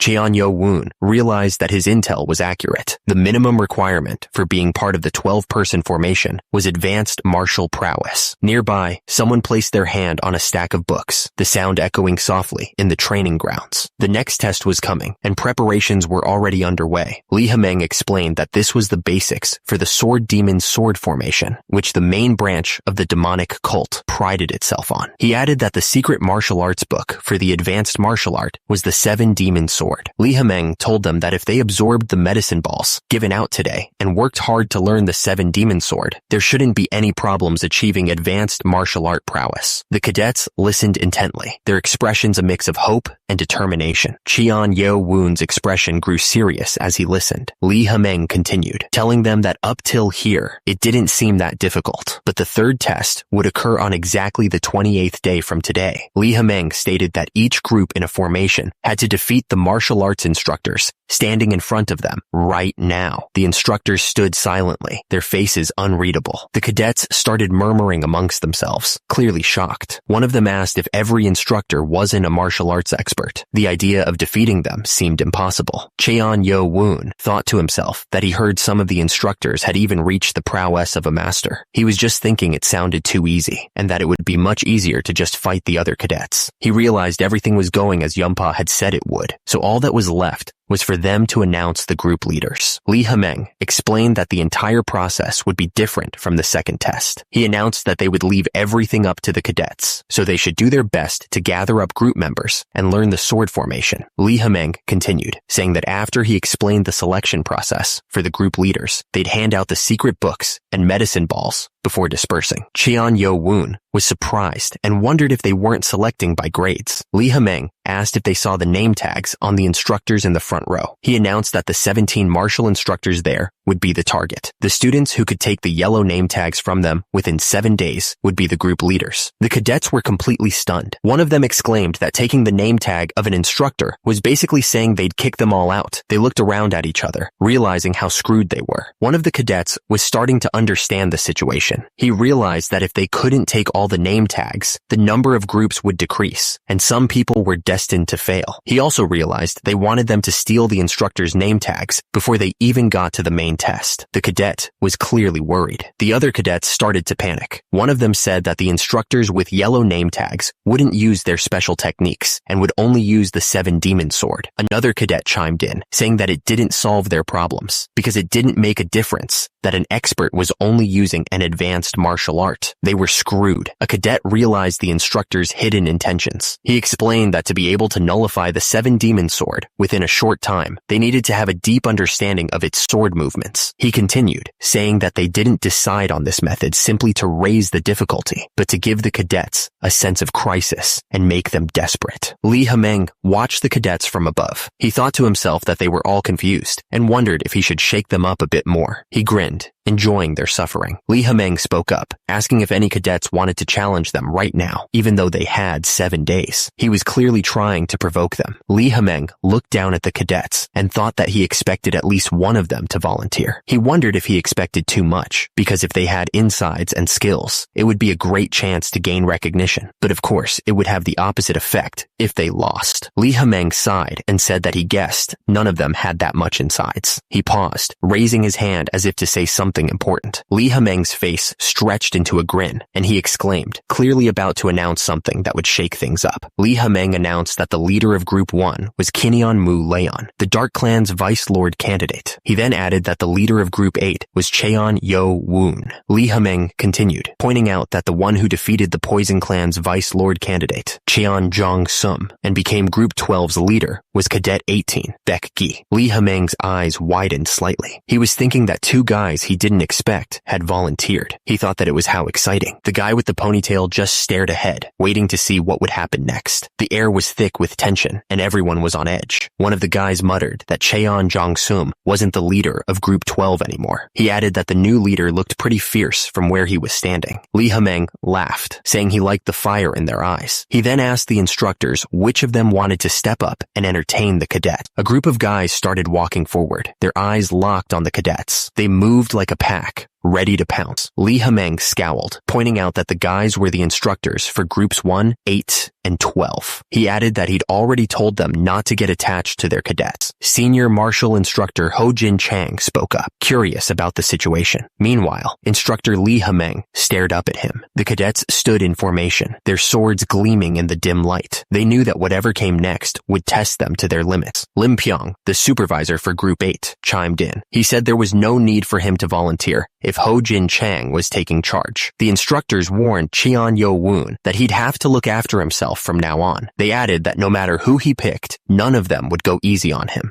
Lee Hameng figured that each instructor was planning on facing off against a different group's cadet to deny them the position of group leader. He added that thanks to Ho Jin Chang, it wouldn't be as unfair of a bout, and suggested they start with the leader of Group 1, Cadet Number 1. Instructor Yo Soon stepped forward, raising his voice to be heard. He insisted that he should be the one to fight, addressing the academy director directly. Another instructor was furious that Yo Soon had volunteered. He thought to himself, how dare Yo Soon try to take this fight? He had a vested interest in this cadet. He was worried that Cheon Ma Yun would be humiliated, and he couldn't allow that to happen. Another instructor raised his hand, volunteering to fight Cadet Number 18. He figured that the cadet shouldn't have tested Ho Jin Chang's patience. Lee Hameng approved the offer. Sang Moon Yo smirked to himself, revealing that he was planning on facing Cheon Yo Woon anyway. He would let the others fight it out, and then he would take the prize. The cadets stood in formation, ready to face whatever challenges lay ahead. The air was thick with anticipation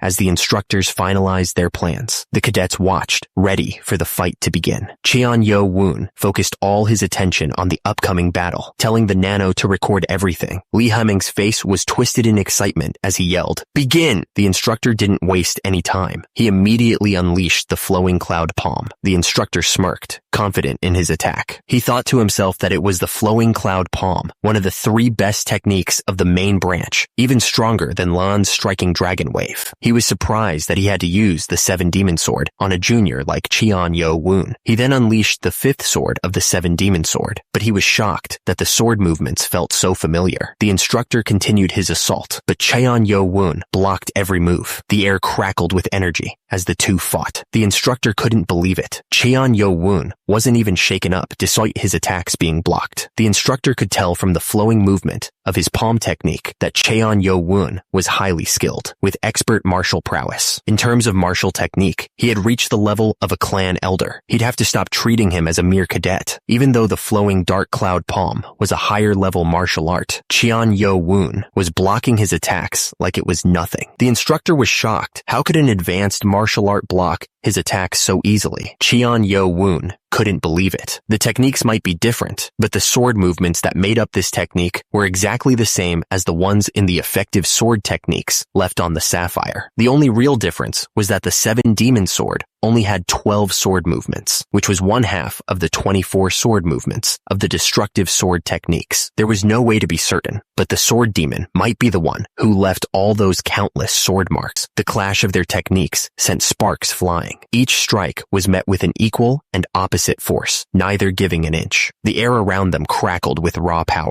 The instructor realized that Cheon Yo Woon was an expert like him, but slightly more skilled. Since he could block his palm techniques with only an advanced martial art, he bet Cheon Yo Woon had far more combat experience. He guessed he was an instructor for a reason. The instructor knew he had to end the fight quickly, or he'd be at an even bigger disadvantage. He took a deep breath, steeling himself for what was about to come. It couldn't be helped. The instructor changed his stance, gathering all his energy. Cheon Yo Woon realized he was planning on ending the fight with his ultimate move. He prepared to block the strike. The instructor launched a right palm technique. Cheon Yo Woon focused, ready to block the attack. Cheon Yo Woon was caught completely off guard. The instructor's left hand, the instructor's palm, slammed into Cheon Yo Woon, sending him flying back. He coughed up blood from the force of the impact. The instructor realized the movements were the same as before, but now inverted. He thought it was going to be hard to deal with, and decided to seal Cheon Yo Woon's left hand. Cheon Yo Woon managed to raise his arms in time to block the instructor's attack. The force of the blow still shook him to his core, but before the instructor could follow up, Cheon Yo Woon struck back. A blade of pure chi pierced through the instructor's defenses. The instructor coughed up blood, his eyes wide with shock. He hadn't expected Cheon Yo-woon to be able to pull off such a technique. The cadets watching the fight were going wild. They couldn't believe that Cheon Yo-woon had actually beaten an instructor, and with a chi blade no less. One of them thought that Cheon Yo-woon was already at expert martial prowess, and that the Dark Clan's young master was the closest to the position of Vice Lord. Lee Ha-meng thought to himself that the technique was a secret art that let one use two special techniques at once, inverting from left to right and vice versa at will. He knew it secured the Dark Clan's leader, Mu Jin-won's, place as the second best martial artist in the cult. He realized that the only one who managed to master it was in front of him, and that Cheon Yo-woon was a true genius. Lee Ha-meng told Cheon Yo-woon that he had earned the right to become a group leader for the third test. Cheon Yo-woon thanked him. As the crowd clapped, Cheon Yo-woon thought about the wording of the test. Something about it bothered him. He wondered if one person was able to earn only one name tag. Cheon Yo-woon stood alone in the training grounds. The eyes of the crowd focused on him. The tension in the air was heavy, the silence broken only by the rustling of robes. Cheon Yo-woon decided to put a hold on that thought, since how he did here would decide his future. He needed to prove himself in front of everyone. The instructor thought to himself that Cheon Yo-woon was impressive. He couldn't believe that Cheon Yo-woon wasn't nervous, but instead all fired up, despite being face to face with an instructor. The instructor admitted he was a bit surprised. He thought Cheon Yo-woon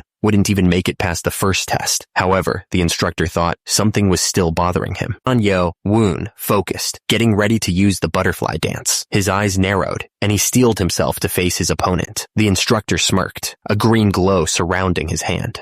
Will it be the butterfly dance? You may have the first move. Cheon Yo-woon knew he had to be careful. He thought to himself, I may have arrived at expert prowess, but I still lack internal energy compared to a true expert. Cheon Yo-woon saw his chance. Letting me have the first strike is proof that he is underestimating me. The instructor moved with incredible speed, unleashing the 10-star key technique. He yelled, previously 10-star defensive technique with the 10-star key technique. I'll finish this in one attack. Huh? Cheon Yo-woon could barely believe how fast the instructor was moving. So fast, he thought. The instructor's fist came crashing down, surrounded by a green glow. The force of the blow was immense. Then, a kick slammed into Cheon Yo-woon, sending him flying backwards. The impact was like being hit by a truck. Cheon Yo-woon coughed up blood as he was pushed back, to be pushed step by step backward with the 7-star key technique. He thought, he has great internal energy, but his key is too energetic and powerful. Cheon Yo-woon was getting frustrated. Damn it. So he's not going to just let me have this one, he cursed. The instructor felt the sting of humiliation. He was being completely outclassed, right here, right now. The two fighters blurred into a whirlwind of motion. Each strike was faster, each block more desperate than the last. The instructor yelled, trying to intimidate Cheon Yo-woon. Your key is still a bit shy of that of a true expert. You think you can run away? He taunted. The instructor pressed his attack, swinging his sword wildly. Take this. 7 demon sword, 4th sword, 6th sword, he shouted. Cheon Yo-woon watched the instructor's attack, analyzing every flaw. I can see it, he thought. Even without Nano's help, I can tell his sword techniques are unstable. Compared to the destructive techniques on the Sapphire, this is child's play. The instructor thought Cheon Yo-woon was a fool for closing the gap. I'll finish him with my second technique, the instructor thought, confident in his victory. But Cheon Yo-woon blocked the attack with ease and countered with a basic move. The force of the block sent the instructor flying backwards. Lee Ha-meng watched with disbelief. I can't believe it. He annulled the techniques of the 7 demon sword with just the basic moves of the butterfly dance, he exclaimed, stunned. The instructor's face twisted in fury. Damn it. To be pushed back by this brat's technique, he thought, his pride wounded. Since it's come to this, I'm going to knock you out with the 10-star key technique to internally injure you. Lee Ha-meng's eyes widened in alarm as he understood the instructor's intentions. A lethal technique? That crazy bastard, he shouted, worried for Cheon Yo-woon's safety. The instructor's eyes widened in shock as he felt the impact of his own technique. My internal energy is, he thought, realizing the damage he was inflicting. His attack was forcefully injecting energy into Cheon Yo-woon's body, tearing apart his organs. Cheon Yo-woon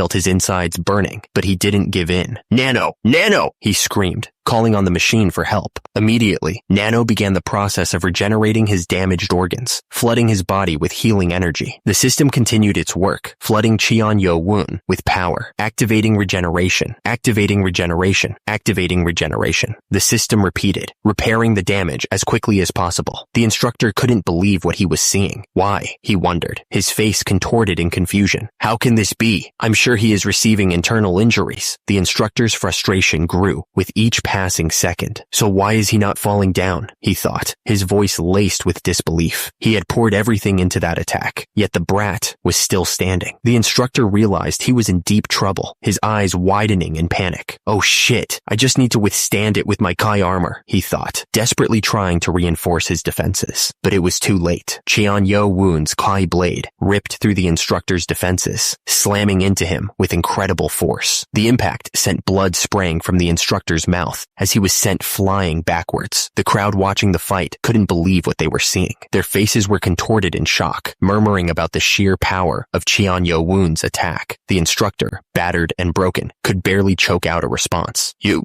he stammered, blood dripping from his mouth. Cheon-Yo-woon held the instructor up, his eyes filled with cold fury. The instructor could only gasp, his voice filled with terror. Monster, he whispered, realizing the true nature of his opponent. Cheon-Yo-woon stood tall, his gaze fixed on the instructor lying defeated at his feet. The silence was heavy, broken only by the sound of ragged breaths. Blood trickled from the corner of Cheon-Yo-woon's mouth, but his eyes burned with an unnerving intensity. He didn't seem tired at all. High above, the academy director watched Cheon-Yo-woon's display with narrowed eyes. So Yumpa wasn't exaggerating, he thought. Might become a problem. The academy director turned away, deep in thought. The Seven Demon Sword, created by the other legend of the demonic cult, the Sword Demon. It is a collection of plain sword movements, but their countless combinations makes it a very difficult move to annul. Yet he managed to do just that. He's beyond just excellent. He is a martial arts genius. The academy director frowned, a hint of regret in his eyes. I shouldn't have let that drunken scumbag have him, he muttered. One of the men shouted to the academy director that they needed to get Instructor Sang to the infirmary right away. The guy added, with a grimace, that the instructor's ribs were broken, and, even worse, bones were poking out. The academy director thought back to when Cadet 7 had punched through the fortified walls. He realized he forgot to warn the instructors about that. He ordered them to take Instructor Sang to the infirmary right away. Cheon-Yo-woon stared at the yellow ball in his hand, a sense of triumph washing over him. He'd actually done it. The cadets looked worried, realizing that their reputation was on the line. They were thinking that they'd already lost twice, which was not a good look. The man with the beard watched the events unfold, his expression unreadable. He was clearly deep in thought, considering the implications of what he had just witnessed. The academy director realized that the instructors were more worried about saving face than celebrating the rise of new talent. Turns out, he wasn't in a position to judge, since he'd also been too caught up in the moment to notice Cheon-Yo-woon's skill. He added another regret to the pile. Meanwhile, the cadets were waiting for the final duel to begin. The man stepped forward, raising his hand to silence the crowd. He announced that the final duel was about to begin, his voice booming across the training grounds. The crowd of cadets stood in eager anticipation. A palpable tension filled the air as they waited to see who would emerge victorious. The cadets started whispering amongst themselves, hoping instructor Ho Jin Chang could pull off a win and save them from further embarrassment. One of them said that they couldn't even imagine him losing. Another cadet reassured him, stating that it wasn't just anyone. It was instructor Ho Jin Chang, their senior officer. Another cadet wondered if an upset could happen again. He pointed out that there was no rule that said Cheon-Yo-woon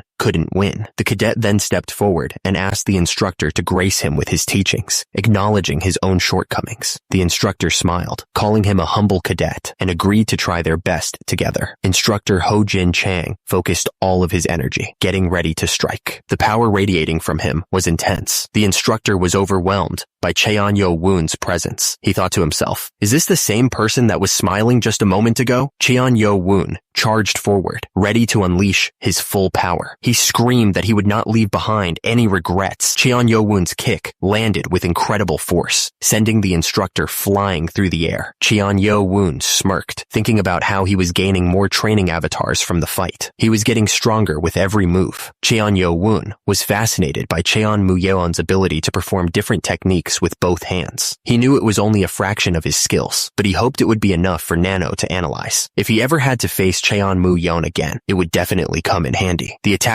came down with a powerful kick, the force of it creating a shockwave that ripped through the training grounds. Dust and debris flew everywhere. His eyes narrowed, a fierce determination burning within them. He wasn't going to back down, not even for a second. Cheon Yo-woon easily dodged all of the attacks by simply moving his torso. The instructor kept coming, but his attacks were all in vain. Cheon Yo-woon saw his chance. He pointed out that the instructor's back foot was wide open, leaving him vulnerable. The kick landed squarely, and Cheon Yo-woon was sent flying back, grunting in pain. The force of the blow was intense. The instructor seemed surprised by something. "Oh ho?" he muttered, his expression shifting. Cheon Yo-woon didn't stay down for long. He launched himself forward with a powerful kick of his own, aiming to turn the tables. Nearby, two observers watched with their eyes wide open. "It connected!" one of them shouted, disbelief written all over his face. The impact was brutal, splattering blood across the training grounds. A scream echoed through the air. The Kai blade tore through him, leaving a trail of blood. The instructor's face contorted in shock, realizing what he was up against. Keyblade, he managed to choke out. The force of Cheon Yo-woon's kick sent the instructor hurtling through the air. The impact was enough to shatter stone. The instructor landed hard, the air knocked out of him. He gasped, struggling to get back to his feet. The instructor looked up in disbelief, realizing the extent of Cheon Yo-woon's power. To have created a keyblade so quickly, he must be a master, he thought, fear creeping into his voice. He's much stronger than the previous instructors. Nearby, an observer's eyes widened in disbelief. "Oh," he muttered, completely stunned by what he had just witnessed. Cheon Yo-woon knew the skill difference was significant. He thought that it might be a stretch, but he needed to try and finish the match in a single technique. The instructor watched Cheon Yo-woon intently. He thought that the young man had quite the fighting spirit. Cheon Yo-woon unleashed a flurry of attacks on the instructor. The air crackled with energy as their techniques collided. Even with an injured foot, Cheon Yo-woon wasn't backing down. The instructor was impressed, thinking that he was quite the young man. Cheon Yo-woon moved with blinding speed. The instructor's eyes widened in surprise as he realized it was a feint. The instructor was sent hurtling downward, defeated by the unexpected attack. Cheon Yo-woon watched him fall, the faintest hint of surprise on his face. The instructor's eyes widened, and he thought to himself, so this kid has also achieved expert prowess. He couldn't believe it. The instructor launched a desperate attack, but it was too late. Looking up, Cheon Yo-woon saw the attack coming, and the instructor realized, an afterimage, I fell for it. Cheon Yo-woon watched the instructor fall, his expression unreadable. He thought to himself, you weren't too bad. It's a shame. The blow landed with devastating force, a final display of Cheon Yo-woon's power. The impact reverberated through the training grounds. The instructor was sent spiraling downward, energy crackling around him as he fell. The force of the blow had clearly taken its toll. He plummeted from a great height, the ground rushing up to meet him. The distance drove home just how badly he'd been beaten. The instructor slammed into the ground with a sickening thud, dust and debris exploding around him. The impact sent tremors through the training grounds. Coughing up blood, the instructor lay defeated on the ground. He thought to himself, he lost, to go down after just a few techniques. It really is no easy task to face an instructor. Cadet 1 and Cadet 7 were just monsters. It's my loss. He gasped, adding, if he hadn't gone easy on me and had used a Kai blade, it would have pierced my heart. Cheon Yo-woon watched the fallen instructor, his expression unreadable. He just thought that the instructor was unlucky. Cheon Yo-woon thought to himself that the instructor might have stood a chance if he hadn't faced a master. He also figured the other instructors were probably glad he lost.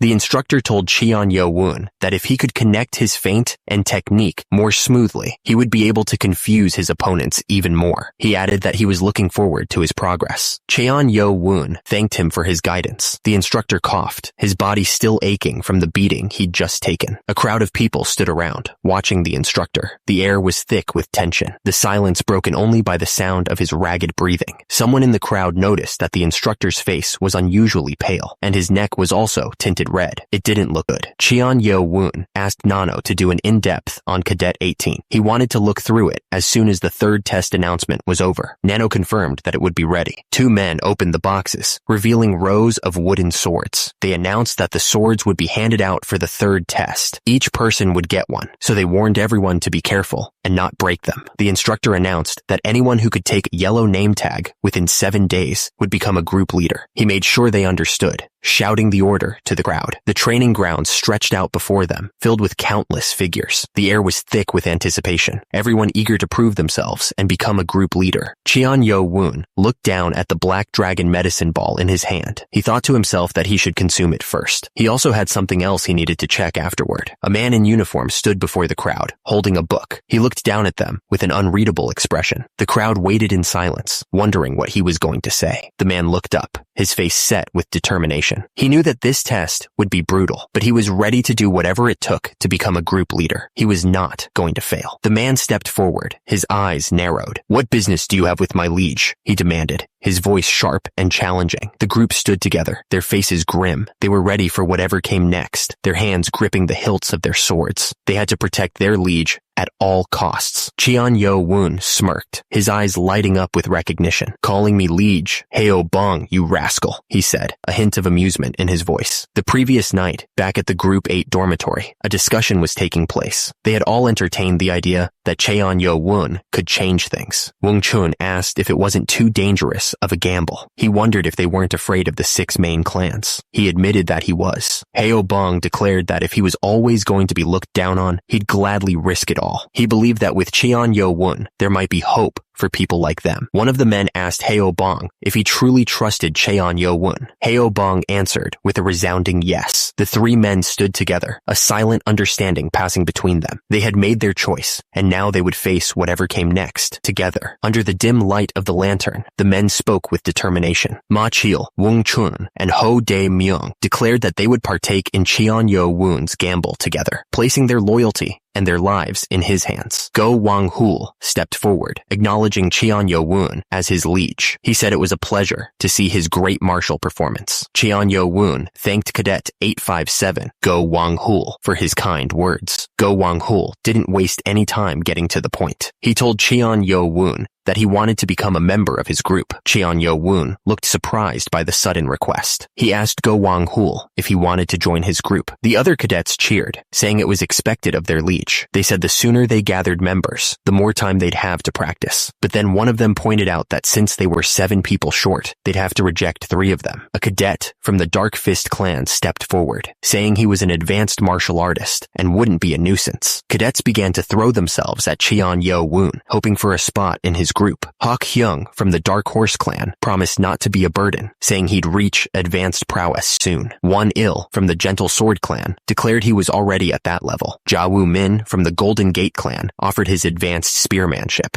despite lacking internal energy. A voice in the crowd expressed the frustration that everyone else was feeling. The cadet complained that 5 out of 16 people were from elite clans. He cursed, realizing only 2 spots were left, and that he hated those guys from elite clans. Cheon Yo-woon held up his hand, silencing the crowd. He thanked them for wanting to join his group, but made it clear that he wasn't simply looking for people to pass the third test. The other cadets looked at each other, confused by his words. He looked up at the sky. His eyes narrowed. He knew that when he left the demonic academy, he'd be stepping onto a harsh path, one laid out by the main branch. Cheon Yo-woon stared at them. Cheon Yo-woon sighed, wondering what he should do. He didn't want to get caught up in the battle of the heirs. He assured the cadets that he didn't care if they were from an elite clan or a small one, as long as they wished to join forces with him. Cheon Yo-woon clenched his fist, his expression determined. He declared that he was going to change the 6 foundations of the main branch. The cadets whispered amongst themselves, wondering if Cheon Yo-woon had lost his mind. One of them thought that Cheon Yo-woon might be a vice lord candidate, but wondered if he had any means to back it up. Another cadet realized that Cheon Yo-woon's declaration was basically a declaration of war, and that they'd have to wait for a different group leader. Cheon Yo-woon extended his hand, his voice sincere. He asked them to be his comrade for the journey and become a new foundation for the heavenly demonic cult. He made it clear that that was what he, Cheon-Yo-woon, desired from his group members. One of the cadets apologized to Cheon-Yo-woon, explaining that he simply wanted a leader to pass the third test with. He said it was a shame, as he wanted to be a part of Cheon-Yo-woon's group, but it wasn't fated to be. The cadets looked around at each other, clearly unsure of what to do next. One of them finally spoke up, offering a simple, "I'm sorry." The cadet with the headband looked worried, realizing the gravity of the situation. "This is bad," he muttered. "Maybe we should have told them after accepting them." The system displayed the identities of the new recruits. Go Wang-hul from the elite Dark Fist Clan, Cadet 857, Ja-woo Min from the mid-sized Golden Gate Clan, Cadet 77, and Oh-jong from the Treasure Sword Clan, Cadet 999. Go. Wang-hul stepped forward, addressing Cheon-Yo-woon directly. "Young Master Cheon, I've watched the other Vice Lord candidates as well, and something about you is different from them. The journey you've described is so dangerous that it could lead you and all your comrades to the grave." Go Wang-hul looked down, his expression conflicted. "To be frank," he admitted, "I want to give up on it as well." The first man admitted that he wasn't surprised by the other's hesitation, given his privileged background and the option to support a more promising candidate. But the second man declared that, as a martial artist, hearing Cheon-Yo-woon's ambition had only strengthened his resolve. He dropped to his knees, the sound echoing slightly in the open space. The gesture was absolute, a clear sign of surrender and devotion. With a loud voice, Go Wang-hul swore his loyalty to young master Cheon-Yo-woon, making it clear to everyone present that he had chosen his side. Go Wang-hul continued, stating that while he may still be lacking, he would never kneel to anyone except Cheon-Yo-woon. He then asked that Cheon-Yo-woon use him, Go Wang-hul, as his first sword, one of the demonic god's future 6 swords. The other men followed suit, kneeling in unison. Their heads were bowed, a silent pledge of loyalty to their new leader. The first man, Ja-woo Min of the Golden Gate Clan, declared his allegiance to Cheon-Yo-woon with a loud voice. Next, Oh-jong of the Treasure Sword Clan followed suit, swearing his loyalty to the young master. Cheon-Yo-woon looked at the men, a slight smile forming on his face. He seemed calm, but there was a hint of something else in his eyes, as if he was already planning their future. Cheon-Yo-woon addressed the group, simply saying thank you. The word hung in the air, a promise of things to come. One of the cadets spoke up, declaring that he didn't care about the title of Liege's sword. He proclaimed himself to be Cheon-Yo-woon's first subordinate, laughing at his own boldness. At the entrance of the Demonic Academy's individual training facility, Cheon-Yo-woon gave his orders. He wanted them to absorb the medicine ball and memorize the entire text of the 7 demon sword. One of the cadets asked, "The text?" Cheon-Yo-woon explained that starting tomorrow morning, they would train together. He added that he would personally check everyone's movements and techniques. The cadets were already impressed. They thought that sticking with Cheon-Yo-woon as their liege was the right choice, since he was taking such good care of them. One of them thought about how he would just beat the techniques into them until they learned, just like his sensei did. Cheon-Yo-woon ordered everyone to go to their individual training rooms. He instructed them to regroup around 10 o'clock at night after they'd consumed the medicine balls. The cadets responded with a loud, "Yes, liege!" As Cheon-Yo-woon walked away, one of the cadets followed him, asking if there was something he wanted to say. The cadet said he might be worrying about nothing, but he thought that from now on, Cheon-Yo-woon should always have him or another subordinate accompany him at all times. One of the cadets voiced his concerns. He was troubled by the instructions they had received about taking the yellow name tags from the instructors. The cadet continued, now thinking about the academy director's words. He realized that the real objective might not be to defeat the instructors, but for the cadets to take name tags from each other. The cadet advised Cheon-Yo-woon to be cautious, since his group had significantly fewer men than Cadet 1 from the Dark Clan. Cheon-Yo-woon appreciated the advice, but the cadet insisted that it was only natural, since he had sworn to serve him as his liege. The cadet then offered to use the training room next to Cheon-Yo-woon's, so he could be close by, but Cheon-Yo-woon revealed that he wasn't even headed there. Cheon-Yo-woon explained that he was now using the training rooms over there. The cadet was shocked, asking if that place wasn't only permitted for cadets that had reached expert prowess. He then exclaimed how amazing Cheon-Yo-woon was, and vowed to try his best to reach expert prowess as soon as possible, so that he could use the same training facility as his liege. Cheon-Yo-woon just responded with a, "all right." The hallway was completely empty, The doors leading to various training rooms closed and silent. The place felt deserted, as if everyone had already left to complete their tasks. Cheon-Yo-woon focused, and a bright blue energy started to flow from his hand. It swirled around his fingers, like a tangible force ready to be unleashed. Cheon-Yo-woon stared at the energy in his hand, marveling at the power he now possessed. He thought to himself that this was what it meant to be a true expert, having surpassed 60 years of ki. He wondered if he could now imbue a blade with this power and create a proper ki weapon. Cheon-Yo-woon thanked Nano, acknowledging that all this was thanks to Nano, helping him absorb the energy. Nano responded that it was because of him, which made Cheon-Yo-woon wonder if there was no such thing as humility in the future. Nano simply stated that it existed, which made Cheon-Yo-woon respond with a, "Is that so?" Cheon-Yo-woon said alright, and then asked Nano to show him the video of Baekgi's fight from earlier. Nano confirmed, explaining that in order to replay the video, augmented reality would be enabled in his vision. Cheon-Yo-woon coughed, then told Nano to pause the video. He needed a closer look. He then asked Nano to zoom in on Baekgi. Nano zoomed in on the target, following Cheon-Yo-woon's instructions. Cheon-Yo-woon then asked Nano to zoom in even closer on Baekgi's face and neck. Nano zoomed in further, revealing Baekgi's face was ghastly pale and his eyes were bloodshot. Cheon-Yo-woon noticed the red spots on Baekgi's neck, which made him narrow his eyes. Cheon-Yo-woon stared intently. His eyes narrowed. He was sure of what he was seeing, and he was about to say it. Outside, the building stood silent under the vast sky. Nothing seemed amiss, but inside, a dark truth was about to be revealed. The two figures traded blows with blinding speed, each strike carrying enough force to shatter bone. The clash of their fists echoed through the training grounds. Hong Du-wee watched with narrowed eyes. He realized that his opponent had already surpassed the skill of a normal cadet. He thought to himself, I can't defeat him by just copying the 7 demon sword. He's a true expert. Hong Du-wee was skeptical that someone could analyze the 7 demon sword in such a short time, but he had to admit the cadet was a genius. Hong Du-wee realized who he was facing. Cheon Yu-chan, the Blade Clan's Vice Lord candidate. He's a genius, rivaling the other two, Hong Du-wee thought to himself. Hong Du-wee stepped back, saying, dueling anymore will be pointless. We can stop here. The cadet looked shocked, wondering what this meant. Hong Du-wee then handed over his name tag. I'll give you my name tag, Hong Du-wee said. Go gather your group members. I expect great results from you. Cheon Yu-chan bowed slightly and replied, thank you very much. He held up the name tag, a twisted smile spreading across his face. Heh,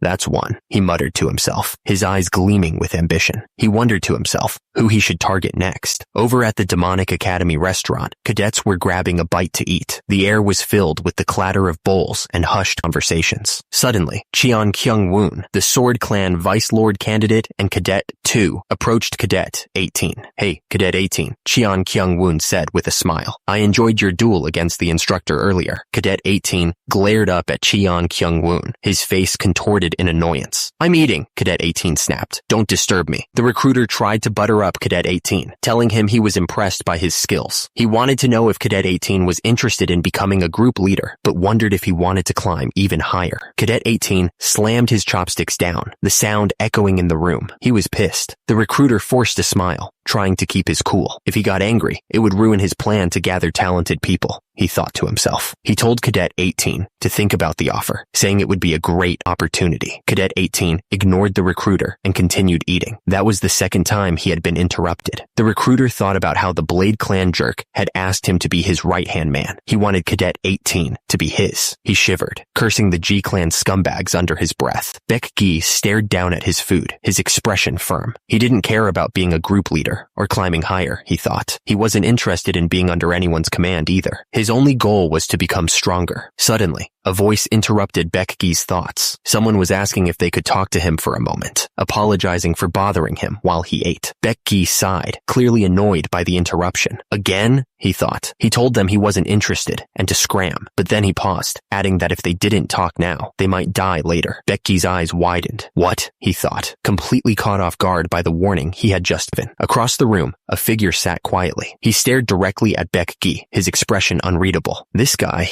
is, he thought. His eyes narrowed. Cheon Jong-sum looked absolutely furious. He sneered, telling Baek Gi that even though he wasn't from the main clans, his arrogance was worse than the other two guys from before. He couldn't believe Baek Gi actually thought he could recruit someone like him. Baek Gi looked surprised by the outburst. He calmly tried to explain that there was a misunderstanding. Cheon Jong-sum slammed his hands on the table, glaring down at Baek Gi. A misunderstanding? He asked, his voice dripping with sarcasm. He reminded Baek Gi that he had threatened him, so there was no way he was buying that. Baek Gi's expression turned serious. He told Cheon Jong-sum that he didn't mean the threat like that. He paused, then dropped a bomb. It appeared that Cheon Jong-sum had been poisoned. Cheon Jong-sum looked completely shocked. Poisoned? He exclaimed. He demanded to know what nonsense that was. Baek Gi pointed out that he had observed Cheon Jong-sum during the duel earlier. He noted that Cheon Jong-sum's face was as white as a sheet, and there were red spots on his neck. Cheon Jong-sum looked completely taken aback. Poisoned, he thought, his mind racing. He couldn't believe it, especially since he had been keeping a close eye on Cheon Jong-sum ever since being assigned to Group 12. Baek Gi stared at Cheon Jong-sum, his eyes narrowing. Besides that, why was he even telling him this? Even if he had been poisoned, it shouldn't be Cheon Jong-sum's concern. A bead of sweat trickled down Cheon Jong-sum's face. The red spots on his neck were becoming more noticeable, a clear sign that something was definitely wrong. Baek Gi apologized for misunderstanding Cheon Jong-sum, but, he added, if he had been poisoned, he should have noticed it during Kai meditation. He asked if Cheon Jong-sum felt fine even during Ki meditation. Baek Gi wondered aloud if Ki meditation allowed one to sense poison. He admitted that he didn't know much about martial arts, but he was pretty sure those were symptoms of micro-poison, which he had seen before when the MC's mom had food poisoning. Somewhere else, a man was cooking. He suddenly thought about a doctor, wondering what they were up to. The cook cheerfully greeted Baek Gi, saying it had been a while. He asked if Baek Gi had eaten yet, adding that he was glad to hear that he hadn't. The cook stirred the pot, mentioning that he didn't want to eat by himself. But before that, he had something else to ask. The cook apologized, but asked if the doctor could check up on his friend, Cheon Jong-sum. He thought Cheon Jong-sum had been poisoned. Cheon Jong-sum looked absolutely shocked, exclaiming, "Poisoned?" The Demonic Academy's infirmary was on the second floor. Two guards stood silently outside, watching anyone who came or went. The cook held out a bowl filled with steaming smoke. "Inhale this smoke by breathing with your mouth," he instructed. Baek Gi looked at the bowl suspiciously. "With my mouth?" he asked. The cook smiled. "Just inhale it deep." Baek Gi hesitated for a moment, then closed his eyes and inhaled deeply. "I understand," he said, right before he started to choke. Baek Gi erupted in a fit of coughing. "Cough, cough! Ak, cook, cough!" His face turned red as he stumbled backward, clutching at his throat. Baek Gi coughed violently, barely able to stand. "It's definitely micropoison. Cough, cough," he choked out, realizing the gravity of the situation. Cheon Jong-sum, standing beside him, confirmed his fears. "Yes, I'm sure you've been poisoned." Cheon Jong-sum explained how the poison worked, a diagram appearing to illustrate his point. "Micropoisons don't flow through your veins," he said. "Instead, their effects appear as they accumulate in your lungs or stomach." Baek Gi looked shocked, clutching at his neck. "The lungs," he muttered, realizing the implications. Cheon Jong-sum continued, "It can be used by putting it in food, but it can also be used by crushing it into a fine powder and making you inhale it in your sleep." Cheon Jong-sum's eyes narrowed. "In small doses, it's hard to notice that you've inhaled it while sleeping," he said. "Are you perhaps sharing a dorm with a poison user?" The Demonic Academy dorms stood silent under the night sky. It was the first night for Group 12, and danger already lurked in the shadows. The guys around Cheon Yo-won were furious. "Get a hold of yourself. Young master, you jerk. How dare you, when you're only from the Gentle Kick clan? Do you think you'll be safe after attacking Cheon Jong-sum of the Poison clan?" Cheon Yo-won looked down at them, not impressed at all. "Does it matter who I am or who he is? At the Demonic Academy, strength is everything. Now that I've won, I'll be in charge of Group 12. Cheon Jong-sum watched from above, a sinister smile spreading across his face. "You're so full of yourself. Enjoy your victory for now. The claws of the Poison clan are like poison liquor. They grow stronger over time." Baek Gi's eyes widened, understanding dawning on his face. So this is what he meant back then. Cheon Jong-sum, that scumbag. One of the men spoke with concern. I'm glad we discovered it so soon. If you take an antidote for 7 days, you'll be as good as new. Isn't it pretty serious if red spots are appearing on his neck? The man leaned in, explaining the poison's effects with a serious expression. Right, you said you got hit on the chest during your duel, right? So the symptoms became pronounced for a moment because your lungs were stimulated. If the symptoms were present all the time, not even a godly doctor could save them. The man tilted his head, a hint of suspicion in his eyes. But how do you know so much about this poison? Cheon Yo-woon's face darkened, a shadow passing over his eyes. My mother passed away from being poisoned with micropoison, and I was poisoned by it for a while as well. He paused, his voice softening. I'm sorry, I haven't shown you my gratitude yet. You've saved my life. Thank you very much. Cheon Yo-woon looked away, a determined glint in his eyes. I just didn't want anyone to die from such a cowardly poison. The man's eyes widened in shock, his face paling. Something about Cheon Yo-woon's words had triggered a realization. Also, what? Baek-gi grinned, his eyes gleaming with a dangerous light. I've been looking for the source of that poison, he muttered, a dark excitement building within him. What? Is this intense bloodthirst? Cheon Yo-woon suggested. Why don't you rest in the infirmary for today? Baek-gi looked at him, surprised by the sudden concern. Pardon? Cheon Yo-woon warned. If you return to the dorms, they'll just poison you again. Baek-gi listened intently, considering the warning. Cheon Yo-woon pressed. You weren't planning on taking your revenge right now, were you? You even have a foot injury. Baek-gi hesitated, looking down.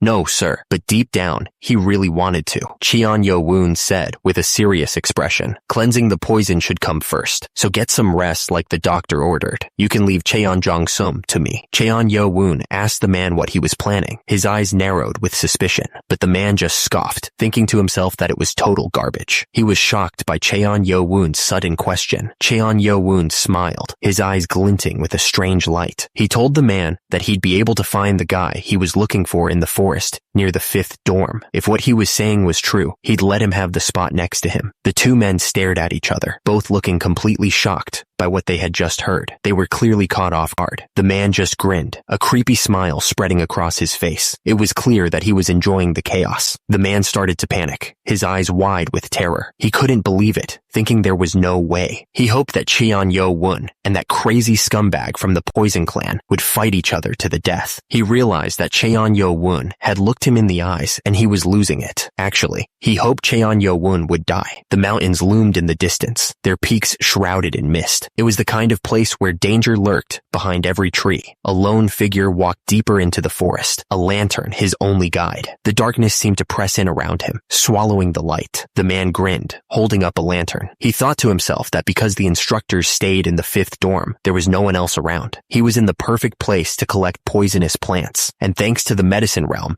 he now had the internal energy of a near expert. The man's smile widened, his eyes gleaming with malice. He thought to himself that without even using something like micropoisons, he'd be able to make that cocky Baek-gi kneel in front of him. He was going to kill him with his own hands before the micropoison made him croak. But then, a voice interrupted him, asking what had him so happy. The man spun around, his eyes wide with alarm. He demanded to know who was there, his voice laced with fear. The voice didn't sound like a martial arts instructor, which made him nervous, but the lantern was too weak to see who it was, so he squinted, trying to make out the figure in the dark. Suddenly, Cheon Jong-sum stepped out of the shadows, his voice dripping with anger. He demanded to know if the man was feeling good after messing with micropoisons. He then called him a bastard, asking what he was doing there. Cheon Jong-sum's eyes widened as he realized he'd just mentioned micropoisons. He wondered if he'd been overheard, but then he remembered the red spots on Baek-gi's neck, and his expression turned to disbelief. He stammered, asking how the man had figured it out. Cheon Jong-sum's face twisted in pure terror. He knew he was in deep trouble. A twisted smile spread across Cheon Jong-sum's face, and he began to laugh like a maniac. He was screwed, and he knew it. Cheon Jong-sum smirked, his expression oozing with false innocence. Heh, right, that's how you figured it out, he said, acting impressed. Now that you mention it, suddenly Cheon Jong-sum's face was a mess of blood and pain. Before he could even finish his sentence, he was sent flying backwards. He crashed into the ground, leaving a trail of blood and shattered wood. An Jong-sum and Cheon Yo-woon lay on the ground, surrounded by a pool of blood. The fight had taken a nasty turn, and neither of them looked like they were getting up anytime soon. Cheon Yo-woon's face was a mask of pure rage. He was not going to hold back. Spinning through the air, Cheon Yo-woon unleashed a flurry of attacks. The force of each blow echoed through the forest. Under the silent gaze of the moon, the battle raged on. Cheon Jong-sum's fingers twitched, barely able to move. Cheon Jong-sum's eye flickered open, staring up at his attacker. Cheon Yo-woon was relentless, his movements a blur of deadly force. Cheon Jong-sum went flying backwards, crashing through the trees. Cheon Yo-woon lay on the ground, blood trickling from his mouth.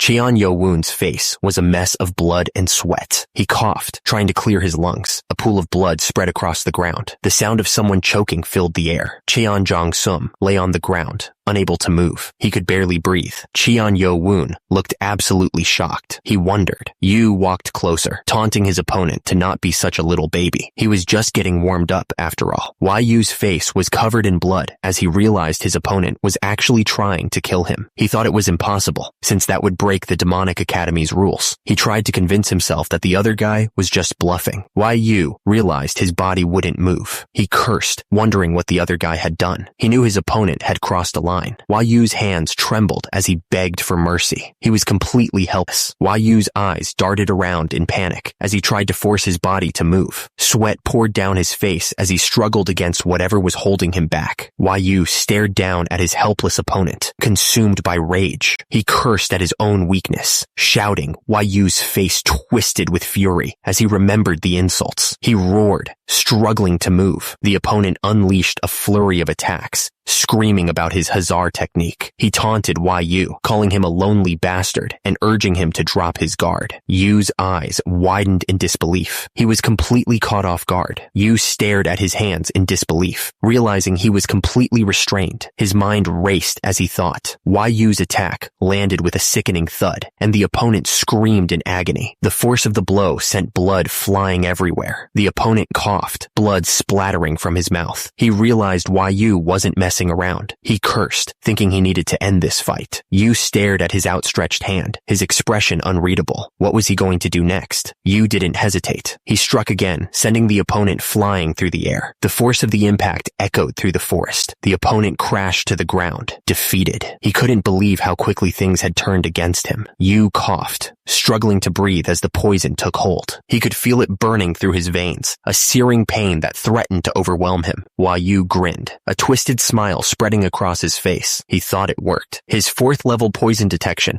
let him keep pieces of poison inside him. Yu realized he couldn't worry about the clan's rules when he was about to die anyway. He was ready to do whatever it took to survive. Suddenly, the system warned him that a powerful acidic poison was attacking his face and hand. It immediately activated emergency defense mode, neutralizing the poison and restoring his damaged skin. The wounds on Yu's face began to close as the poison was neutralized. His skin started to heal, the red spots fading as the system worked to repair the damage.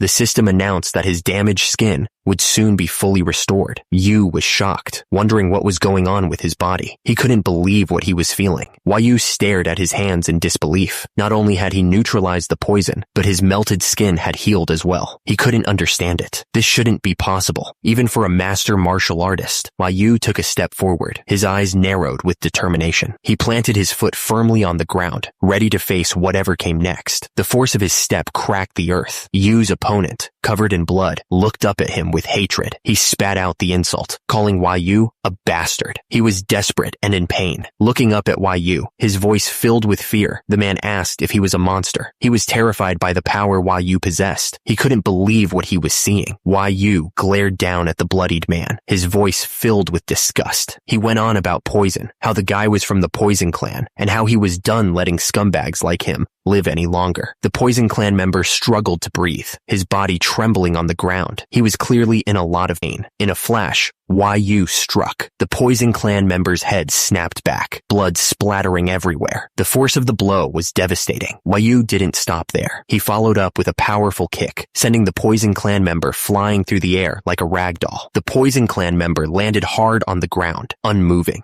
Dust swirled around him as his body lay limp, the fight completely gone. The scene was gruesome. Blood covered his hands and face, a testament to the brutal beating he had just endured. He was in terrible shape. He gasped for air, his lungs burning. He screamed, his voice hoarse and desperate. Somewhere above, the moon hung high in the sky, a silent witness to his suffering. Yu stared down at the man, his face hard. He showed no emotion, no pity. Whatever he was about to do, he was ready.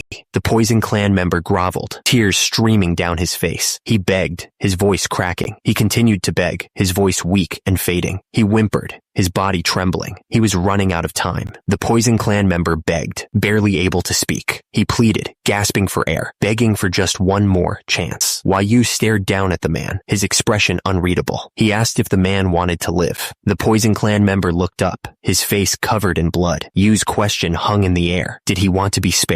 Yu's face twisted with rage. He reminded the man that his mother had died in agony, and that he had the nerve to ask for mercy. He was absolutely furious. Sum knew he was done for. He was so screwed. He realized that Cheon Yeo-woon would never forgive him. He was inside the dorm. Cheon Jong-sum tried to scream for help, but his voice was almost gone. He was desperate to be saved. Cheon Yeo-woon looked down at him. He asked if Cheon Jong-sum thought he could scream for help, since the dorm for the instructors was nearby. He called him a freaking retard. Cheon Yeo-woon raised his foot. He asked if this was the hand that Cheon Jong-sum used to spray poison on his face. He was furious. Cheon Jong-sum could barely speak. The system analyzed his lip movement and determined that he was likely trying to say, "No, not this hand." The foot came down hard, crushing Cheon Jong-sum's hand. The bone snapped under the pressure, and he screamed in agony. Cheon Yeo-woon stared down at him, panting. He said he wasn't going to kill him today. He didn't want to get kicked out of the demonic academy for killing a piece of trash like Cheon Jong-sum. Cheon Jong-sum thought he was going to be spared. Cheon Yeo-woon's expression hardened. He told Cheon Jong-sum that instead, he was going to torture him so badly that he would beg for death. He asked if he should start with his bones. Cheon Jong-sum's face was a mess of blood and bruises. Tears streamed down his face as he stared up, broken and defeated. Cheon Jong-sum coughed, barely able to breathe. He wondered how he had ended up like this. He couldn't remember. Then Baekji's name flashed in his mind. Cheon Jong-sum lay on the ground, a brutal mess. He wondered why he had used something like micro-poison on Baekji. He cursed the goddamn micro-poison. Cheon Jong-sum's mind flashed back. He remembered learning about micro-poisons years ago at the Poison Clan's main house apothecary. He recalled asking how long it would take for the poison to work. He looked up from his book, curious. The woman smiled, handing him a cup. She said it would take less than a year, which sounded dandy. The woman, partially hidden behind a veil, asked if they wouldn't notice it if they lacked knowledge of internal energy. She seemed confident. Lady Baek explained that anyone without internal energy would never detect the poison. She then asked what the micro-poison was for, her eyes gleaming with curiosity. Lady Baek wondered aloud where it would be used, a sinister smile playing on her lips. She seemed to relish the thought of the poison's effects. Lady Baek stood by the window, the light casting strange shadows across her veiled face. She seemed lost in thought, perhaps already imagining the chaos to come. A close-up showed Lady Baek's face, a sly smile spreading across her lips. She looked like she was enjoying a private joke. Less than a year later, the news spread like wildfire. Lady Hweba, the Lord's seventh wife, had died. The demonic cult was abuzz with whispers and rumors. Cheon Jong-sum recalled that his mother had been elated by the news of Lady Hwa's passing. She had hated that woman's very existence, he remembered. However, that happiness didn't last long, Cheon Jong-sum thought. They soon found out that Lady Hwa's death was caused by micro-poisoning. His father was furious, but they managed to avoid his anger because the demonic doctor claimed that micro-poison was only used by the Poison Clan. But the cook, who used to prepare her food, killed himself, and the real culprit was never found. Cheon Jong-sum remembered. The only thing they discovered was that the cook had been in contact with the lady in the veil, but no one could figure out who she was. Because of this incident, Cheon Jong-sum's grandfather, the head of the Poison Clan and one of the 6 council elders, lost his position in the council. His father also cut all ties with his wives from the 6 main clans. It wasn't true, Cheon Jong-sum heard someone say. His mother didn't use it. The older woman asked if her child had seen her hand the poison to her. She explained that confessing would be the same as admitting to the murder. She told her child, Sumi, that this secret had to go with them to their graves, or else he would face his father's anger. The child, Cheon Jong-sum, just stared, shocked by his mother's words. He could only manage to say mother.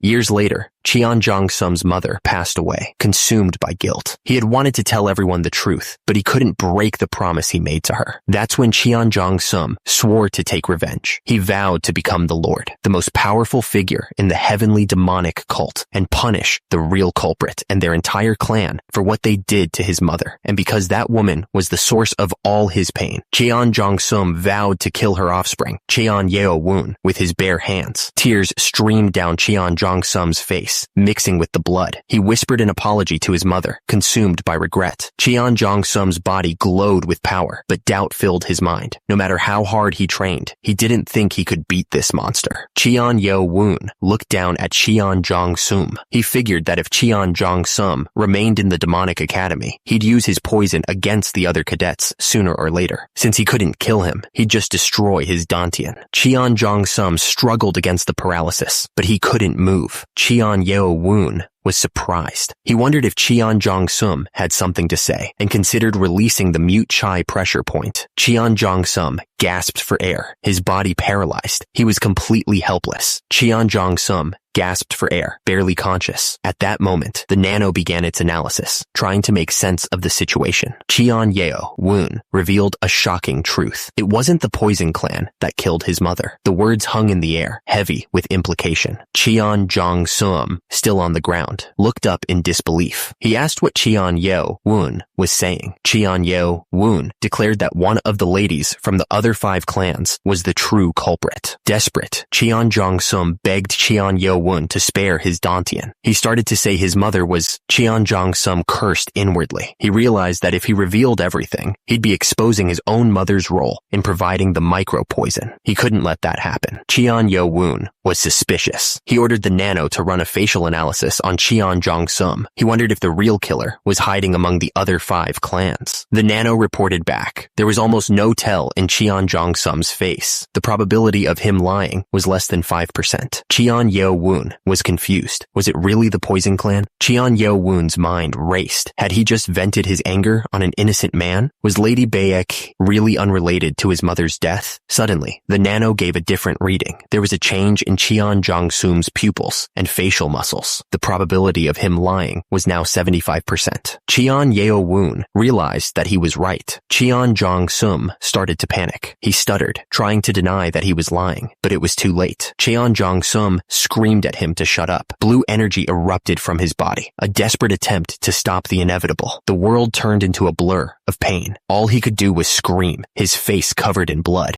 Cheon Jong-sum realized his internal energy was going crazy. It was erupting from him, uncontrollable and destructive. A horrifying scream echoed through the air. It was a sound of pure agony. Hours later, Cheon Yeo-woon sat in the Demonic Academy's infirmary on the 2nd floor. He was deep in thought, processing everything that had just happened. Cheon Yeo-woon sighed, a bad feeling washing over him. He thought to himself that he should have some antidotes ready, just in case. Suddenly, the door to the room burst open with a loud crash. A man rushed in, carrying Cheon Jong-sum on his back, who was covered in blood. He yelled for a doctor, demanding that someone do something to help him. Another man looked at Cheon Jong-sum with shock, then turned his furious gaze to Cheon Yeo-woon. He demanded to know what Cheon Yeo-woon had done to him that he ended up in such a state. The man called Cheon Yeo-woon crazy scumbag, demanding an explanation. He couldn't believe that Cheon Yeo-woon had actually brought him back like this. The man's eyes widened in disbelief as he looked at Cheon Jong-sum. He gasped, realizing that Cheon Jong-sum's dantian had been completely destroyed. The poison of destruction, the text explained, was the Poison Clan's best martial art. The internal energy held within the lower dantian was essential to maintain the poison, and its destruction caused the poison to rampage through his body. The man admitted he wasn't a martial artist, but he knew how much they valued their dantians. He knew something bad would happen, but he didn't expect this. Energy swirled around Cheon Jong-sum's body as someone tried desperately to heal him. The energy glowed with a faint, ethereal light. The man gasped, recoiling from the stench. He couldn't believe how Cheon Jong-sum's blood smelled. He wondered how he was still alive with such putrid poison flowing through his veins. The man watching over Cheon Jong-sum wondered if he had a high resistance to poison due to his martial arts training. He was barely hanging on, and at this rate, he wouldn't last much longer. Cheon Yo-woon suddenly realized he had something that might help. Cheon Yo-woon started searching frantically. He swore he had put it here somewhere, but where was it? Cheon Yo-woon shouted that he had found it, his teacher's antidote. He told Cheon Jong-sum it would feel like he was dying, but if he wanted to live, he needed to swallow it. Cheon Yo-woon cursed, realizing he couldn't let Cheon Jong-sum die like this. He asked Nano if it was possible to get inside Cheon Jong-sum's body and cure him directly. Nano responded that it went against the system's rules. Cheon Yo-woon realized that nothing could be done that way. He wondered if there was any other solution. Then he asked Nano if it could analyze the poison from the blood, and Nano said it was possible. Cheon Yo-woon placed his fingers on the brutal substance right over his heart. He asked if that was the right way to do it. Nano began analyzing the poison. The system reported that the analysis was complete and that different toxins were interacting, causing a new toxic effect. Cheon Yo-woon's eyes darted around as he asked which medicines he could combine to make an antidote. He needed to act fast. The system started creating an augmented reality screen within Cheon Yo-woon's vision. It listed off a bunch of medicines, like Pueraria lobata and Tarasicum platycarpum. Cheon Yo-woon wiped the sweat from his brow, relieved. He had stopped the spread of the poison with his teacher's antidote and acupuncture. Cheon Jong-sum seemed to be doing a little better now. The man watched Cheon Yo-woon with a confused expression. He wondered what he was doing. He asked something, his voice laced with disbelief. Cheon Yo-woon didn't even look up as he continued to mix the herbs. He said something calmly. The man looked at him, completely stunned. The man's eyes widened, and he stammered in disbelief. He trailed off, completely lost for words. The man's eyes darted to the herbs, and he gasped. Cheon Yo-woon finally looked up, his gaze intense. Cheon Yo-woon looked at Dr. Beck, his face etched with urgency. He begged the doctor to trust him, just this once. The room was lined with tall cabinets, each filled with countless drawers. It was the Demonic Academy's infirmary, a place of both healing and experimentation. Cheon Yo-woon carefully inserted the needles, his brow furrowed in concentration. He breathed of relief, explaining that since Cheon Jong-sum swallowed the antidote, he clearly still wanted to live. Now, they just had to stop the poison from spreading any further. Dr. Beck looked at Cheon Yo-woon, his expression stern. He admitted that Cheon Yo-woon had combined the ingredients correctly, but warned him not to act on his own again. He then apologized for causing Cheon Yo-woon trouble. Another man stepped forward, his voice laced with concern. He questioned if Cheon Yo-woon really had to destroy Cheon Jong-sum's Dantian. He pointed out that the Demonic Academy might accept survival of the fittest, but this seemed excessive. He wondered what Cheon Yo-woon was going to do about the Academy director and Poison Island. Cheon Yo-woon looked determined, a bead of sweat trickling down his face. He thanked the man for his concern, but insisted that he caused this mess and would be the one to fix it. Cheon Yo-woon stared back at the man, his expression unreadable. The air hung heavy with unspoken worries, each man lost in his own thoughts. The man sighed, his face etched with worry. He said that Cheon Jong-sum was still young, and though he might have acted like an adult, he could still see the foolishness of a kid. He wished Cheon Yo-woon would think harder about the consequences of his actions. The man went on, explaining that from his time at the main branch, he learned that cunning was more important than strength. He hoped Cheon Yo-woon would become less stubborn. With a final, he told Cheon Yo-woon to go back for now. A new voice piped up, sounding almost forgotten. The man looked over, surprised, as the other man asked what about him. The man just replied, right. Cheon Yo-woon stood alone under the night sky, the weight of his actions pressing down on him. The silence of the night seemed to amplify his inner turmoil. He stood firm, his boots planted on the ground. He wasn't going to back down from this. Cheon Yo-woon looked up at the moon, his mind racing. He thought to himself, I only wanted to become stronger, which was possible thanks to Nano. But was I thinking that power is all I need to stand above all the scumbags of the demonic cult? Cheon Yo-woon's expression hardened as he looked up. Nothing more than just my arrogance, he wondered. Cheon Yo-woon stared at the other man, his eyes filled with a mix of regret and determination. The man's gaze met his, a silent acknowledgement of the path ahead. Cheon Yo-woon Yo-woon looked like he regretted what he had done, but he didn't back down from his decision. He explained that he couldn't hold back his anger. Cheon Yo-woon reasoned that if he had left Cheon Jong-sum alone, he might have used his poisons on the other cadets. He felt like he had no choice. The other man watched Cheon Yo-woon carefully. He thought to himself that Cheon Yo-woon's decision-making wasn't perfect, but he seemed different from the other Vice Lord candidates. The man's expression was hard to read. He seemed to be thinking hard about something, trying to figure out what to do next. Suddenly, another man ran up to Cheon Yo-woon, relieved. He asked if this was where Cheon Yo-woon was. He reminded him that they were supposed to go together at midnight, and that he was worried Cheon Yo-woon might have been ambushed. The man looked relieved as he apologized for making them worry. He added that he was just glad that their liege was safe.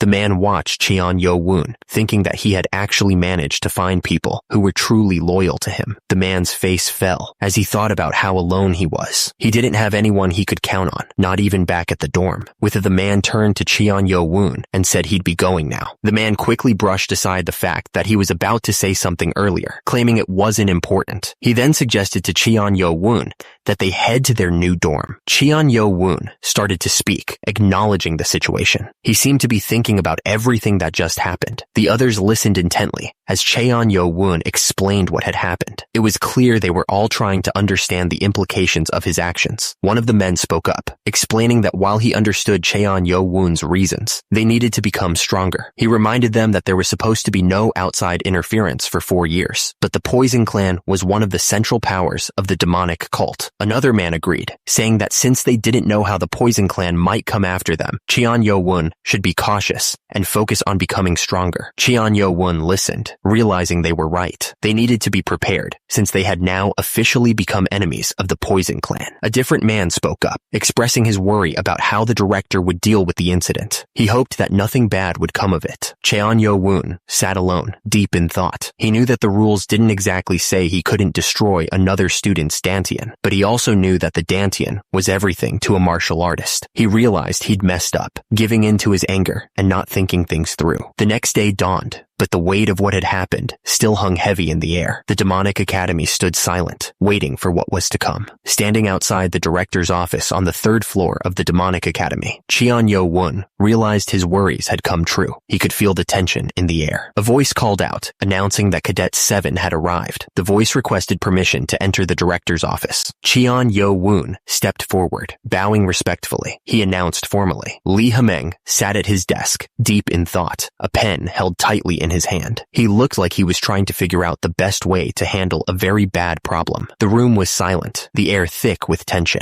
Cheon Yo-woon stood at the edge of the room, while Lee Ha-meng remained seated at his desk, the silence stretching between them. Cheon Yo-woon waited, his hands clasped in front of him. Lee Ha-meng looked up from his desk, his expression unreadable. Cheon Yo-woon remained still, lying on the floor. Lee Ha-meng watched him from his seat, his gaze intense. Lee Ha-meng slammed his hand on the desk, looking absolutely pissed. He told Cheon Yo-woon not to expect a warm greeting, since he had to waste time writing an incident report because of him. Lee Ha-meng pointed and ordered Cheon Yo-woon to sit down. Cheon Yo-woon simply replied something and did as he was told. Cheon Yo-woon sat down at the long table. The air was still thick with the tension from before as Lee Ha-meng stood over him. Lee Ha-meng began to speak, announcing that he was going to address things from the perspective of the director of the demonic academy. Cheon Yo-woon listened carefully, wondering what was coming. Lee Ha-meng stated that destroying someone's dantian was a stupid act that had never happened in the academy's history. He added that if it was overlooked, other idiots might do the same thing in the future. Lee Ha-meng slammed his hands on the table, his eyes burning with anger. He ordered Cadet 7, Cheon Yo-woon, to give up his yellow name tag and spend 5 days in empty chamber training at the detention center. Cheon Yo-woon's eyes widened, a bead of sweat trickling down his face. He looked completely stunned. Lee Ha-meng explained that expulsion from the demonic academy only happened if a cadet failed a test, or if they killed another cadet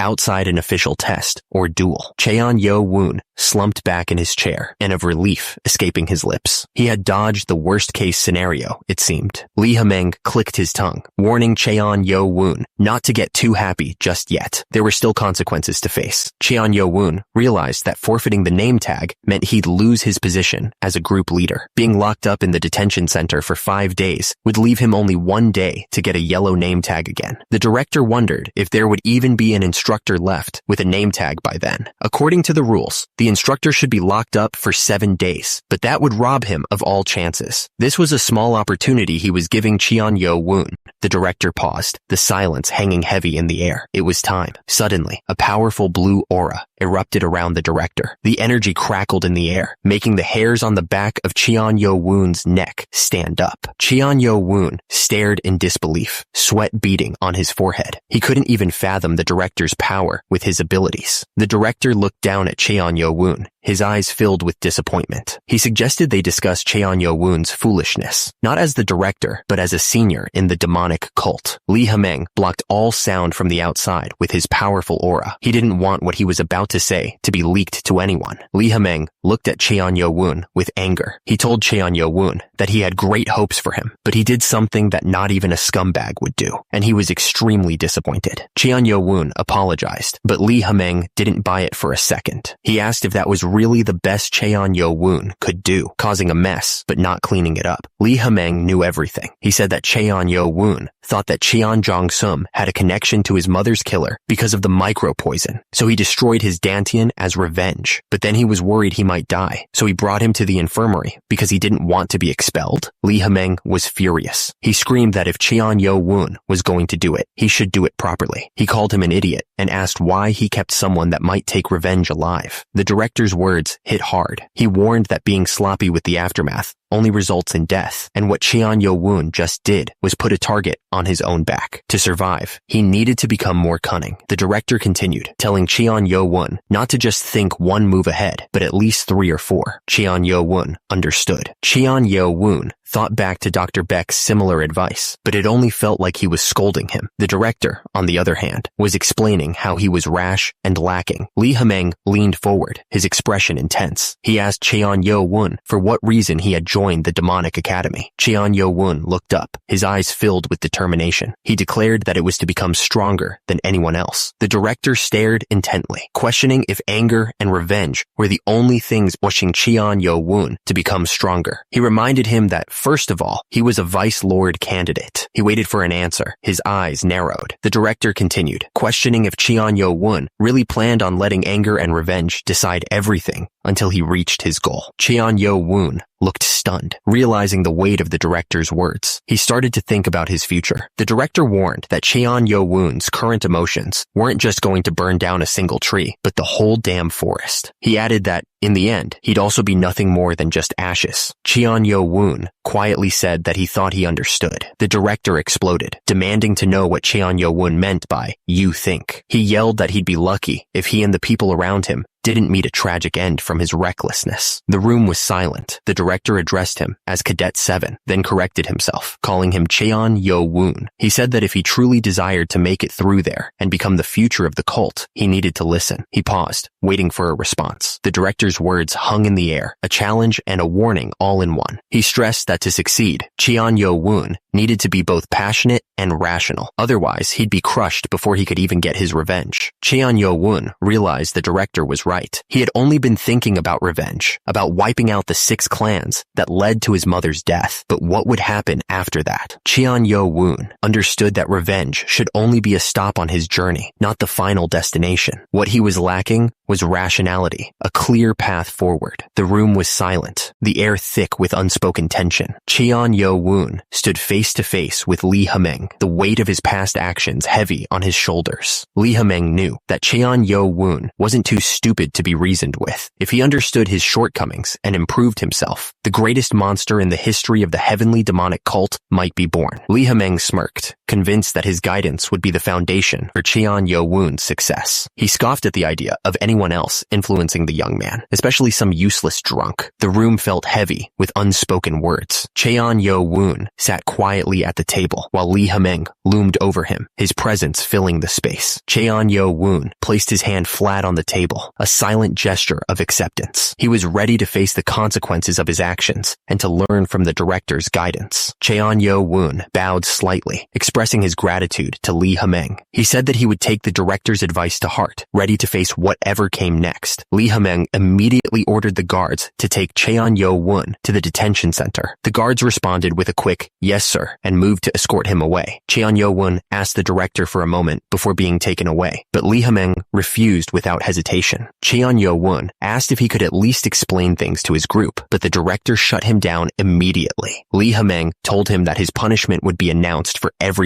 to hear. Lee Hameng reminded him that they were his former group members, just normal cadets now. Cheon-yo-woon realized the director wanted to teach him about the consequences of foolish actions. He was furious. The demonic academy loomed in the distance, a silent reminder of the harsh realities within its walls. The place was huge. The sign declared that Cadet 7 had destroyed Cadet 4's Dantian, taking away a talented individual's martial arts. It announced that he had been removed from his position as group leader and would face 5 days of empty chamber training in the detention center. The message was clear. The demonic academy would not tolerate such actions. The other students whispered amongst themselves, shocked by what Cheon-yo-woon had done. They thought he was just strong, but now they wondered if he was a psycho. One of them pointed out that Cheon Jong-sum was from the Poison Clan, meaning he was as good as dead. 2 students watched from the side, their faces a mix of shock and disbelief. One of them started laughing, unable to contain himself at the sheer audacity of it all. The other student just stared, speechless. Another student doubled over in laughter, tears streaming down his face. He couldn't believe what had just happened. He was thinking that Cheon-yo-woon had lost it and wondered how he even came up with the idea of destroying someone's Dantian. The student was still laughing like a maniac, clutching his stomach as he struggled to breathe. He was enjoying every second of the chaos. Cheon-yu-chan watched with a cold smile. He had been worried about a 3-way rivalry, but it seemed that Cheon-yo-woon had knocked himself out of the running. He was the Blade Clan's Vice Lord candidate, and now his path was clear. Cheon-kyung-woon, the Sword Clan's Vice Lord candidate, grinned, seeing an opportunity in the chaos. Below him, Cheon-mu-yeon, the Dark Clan's Vice Lord candidate, stood silently with his own group, also calculating their next move. Far from the director's office, a group of students rested in the forest. They were probably trying to make sense of what had just happened, wondering what it all meant for them. The man wondered if anyone realized how big of a deal this was. He figured that everyone was shocked, but they had bigger problems coming. He was concerned that when their liege returned, there might not even be any yellow name tags left, and they might have to take the name tag of another group instead of an instructor. Suddenly, a voice called out to the group. He just said something, but it was enough to make them all turn around. It was Baek Ji. Everyone was surprised to see him. The next day, around 10 p.m., the mountains were quiet. The air was still, holding its breath before whatever was about to happen. 2 guards stood silently in a cave, their faces unreadable. The fire crackled, casting long shadows that danced on the cave walls, adding to the tense atmosphere. A single lantern hung on the wall, its light flickering slightly. The dim glow barely pierced the darkness, but it was enough to see the rough texture of the stone. Cheon-yo-woon was pushing himself to his limit. Suddenly, the system announced something. Cheon-yo-woon felt exhausted, his muscles burning. He muttered, grabbing a small piece of food. Cheon-yo-woon sat alone in the dim room, picking at the food. He muttered that he had to eat this stale stuff for 4 more days, and it was so bland. Cheon-yo-woon shifted uncomfortably, sweat dripping down his face. He complained about how stuffy and humid it was, adding that most cadets wouldn't last a day in here. Cheon-yo-woon frowned, thinking to himself. He said it was smaller than the individual training facility, but at least no one was watching him, and he needed to get as strong as he could in 5 days. Suddenly, Cheon-yo-woon's eyes widened, and he looked shocked. He wondered why the doors were opening when it wasn't time yet. A figure stood in the doorway, shrouded in darkness. Cheon-yo-woon felt a wave of killing intent wash over him and wondered who this person was. Suddenly, Cheon-yo-woon was surrounded by a surge of energy, his body glowing with power. He couldn't believe it, muttering in shock as he realized he was using KI telekinesis. A dark figure emerged from the shadows, his face hidden beneath a hood. He spoke with a chilling tone, recognizing the cadet. The night before, inside the heavenly demonic cult castle's west wing, lay the Poison Clan's manner. The place was quiet, but inside, things were about to get crazy. A man jolted awake in his bed, eyes wide with disbelief. He exclaimed, clearly stunned by what he had just heard. Baek Moon Woong, the Poison Clan chieftain's second son and Cheon Jong-sum's uncle, barked out orders. He demanded that the information be reported to the chieftain immediately. In a dimly lit room, a man carefully handled a bag of powder, his face grim. The air was thick with anticipation. Something bad was definitely about to happen. Another man slammed his fist on the table, his face contorted with rage. He yelled. One of the men suggested sending an assassin to quietly take care of him. Another suggested bribing one of the instructors to do the dirty work, while a third proposed poisoning his food. The room was filled with their dark plotting. One of the men interrupted, telling them to stop suggesting such awful ideas. He reminded them of what happened to their poison clan 6 years ago, after the death of Lady Hua. He was worried that if they didn't act, their reputation would be stained. Another man spoke up, telling them not to be so foolish. He pointed out that if it were that easy, the Sound Clan would have already acted. The others listened intently, knowing he had a point. Baek, the Poison Clan chieftain, warned them that ever since that incident, the Lord had been trying to weaken the power of the 6 clans with any excuse he could find. He explained that harming a cadet inside the demonic academy would give him a prime reason to strike. One of the men asked if they just had to wait until he exited the academy on his own. The other man looked grim, realizing they didn't have much of a choice. They were stuck for now.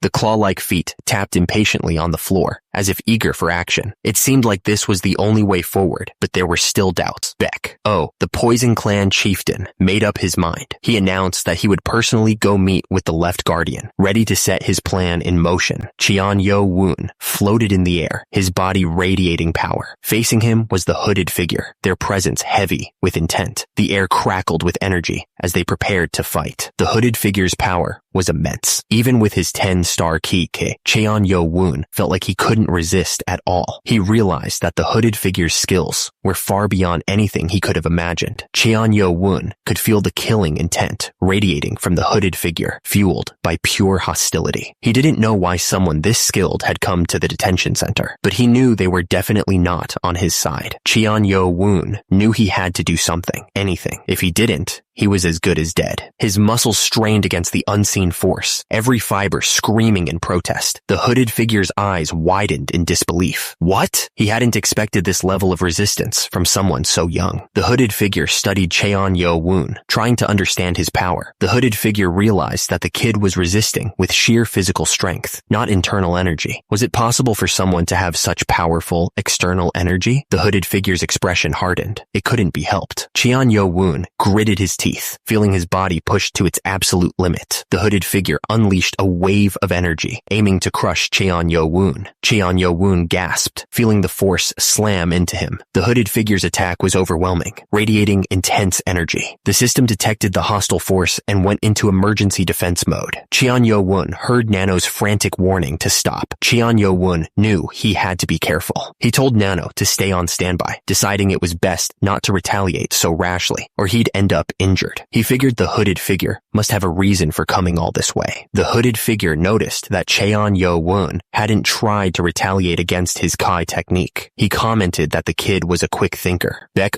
admitted he had come to see the face of the one that hurt his grandson, but Cheon Yo Woon seemed useful. Cheon Yo Woon realized he was talking about Cheon Jong-sum. Was this man the chief elder of the Poison Clan? The uncanny demonic poison staff? Baek added that Cheon Yo Woon was surely aware of why he had come to see him. Cheon Yo Woon wondered if Baek had come to kill him himself. How could he get out of this situation? With just a bit of force, Baek could snap his neck. Was he going to die like this, even though he hadn't been able to get his revenge yet? Baek tightened his grip around Cheon Yo Woon's neck, surprised by the kid's defiance. Despite being just 15 and staring death in the face, Cheon Yo Woon glared right back at him. Baek decided he needed to teach him a lesson, and fast. Baek unleashed his force, sending Cheon Yo Woon flying through the air. Cheon Yo Woon grunted in pain as he crashed against the far wall. Baek watched Cheon Yo Woon fall, expecting the arrogant look to be wiped off his face. But when he looked down, Cheon Yo Woon was still glaring at him, full of hatred. Cheon Yo Woon coughed, blood dripping from his mouth, but his eyes never left Baek. The uncanny demonic poison staff was shocked. Even after that attack, the kid was still glaring at him. Baek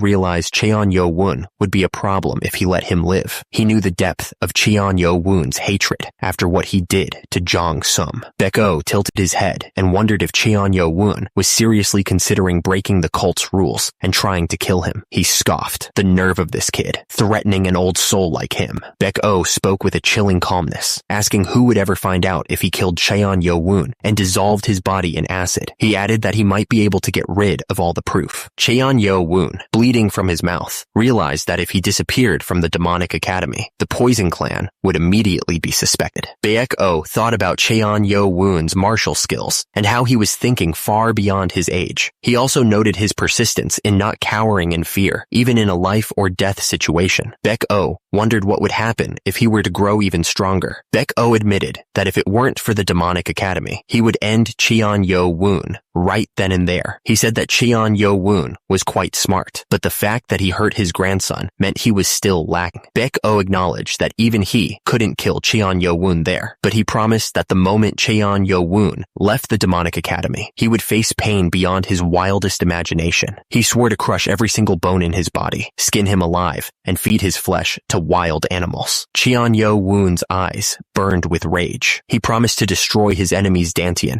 and torture him until his last breath, never stopping, no matter how much he begged for mercy. The intent to kill was intense. Above, Baek-oh raised his hand, preparing to strike. Below, Cheon Yo-woon screamed in pain, blood flying from his mouth. Something had hit him hard. Baek-oh's hands glowed with power. He said it would be a shame to leave without a small present. He was using sound telepathy. Baek-oh touched Cheon Yo-woon's face, a dark energy flowing from his hand. He whispered that Cheon Yo-woon might reunite with the old man sooner. Then Cheon Yo-woon grunted in pain. Cheon Yo-woon was sweating, his face contorted in agony. The attack had left him in bad shape, and he could barely move. Baek-oh warned that the poison wasn't lethal, but if Cheon Yo-woon dared to reveal what he'd just been fed, ignoring the demonic cult's rules and raising suspicion, he would die. Cheon Yo-woon was resisting with all his might, his body straining against the power. The force of the attack sent Cheon Yo-woon flying, crashing through the air like a rag doll. He had no way to defend himself against such power. Baek-oh turned to leave, saying they would meet again someday. Far below, Cheon Yo-woon watched, his face a mask of pain and anger, as he saw Baek-oh walking away with the masked figure. High above, Baek-oh continued his escape, but below, his path was blocked by Lee Ha-meng, who looked absolutely furious. He demanded to know what was going on, reminding Baek-oh that they had a deal. Lee Ha-meng looked absolutely pissed. His eyes burned with fury, and his face was red with rage. Baek-oh stared intently, questioning if Lee Ha-meng could really hold back from punishing someone who hurt his own family. He looked like he expected an honest answer. Lee Ha-meng chuckled, apologizing for losing his temper and roughing up Cheon Yo-woon. He assured Baek-oh that he hadn't caused any serious harm, not enough to cause internal injuries anyway. He sighed, trying to contain his anger. Lee Ha-meng thanked Baek-oh for granting his request, pleading with him not to make his situation any harder. He explained that he'd only agreed to Baek-oh's terms because he swore not to harm Cheon Yo-woon during his 4 years at the demonic academy. Baek-oh promised that his secret was safe. He swore that until the day he died, no one would ever hear about what happened. Suddenly, Lee Ha-meng stomped the ground in frustration. Hours later, Lee Ha-meng stood alone in the forest, staring up at the moon. He was clearly frustrated by the situation. The weight of his promise hung heavy in the night air. The cave was damp and cold, the air thick with the smell of stone and something else, something metallic. Lee Ha-meng looked off into the distance, his expression hard to read. 2 guards stood silently near a small fire, their faces hidden in shadow.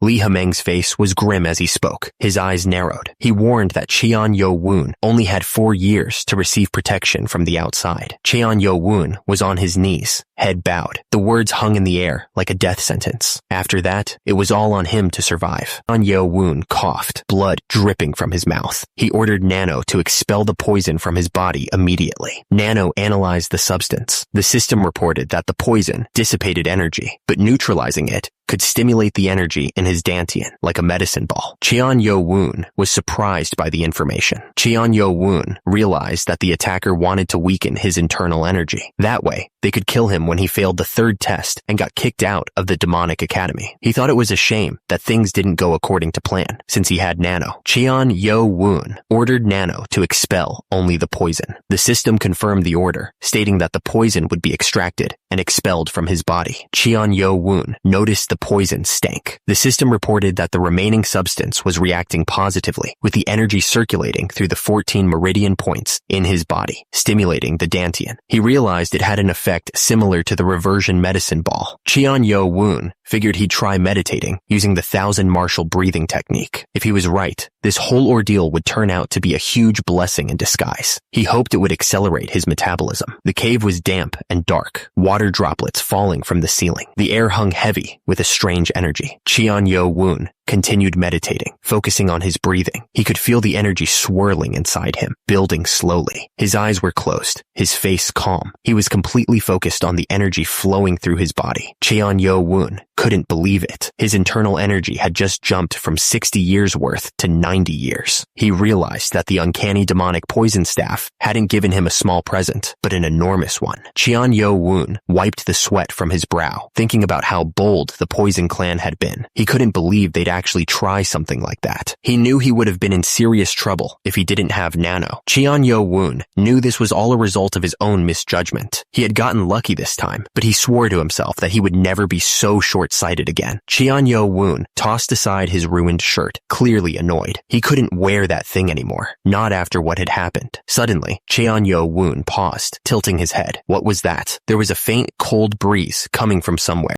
Cheon Yo-woon's eyes widened as he noticed something strange. There were cracks on the wall. What was going on? Cheon Yo-woon thought back to the strange sound he had heard. Now that he thought about it, it had sounded like the inside of the wall was hollow. He fell forward as the wall crumbled around him. Cheon Yo-woon started punching at the wall. He stared intently at the crumbling rocks. His eyes narrowed. Cheon Yo-woon figured the wall would crumble with just a bit of digging. He thought he should be able to get through it without too much trouble. Cheon Yo-woon started digging at the wall with his bare hands. Stone and dust flew everywhere as he worked to make the hole bigger. Cheon Yo-woon was surprised to find that he hadn't just found a bigger cave. Instead, it connected to a tunnel leading somewhere unknown. Cheon Yo-woon commanded Nano to activate night vision mode. As the system enhanced his sight, he wondered if someone had blocked the tunnel on purpose. If that was the case, something must be hidden here. Nano detected a faint light deeper in the tunnel. Cheon Yo-woon wondered if it was just luminous stones, but something felt different about this light. Cheon Yo-woon moved forward, his eyes fixed on the light down the tunnel. The air grew warmer as he walked deeper, a strange energy thrumming in the air. The light was getting brighter. Cheon Yo-woon told Nano to deactivate night vision mode. The system complied, adjusting his eyes to the increasing glow. Suddenly, a blinding light erupted before him. It was so intense that it filled his entire vision, making him squint. The tunnel stretched far ahead, the faint light barely cutting through the darkness. The place felt ancient, untouched by time, and he wondered where it led.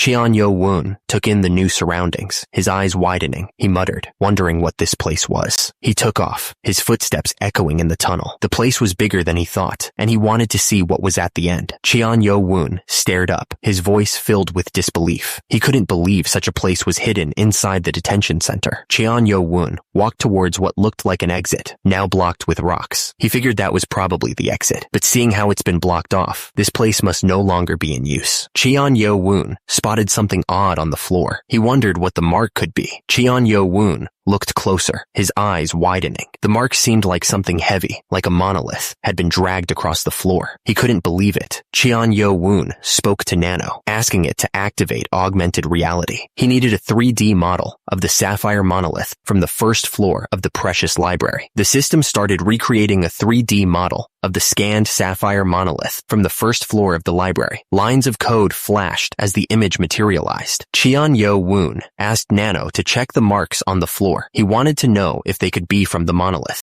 Cheon Yo-woon stood in the hidden chamber, the air thick with anticipation. The blue grid flickered around him, a digital ghost of what once was. Cheon Yo-woon stared at the ground, a realization dawning on him. He realized that after cross-examination, this location seemed to be the original site of the first floor monolith. Cheon Yo-woon thought it was a perfect fit. He told Nano to recreate and cross-examine the monolith on the second floor as well. The system confirmed that it understood. Cheon-Yo-Woon smirked, a glint in his eye. He realized that this really was the place where the sapphire monoliths originally used to be. Cheon-Yo-Woon wondered why they separated them by floors when they moved them, instead of keeping them in one place. He also wondered what the stone pillar was. Cheon-Yo-Woon stared intently, his mind racing. He was trying to understand what he was seeing and piecing together the clues. Suddenly, a name appeared on the pillar. Heavenly Demonic Sword Art. It was an ancient inscription, glowing faintly. Cheon-Yo-Woon considered the name. Everyone knew that the lord of the heavenly demonic cult was famous for the heavenly demonic god art. Even those outside the cult revered it as one of the greatest martial arts. But what the hell was the heavenly demonic sword art? Was it a breathing technique or a sword technique? Why hadn't he ever heard of it before? Cheon-Yo-Woon told Nano to cross-examine the handwriting with the ancestors' writing on the monolith. The analysis confirmed that the handwriting was identical. The unknown man wondered if it was unfortunate. He mentioned that there used to be rumors